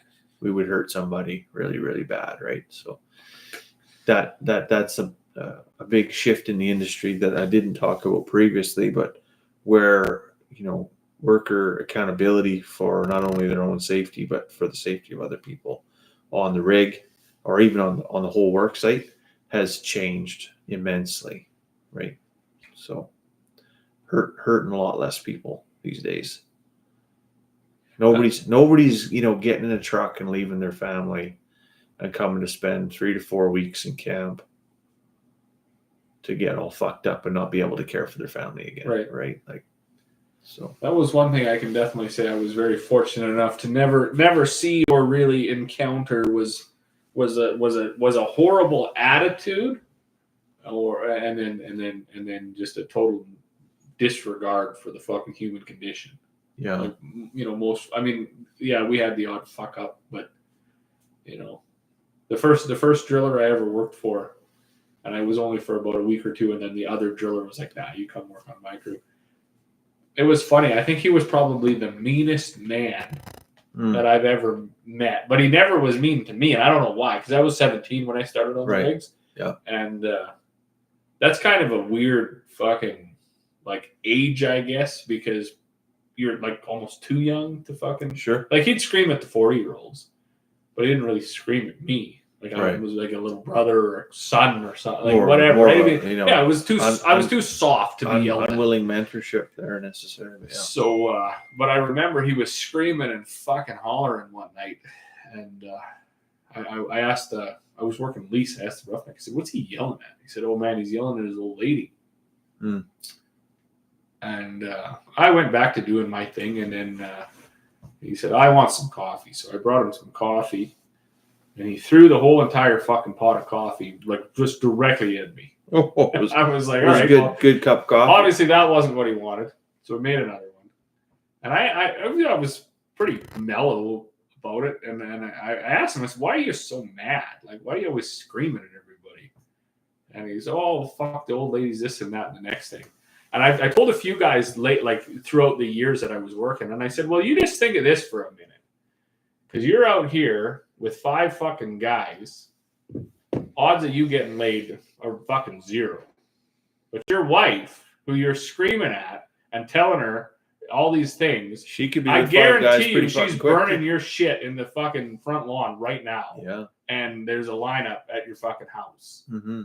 And he was just like, I don't know. He never really yelled again, and then he quit like a few weeks later. And I just thought, like, what an insane fucking entitled attitude to have, like so much. So he'd yell at the men and he'd yell at the fucking people he had no control over because they were kids and wives and fucking parents or whatever. And I thought, like, you need to fucking check yourself, man. People like that were bad for the industry. That's where you got that stereotype of fucking, and I didn't know, screaming drillers. Yeah, it was crazy. And it was the only one. Like I say, he never really yelled at me, but I guess I was never in a position to be yelled at. I mean, I got coffee thrown at me and a couple scrub brush handles broken, which I also laughed at because I was like, well, fuck, man, there's no more scrub brushes. Now what the fuck? Now what are we going to do? Yeah. How are we going to clean the rig now? Yeah, the fucking push's got to order scrub brushes tomorrow. They'll be on the next fucking hot shot. But, I mean, what do you want to do now? Yeah. I mean, I can scrub with my hand, I suppose, but fuck, you're not getting any further in your life, bud. That's right. You figure this out and I'm only 17, so fuck, I don't have much life experience, but I know you're not going to get very far because you're a fucking asshole for no reason. Yeah. Like, you're just mad at everyone all the time, and I don't get that. I was pretty lucky on the screamer driller side. My first driller was a screamer for sure. It was an absolute cocksucker. But then after that, had a pretty level-headed guy, and then once I got myself to a position where I could have some say in that, I wouldn't tolerate it on the rig. Like, there's just no need. Life's hard enough. We're out here, it's 40 fucking below. We're lifting shit that we should, nobody's back can sustain lifting this every goddamn day. Right.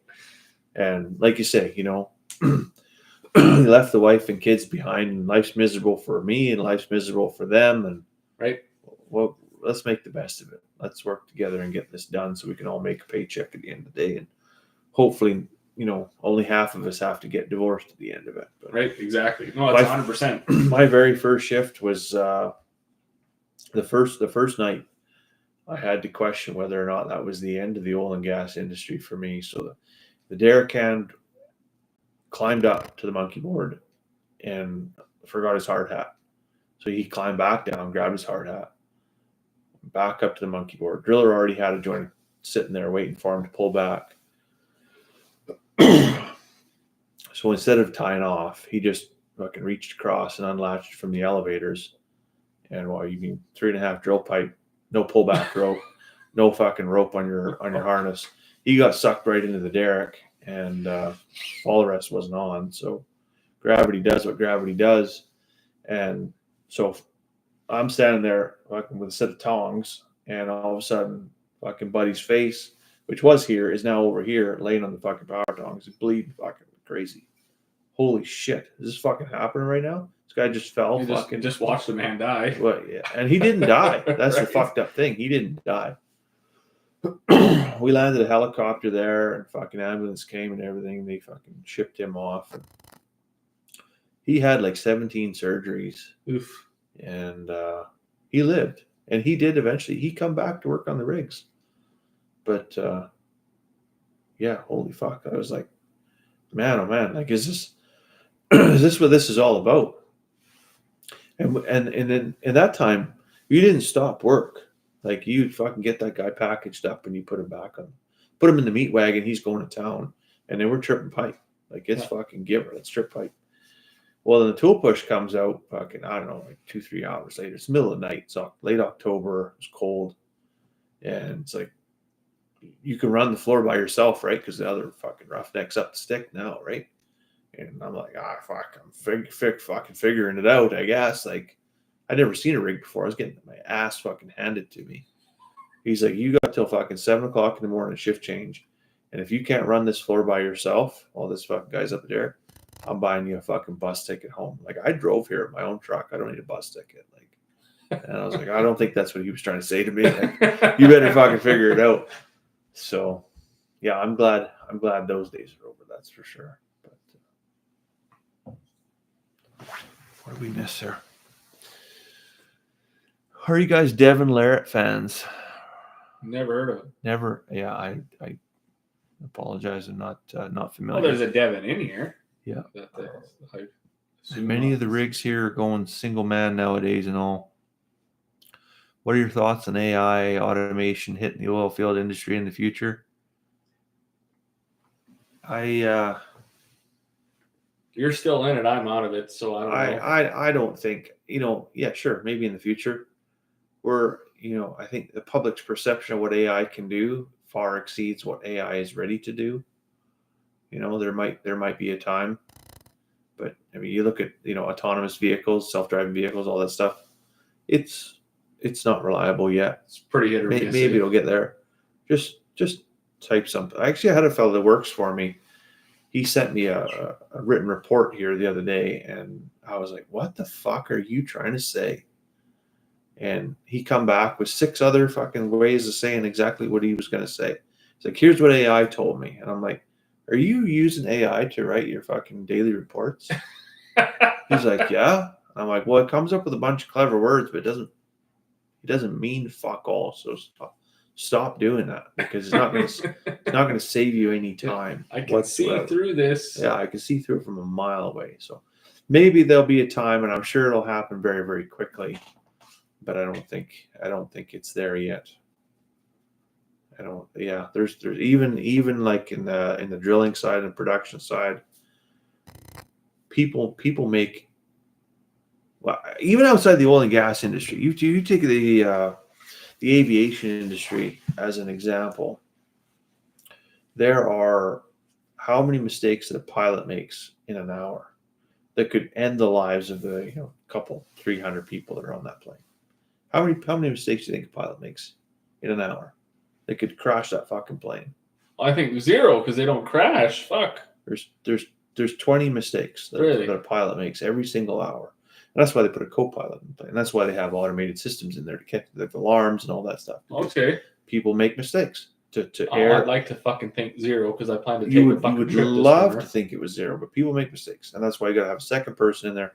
That's why you got to have automated systems. You got to have alarm systems that warn you if, oh shit, fuck, I got to get on that, right. But of those 20 mistakes, there's over 600 things, intervening actions that pilot does to prevent something from occurring. Huh. Right.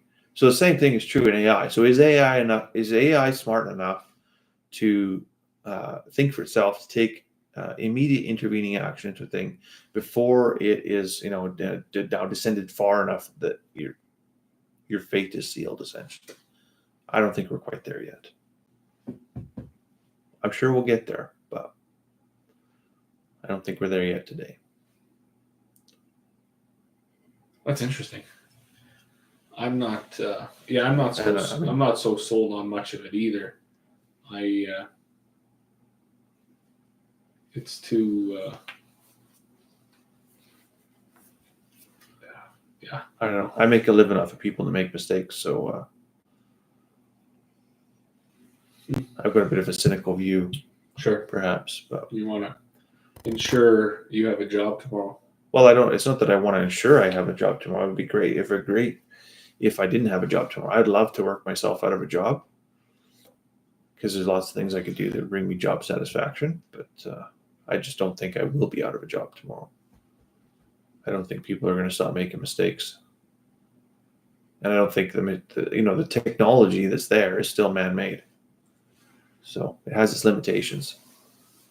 That's what I always wonder too. Like when they're drafting up these long lines of code and things. I was when we moved that rig to Oklahoma, the gentleman that designed the PLC for the BOP, he was sitting there the entire time with his computer plugged into it, and while we were drilling the first well, none of that shit was working. Right. I mean, I do believe, if I remember right, we actually stopped after surface hole to make sure, because he had the VOPs hooked up off the well to try to see if they could fucking open and close and shit. And I thought, like, this is insane, because this guy is struggling with the program that he's writing in real time. Yeah. And then, so how, like, quite literally, if he gets anything wrong, he should be the smartest guy on the rig right now and the last line of defense for the rig. Right. And we're having like fucking real issues ensuring that there's confidence behind this to go forward. Now that was 2000. That probably was 2008. I think I was down in the States then, 2000 whatever. But it was an eye opener, and I thought, like, holy fuck, like this. All of this stuff, this automation was only made by somebody, and if they struggled to make it or didn't get it right, it's useless. Yeah. If they didn't have the forethought or the foresight to see what could go wrong, you're running down with your fucking wrench trying to crank that fucking thing shut, when it's. Yeah, I don't know how many times I've seen blowouts or washouts, at surface or whatever, where it's like we encountered unexpected pressure, or we encountered an unexpected sand bridge that we fell through, and suddenly all that material came up to surface. Well, I mean, if you didn't expect it, you didn't write it into the program. Mm-hmm. So you're reliant on somebody to push a button. Right. So, yeah. It'll come, but it won't be today. I don't even know if it'll be in my lifetime. Well, that's it too. We talked about automation earlier. When I was just watching my wheat from the other side of the field when I was spraying. Holy fuck! You think that thing's driving straight, but it's not. It's fucking gets a solar flare, and I'm thinking, like, unless the automotive industry, which I realize is going to have different standards than the GPS in the agricultural equipment, but it shouldn't be so fucking different. It's got to be similar. The stakes are significantly higher on the highway than they are. But you would think that the technology should be similar, and if they can't fucking get it right for a machine driving 4 miles an hour, how the fuck are they getting one that's driving 100? I don't know. Right, and we're not talking just like, well, it's it's going to have to be infinitely better, not just slightly better. Yeah. So how can one be so fucking unreliable and kind of more of a hindrance than it is a benefit, and then the other one is just you put your total trust into. So I don't buy it on that grounds. Yeah, I mean the whole theory around technology is it should free up people to do more high value tasks. It shouldn't free you up to sit in the back of your van and make a sandwich and take a nap on your commute to work. Sure. Right. So at some point, like driver intervention still has to be something that's not an option. Like it should still be mandatory, right? Like if this thing goes off its rails, the person, the pilot, the driver should be able to say this is not going according to plan, and we need to flip a switch and change things up here. Yeah, which is why, like you say, I mean, maybe not even in our lifetime that it even gets there, because it just seems to be so far away. Especially if and most, I would say, probably everybody in the world has seen something go totally fucked up. So yeah, so I mean, is there an appetite you don't plan for? Is there an appetite to make technology that smart, to make independent decisions? Is there an appetite to develop fully sentient machines? Well, not for me. There isn't. We've all watched The Matrix. We've watched iRobot. Not for me. There's not. I kind of like having a purpose. I'm not saying that that's going to be a thing, but what's the WALL-E where we all go up and fucking fly around on beds and eat food? Wow, right? Yeah. Well, somebody cleans up our mess down here. Yeah. Some unfortunate that could ultimately be the descent of mankind, right? Is that life gets too easy for you because you've got too much technology, and then without a struggle, what incentive is there to do better or be better? Mm-hmm. Very little. The next thing you know, you're out there spraying fucking Brondo on your crops. Just trying to get the fucking electrolytes up. You're trying to get your Brondo's got electrolytes. We're also pretty big fucking fans of Idiocracy here. Yeah. Taylor's still in there. So just imagine it being too easy. Yeah,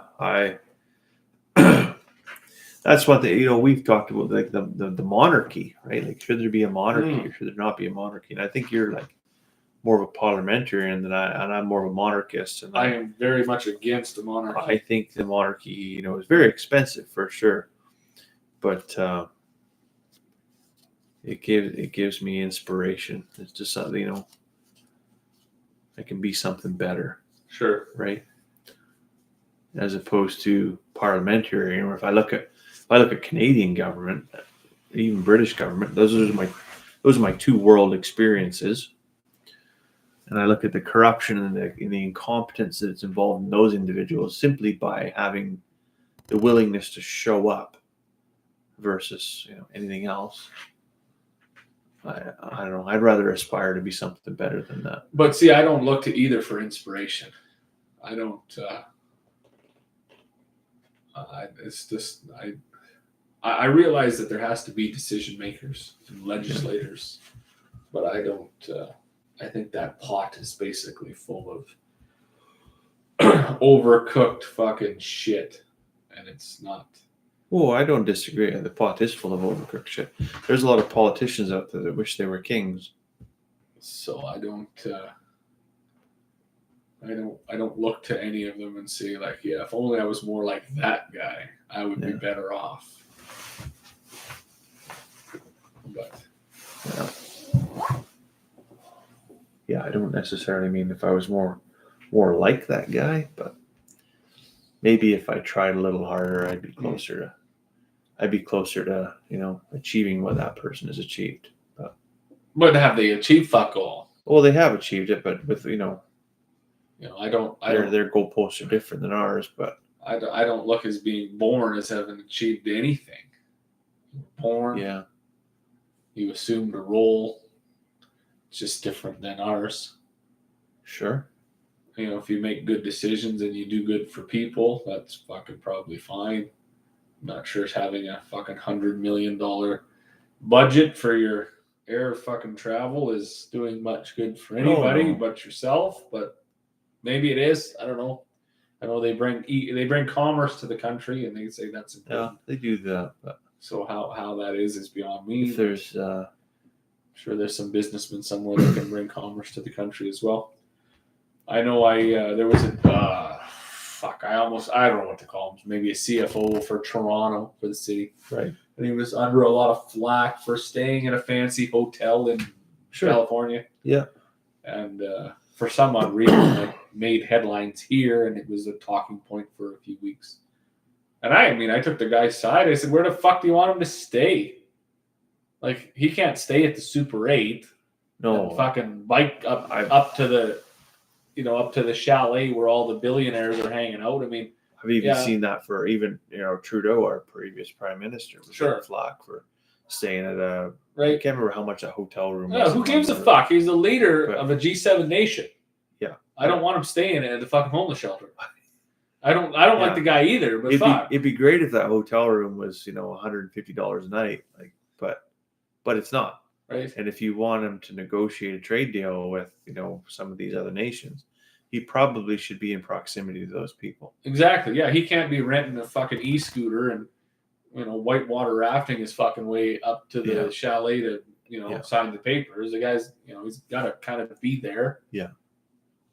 You got to be present. I mean, if they want to go for $4,000 fucking glasses of champagne after, you got to do that too, right? Yeah. It's the reality. Everything looks good from the other side of the fence. That's because there's shit in every field. 420. This might be a record. This is the longest one. This might be a record. And a steady viewership. Mm-hmm. That's pretty crazy. Yeah. It's the fireplace. The fireplace is mint. Yeah. It sets the tone. It does. Yeah. I don't know if the thing throws a bit of heat too, or what? It can't. It's not turned on. It's just the light. Oh, it says the light? I don't have the heater function turned on. Oh, I thought I could feel something right here. That's just your. That's the scotch, I guess. Yeah. The collar is super tight too. Yeah. My 2-year-old picked out this wardrobe for me. Oh, really? Yeah. Green shirt. Actually, my 9-year-old picked out the purple tie. Where'd the purple come from? What's the inspiration there? Just that was my 9-year-old. Matches good with your jacket. It matched with the green, I guess. There you go. So that's what we did. I didn't have any help this evening. I looked at my watch and it was like 5 minutes before I walked in here. Oh, okay. So, I literally went in the house and put whatever on. This is how you find me. Oh, okay. Well, I had a team. Oh, I had a team. My boy carted the TV out for me, and then the girls picked out my clothes. So that's where we are. How much is left in the bottle? Well, if you can see that. Was that much? And there is just under half. Probably going to stay that much. Yep. I think that's sufficient for one evening. Absolutely. We've drank some other bottles down that far. Yeah, I don't think that's although maybe not the favorite. It's not a bad whiskey. No, after 2 glasses, it's fine. Doesn't matter after that, right? Yeah.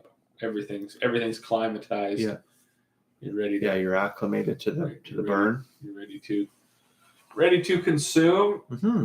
Right. And of course, when you stretch it out over 5 hours, that works too. So. Hopefully everybody that's in here has subscribed. That's always interesting to watch that climb up. It's hard to gain that when you don't have regular content, right? Yeah. Once every 3 months. Yeah, even if you're I think you gotta have something coming out every day, really. Really, right? Yeah, consistently. Something relevant. I thought about doing that too, but I don't know what I'd put on here because we had said that years ago when we started this, we weren't going to do that. Yeah. There wasn't going to be. Oh, it'd be great to do it, but it'd be burdensome, right? So it would be. And what would you put, right? Because it would just have to be goofy shit. It would be like your TikToks, but you gained quite a bit of traction with that. So yeah. Don't say anything about Jan Arden. Oh shit! Too funny. Yeah. You get lit up. You will get lit up. You got thick skin. Don't read the comments. I've actually had. I do read the comments. Oh shit! Because. Every once in a while, I like to bark back at somebody that doesn't know what they're talking about. But every once in a while, somebody's like, they stick it to you. Sure. Yeah. People are special. They definitely are. Yeah. It's interesting. Yeah. Jan's a polarizing individual. People absolutely love her or they absolutely hate her. There's not much middle ground. Yeah, and see, obviously I've heard her music, but I couldn't name a song. I don't know her relevance.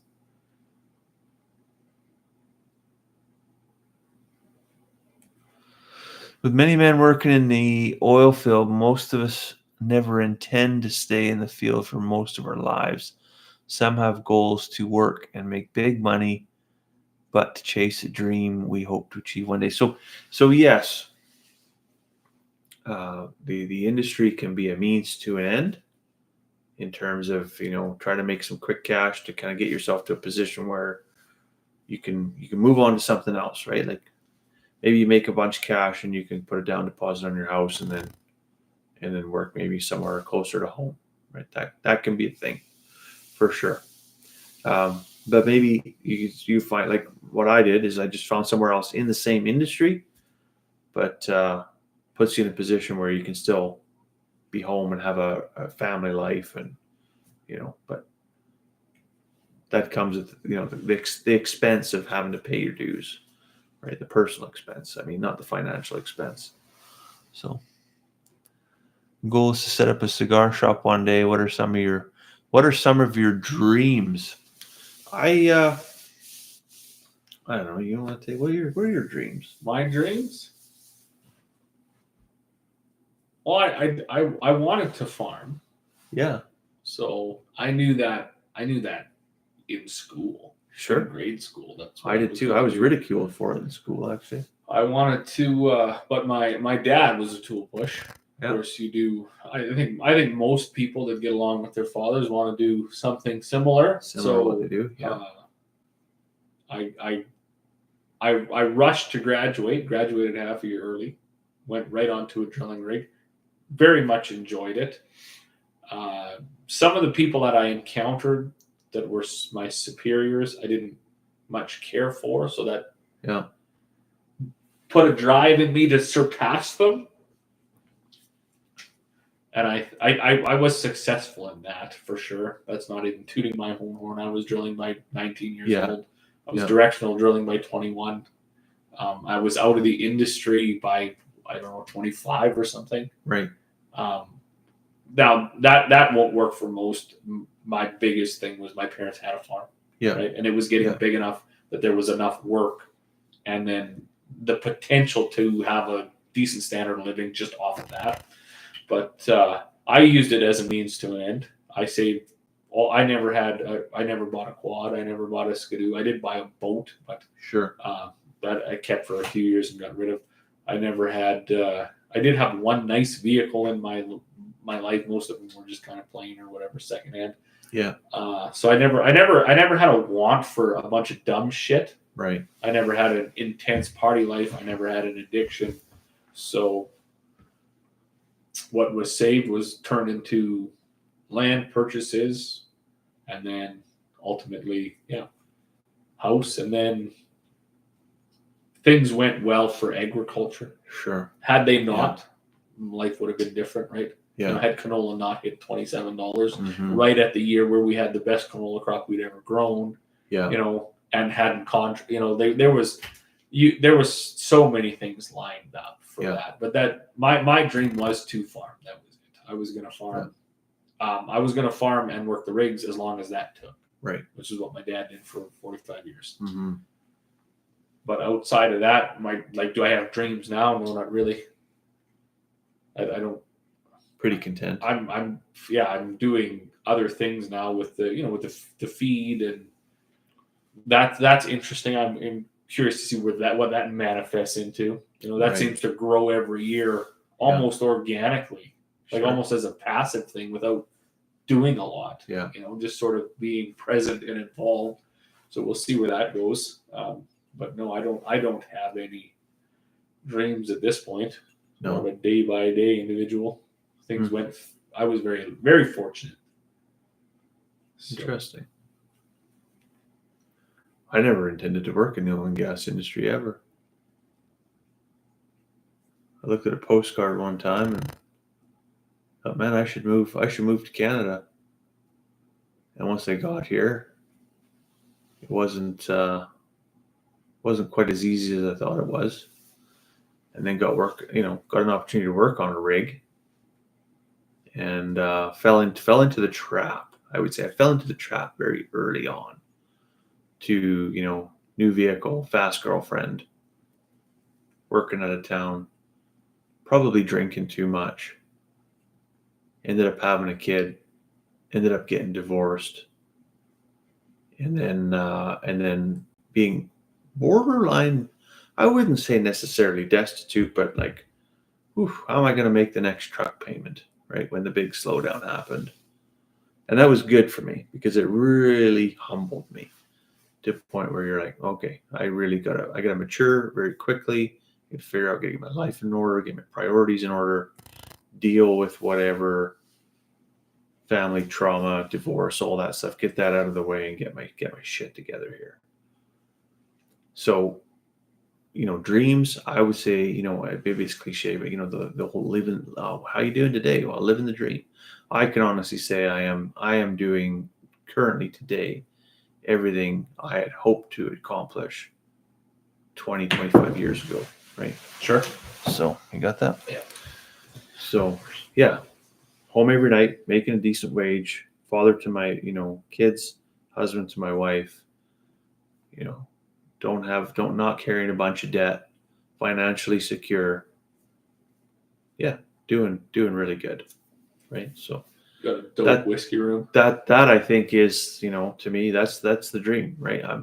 I'm blessed enough to say I'm. You ever hear that?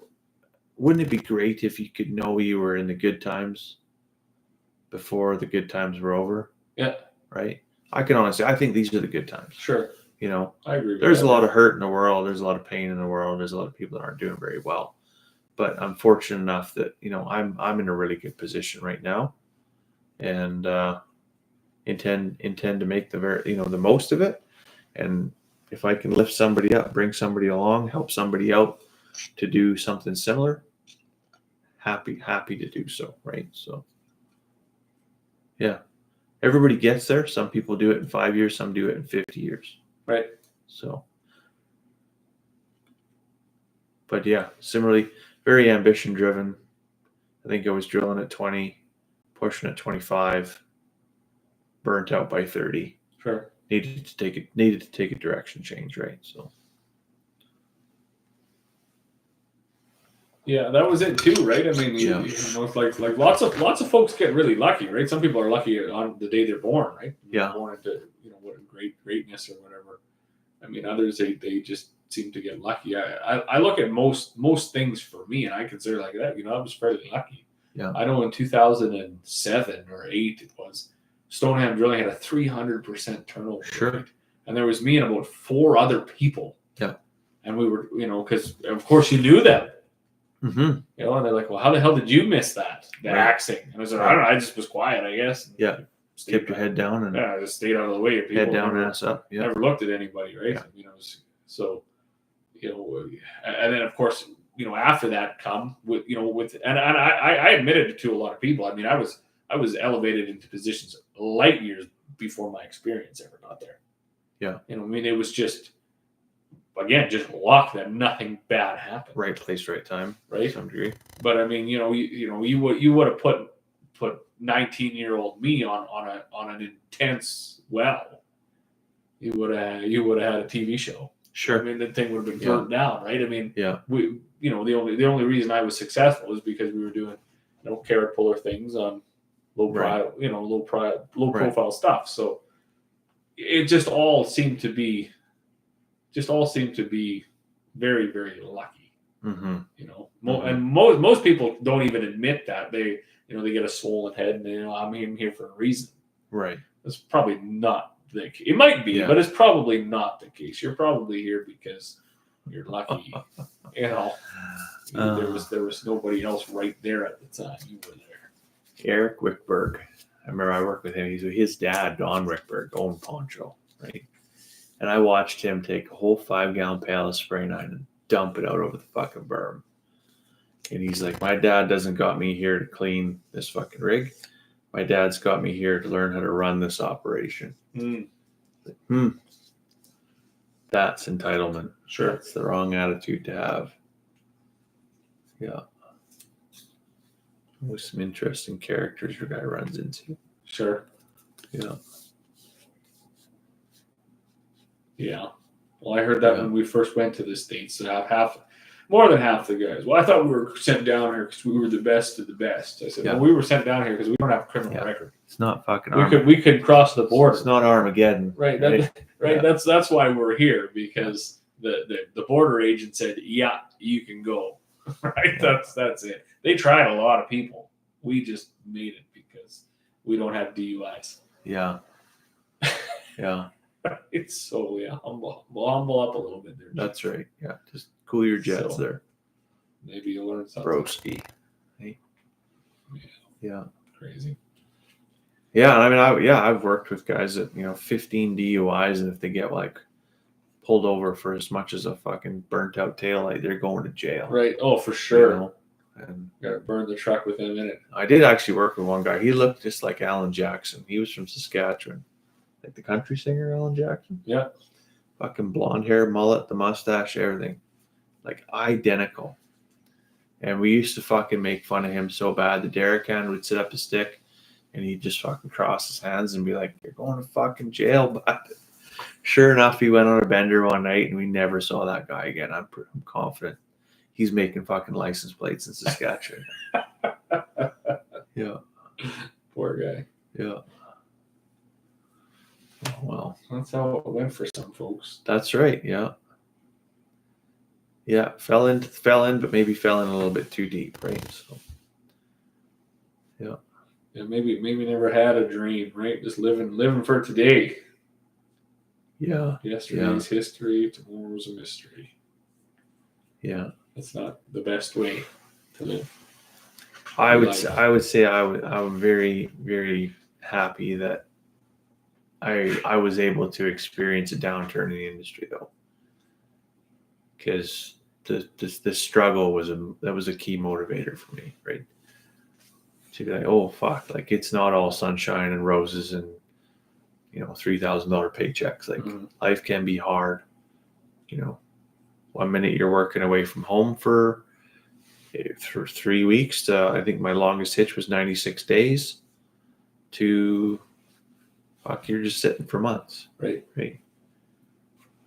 So yeah, see, I was very much primed for that situation. Back to my mother, she was very, very much interested in educating those who asked for it or not. And I had good information, right? Mm-hmm. So I also never felt that I needed to be unique or such an individual that I had to strike out and make the same mistakes that those who came before me made. I certainly could learn and be like, oh, okay, yeah, no, that makes sense. I won't do that. So that was a blessing. People call it what they want, but I mean, it did well for me, so I don't regret it. I didn't have to make the same mistakes. I was so naive when I got here, like having grown up in the UK, and everything is like literally 2 minutes from wherever you are. You can walk there, you can ride a bike there. It's really far, like more than 10 minutes you can take the car. To come in here and being like, well, it's more than 10 minutes to the mailbox. Never mind getting to work, right? And that's when I first got here. I was like, oh yeah, no, it's nothing like the postcard. It's not like the brochure at all. And I remember I went to Paderni's, their trucking company, actually, just outside of Leslieville, which is down by Rocky Mountain House. And they're like, yeah, okay, like, how are you going to get here? You don't own a vehicle. Like, oh, shit, yeah, you're right. It's a big limiting factor. And I bought a 1973 Ford F-250, which at the time seemed like it was a really, really old vehicle. But, it was like 25 years old, right? Mm-hmm. So I own a 25-year-old vehicle now, and I don't think it's very old, right? So the perspectives change, but ended up I was out of cash, put $50, my last $50 cash into that gas tank to get up to go work on a night shift in a drilling rig in Valley View. And it was all history from there. Yeah. There'd probably be a few things I'd do differently, but I probably wouldn't try to struggle any less. Sure. It's good for a guy. So, I say, with all the geopolitical events currently happening, impacting farming, in your opinion, is farming still good business to live a comfortable life and support family? It's not going away. People got to eat. It's always going to be there. The farmer's always going to sell for wholesale and buy at retail. It's always going to be hard. But I think it's a good, honest way to make a living. It's a good, honest way to raise a family. I don't know. I can't think of a much more honorable way to try to make a living. I wouldn't think at this junction in time it would be wise to try to get into. Certainly, yeah, no. If you're going to try to buy your way into farming, you have to be, you literally just have to be born to the right family. Yeah. You'll I think probably, whatever, 50 years ago, you could have seen your way through to start and to have a decent standard of living throughout the progression of your farm. Now you could probably start, but without an off-farm job, your standard of living will plummet to almost nothing. Your stress level will skyrocket. Yeah. The only comfortable operations are the ones that carry very minimal debt, where the land is owned outright. Yeah. I mean, they might owe on some land, or they might owe on some equipment. Most operations do, but the base of the land is owned outright. Yeah. I know that's a huge separation even between those who can rent land. Because oftentimes now the rent outweighs the potential yield on investment. Yeah. So it doesn't make sense. So you find most people now being content with 10, 15, 20 acres. Yeah. And there's back to sustenance farming essentially, right? And I mean, it's a farm. I mean, size doesn't matter.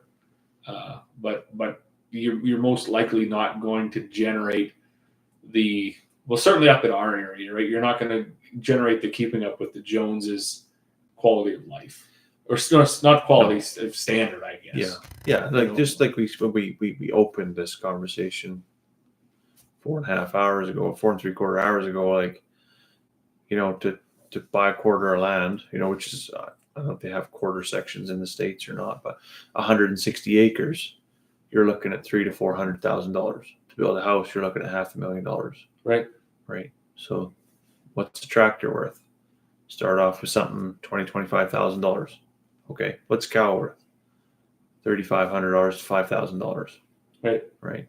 So try and replicate that to a point where you've got enough of those things, of that infrastructure, of that livestock, of that, whatever that cereal is, in the equipment that's required to handle it. Very, very challenging. So how do you get into it now? If you're not inheriting it, you're just going to have to be small. Right. Yeah. But most likely isn't going to, it's not going to return you. Yeah. You won't return. We've accepted that on our farm, is that we will never see, not in my lifetime will I ever return the value to a point where I'm able to turn a profit from my investments. Mhm. But I can use my expendable income from my full-time job to build equity in a farm that at one point in time when I decide I'm done, and we can hand that off to our kids and they have something tangible, Right. to sell whatever they want to do with it. We can actually hand them something, right? Versus, I don't know, growing up in town playing video games and Right. getting into trouble breaking fucking windows, right? So it's not all about money. It's not all about economics. To some degree, I think it's about a love of the land. It's about a different attitude of family, and it's about creating diversity in your outlook on how the world works by living in a different environment versus the urban versus rural environment, right? So, if that makes any sense. But yeah, very, very tough to support a family in a startup on a farm unless you've got at least one, if not both people working off farm. Right. That's a very real, and that's our life. So both of us working off farm. And even even like we do work full time on the farm, but if I hadn't started that offshoot, yeah, I would be looking for something to do right now. You'd be looking for something else to would, supplement it. Right? I would have an off farm job because there's a huge like a time void that also has to be filled. Yeah. Right? If you're not a livestock producer, and maybe that would have been something I would have looked into too. But had we not done what we did, yeah, you'd certainly be looking for something else to do. Mm-hmm. So, and it's unfortunate. And I know I've talked to some people, recently who, some older, some younger. And I mean, my idea flirts with socialism and communism when it comes to managing the land, right? I mean, I almost expect such a government intervention to make sure that land remains in the hands of people who want to be good stewards of it. Right. So you limit their size, because when you get too big, you get less efficient. I don't care what they say. Mm-hmm. I mean, things. When you get to be corporate ownership or foreign ownership, or you run into all sorts of things. I very much believe that we should have limitations. I mean, certainly you should have to prove that you can handle what you're going to handle. Yeah, whether you call that socialism or communism or just common sense, I think you yourself, you got a fairly large operation, and okay, well, why is it so effective? Why is it so well run? It's because you directly manage it. You have influence over it, and all of the work, all of it. You touch every piece of it. If you get bigger, and now you cannot provide oversight across the whole thing, now you got to hire somebody. Mm-hmm. What is that? Well, what percentage of your efficiency drop now that you've hired somebody that doesn't have skin in the game? It's not invested in it. It's just there for wage labor. It's just putting in their 12 hours a day or whatever. And do they give a fuck if they don't grease those bearings or right? So you actually, for whatever you see, and do they stress over their mistakes? Right? Yeah, no. If you don't stress over your mistakes, you're most likely going to repeat it. You're going to repeat it. Yeah. So if it keeps you up at night, it makes your stomach turn. Yeah. So you can actually do with a low performer in the wrong position, you can see upwards of an 80% decrease in production. Right. So sometimes it pays to just maintain authority over a thing, right? So. Oh yeah, right, and even then, and its size, right? I mean, you have to be able to size yourself properly to be able to soak up whatever the loss is, right? So, yeah, interesting. Yeah, still 7 people on, so that's crazy. Yeah, 5 hours in. That's good. It was a good evening. It was a good evening. Yeah. Might have been Well, it's the longest, and probably. I'm gonna check now. I'm sure it's the most comments. Yeah, the most input for sure. You gonna run the wheel? I'll run the wheel. I think there's a few new ones in here. Yeah. See if we can get them to come back. See, that's one thing that did happen before with previous winners. They never came back. Got the coffee cup and fucked off. Well, they never even got it. Like they won from that and live, right? Because we do the draw after the live, right? And then I put it up on Smoke and Oak, and they never reach out because they never come back. Like they haven't subscribed, or they just here for one evening or whatever. Right. And I'm like, Just well, dropped. fuck you, then you don't get just dropped in, right? So, yeah. Whatever. But they were pretty cool. The coffee cups and the whiskey glasses. So that's right. Well, we'll spin the wheel again. We'll get back into that. I know I had them all on my phone. Maybe they're not even on there anymore. All the old ones because I ran it over. I think it's part of the notes. Submit in the cloud. Somewhere. No idea. AI. It's in the cloud. Yeah. Crazy. Awesome. Oh, should we let these folks go to bed? I think so. I'm dying for a piss right now. Yeah, we'll shut her down. One more dessert cigar, and then I'm going to go home too. All right. Okay. All right, folks. Well, we did appreciate everybody in here. Make sure you've subscribed. And well, I'm done seeding now. You got a little bit more to do with your personal life there in Red Deer. I got some business to take care of. Get some business, but we're gonna get some rain, and we'll probably do this. Fingers crossed.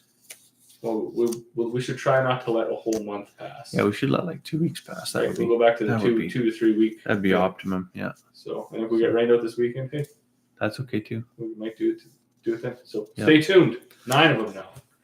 There you go. Awesome. Fantastic. And if you didn't jump into the live and you didn't leave a comment, your name's not going to be entered into the wheel. So, last chance. You got 3 seconds. Right? 3 seconds to get your name in the draw. I'm going to have to go find some more water and drying out. All right. Good night. All right, guys. Thanks.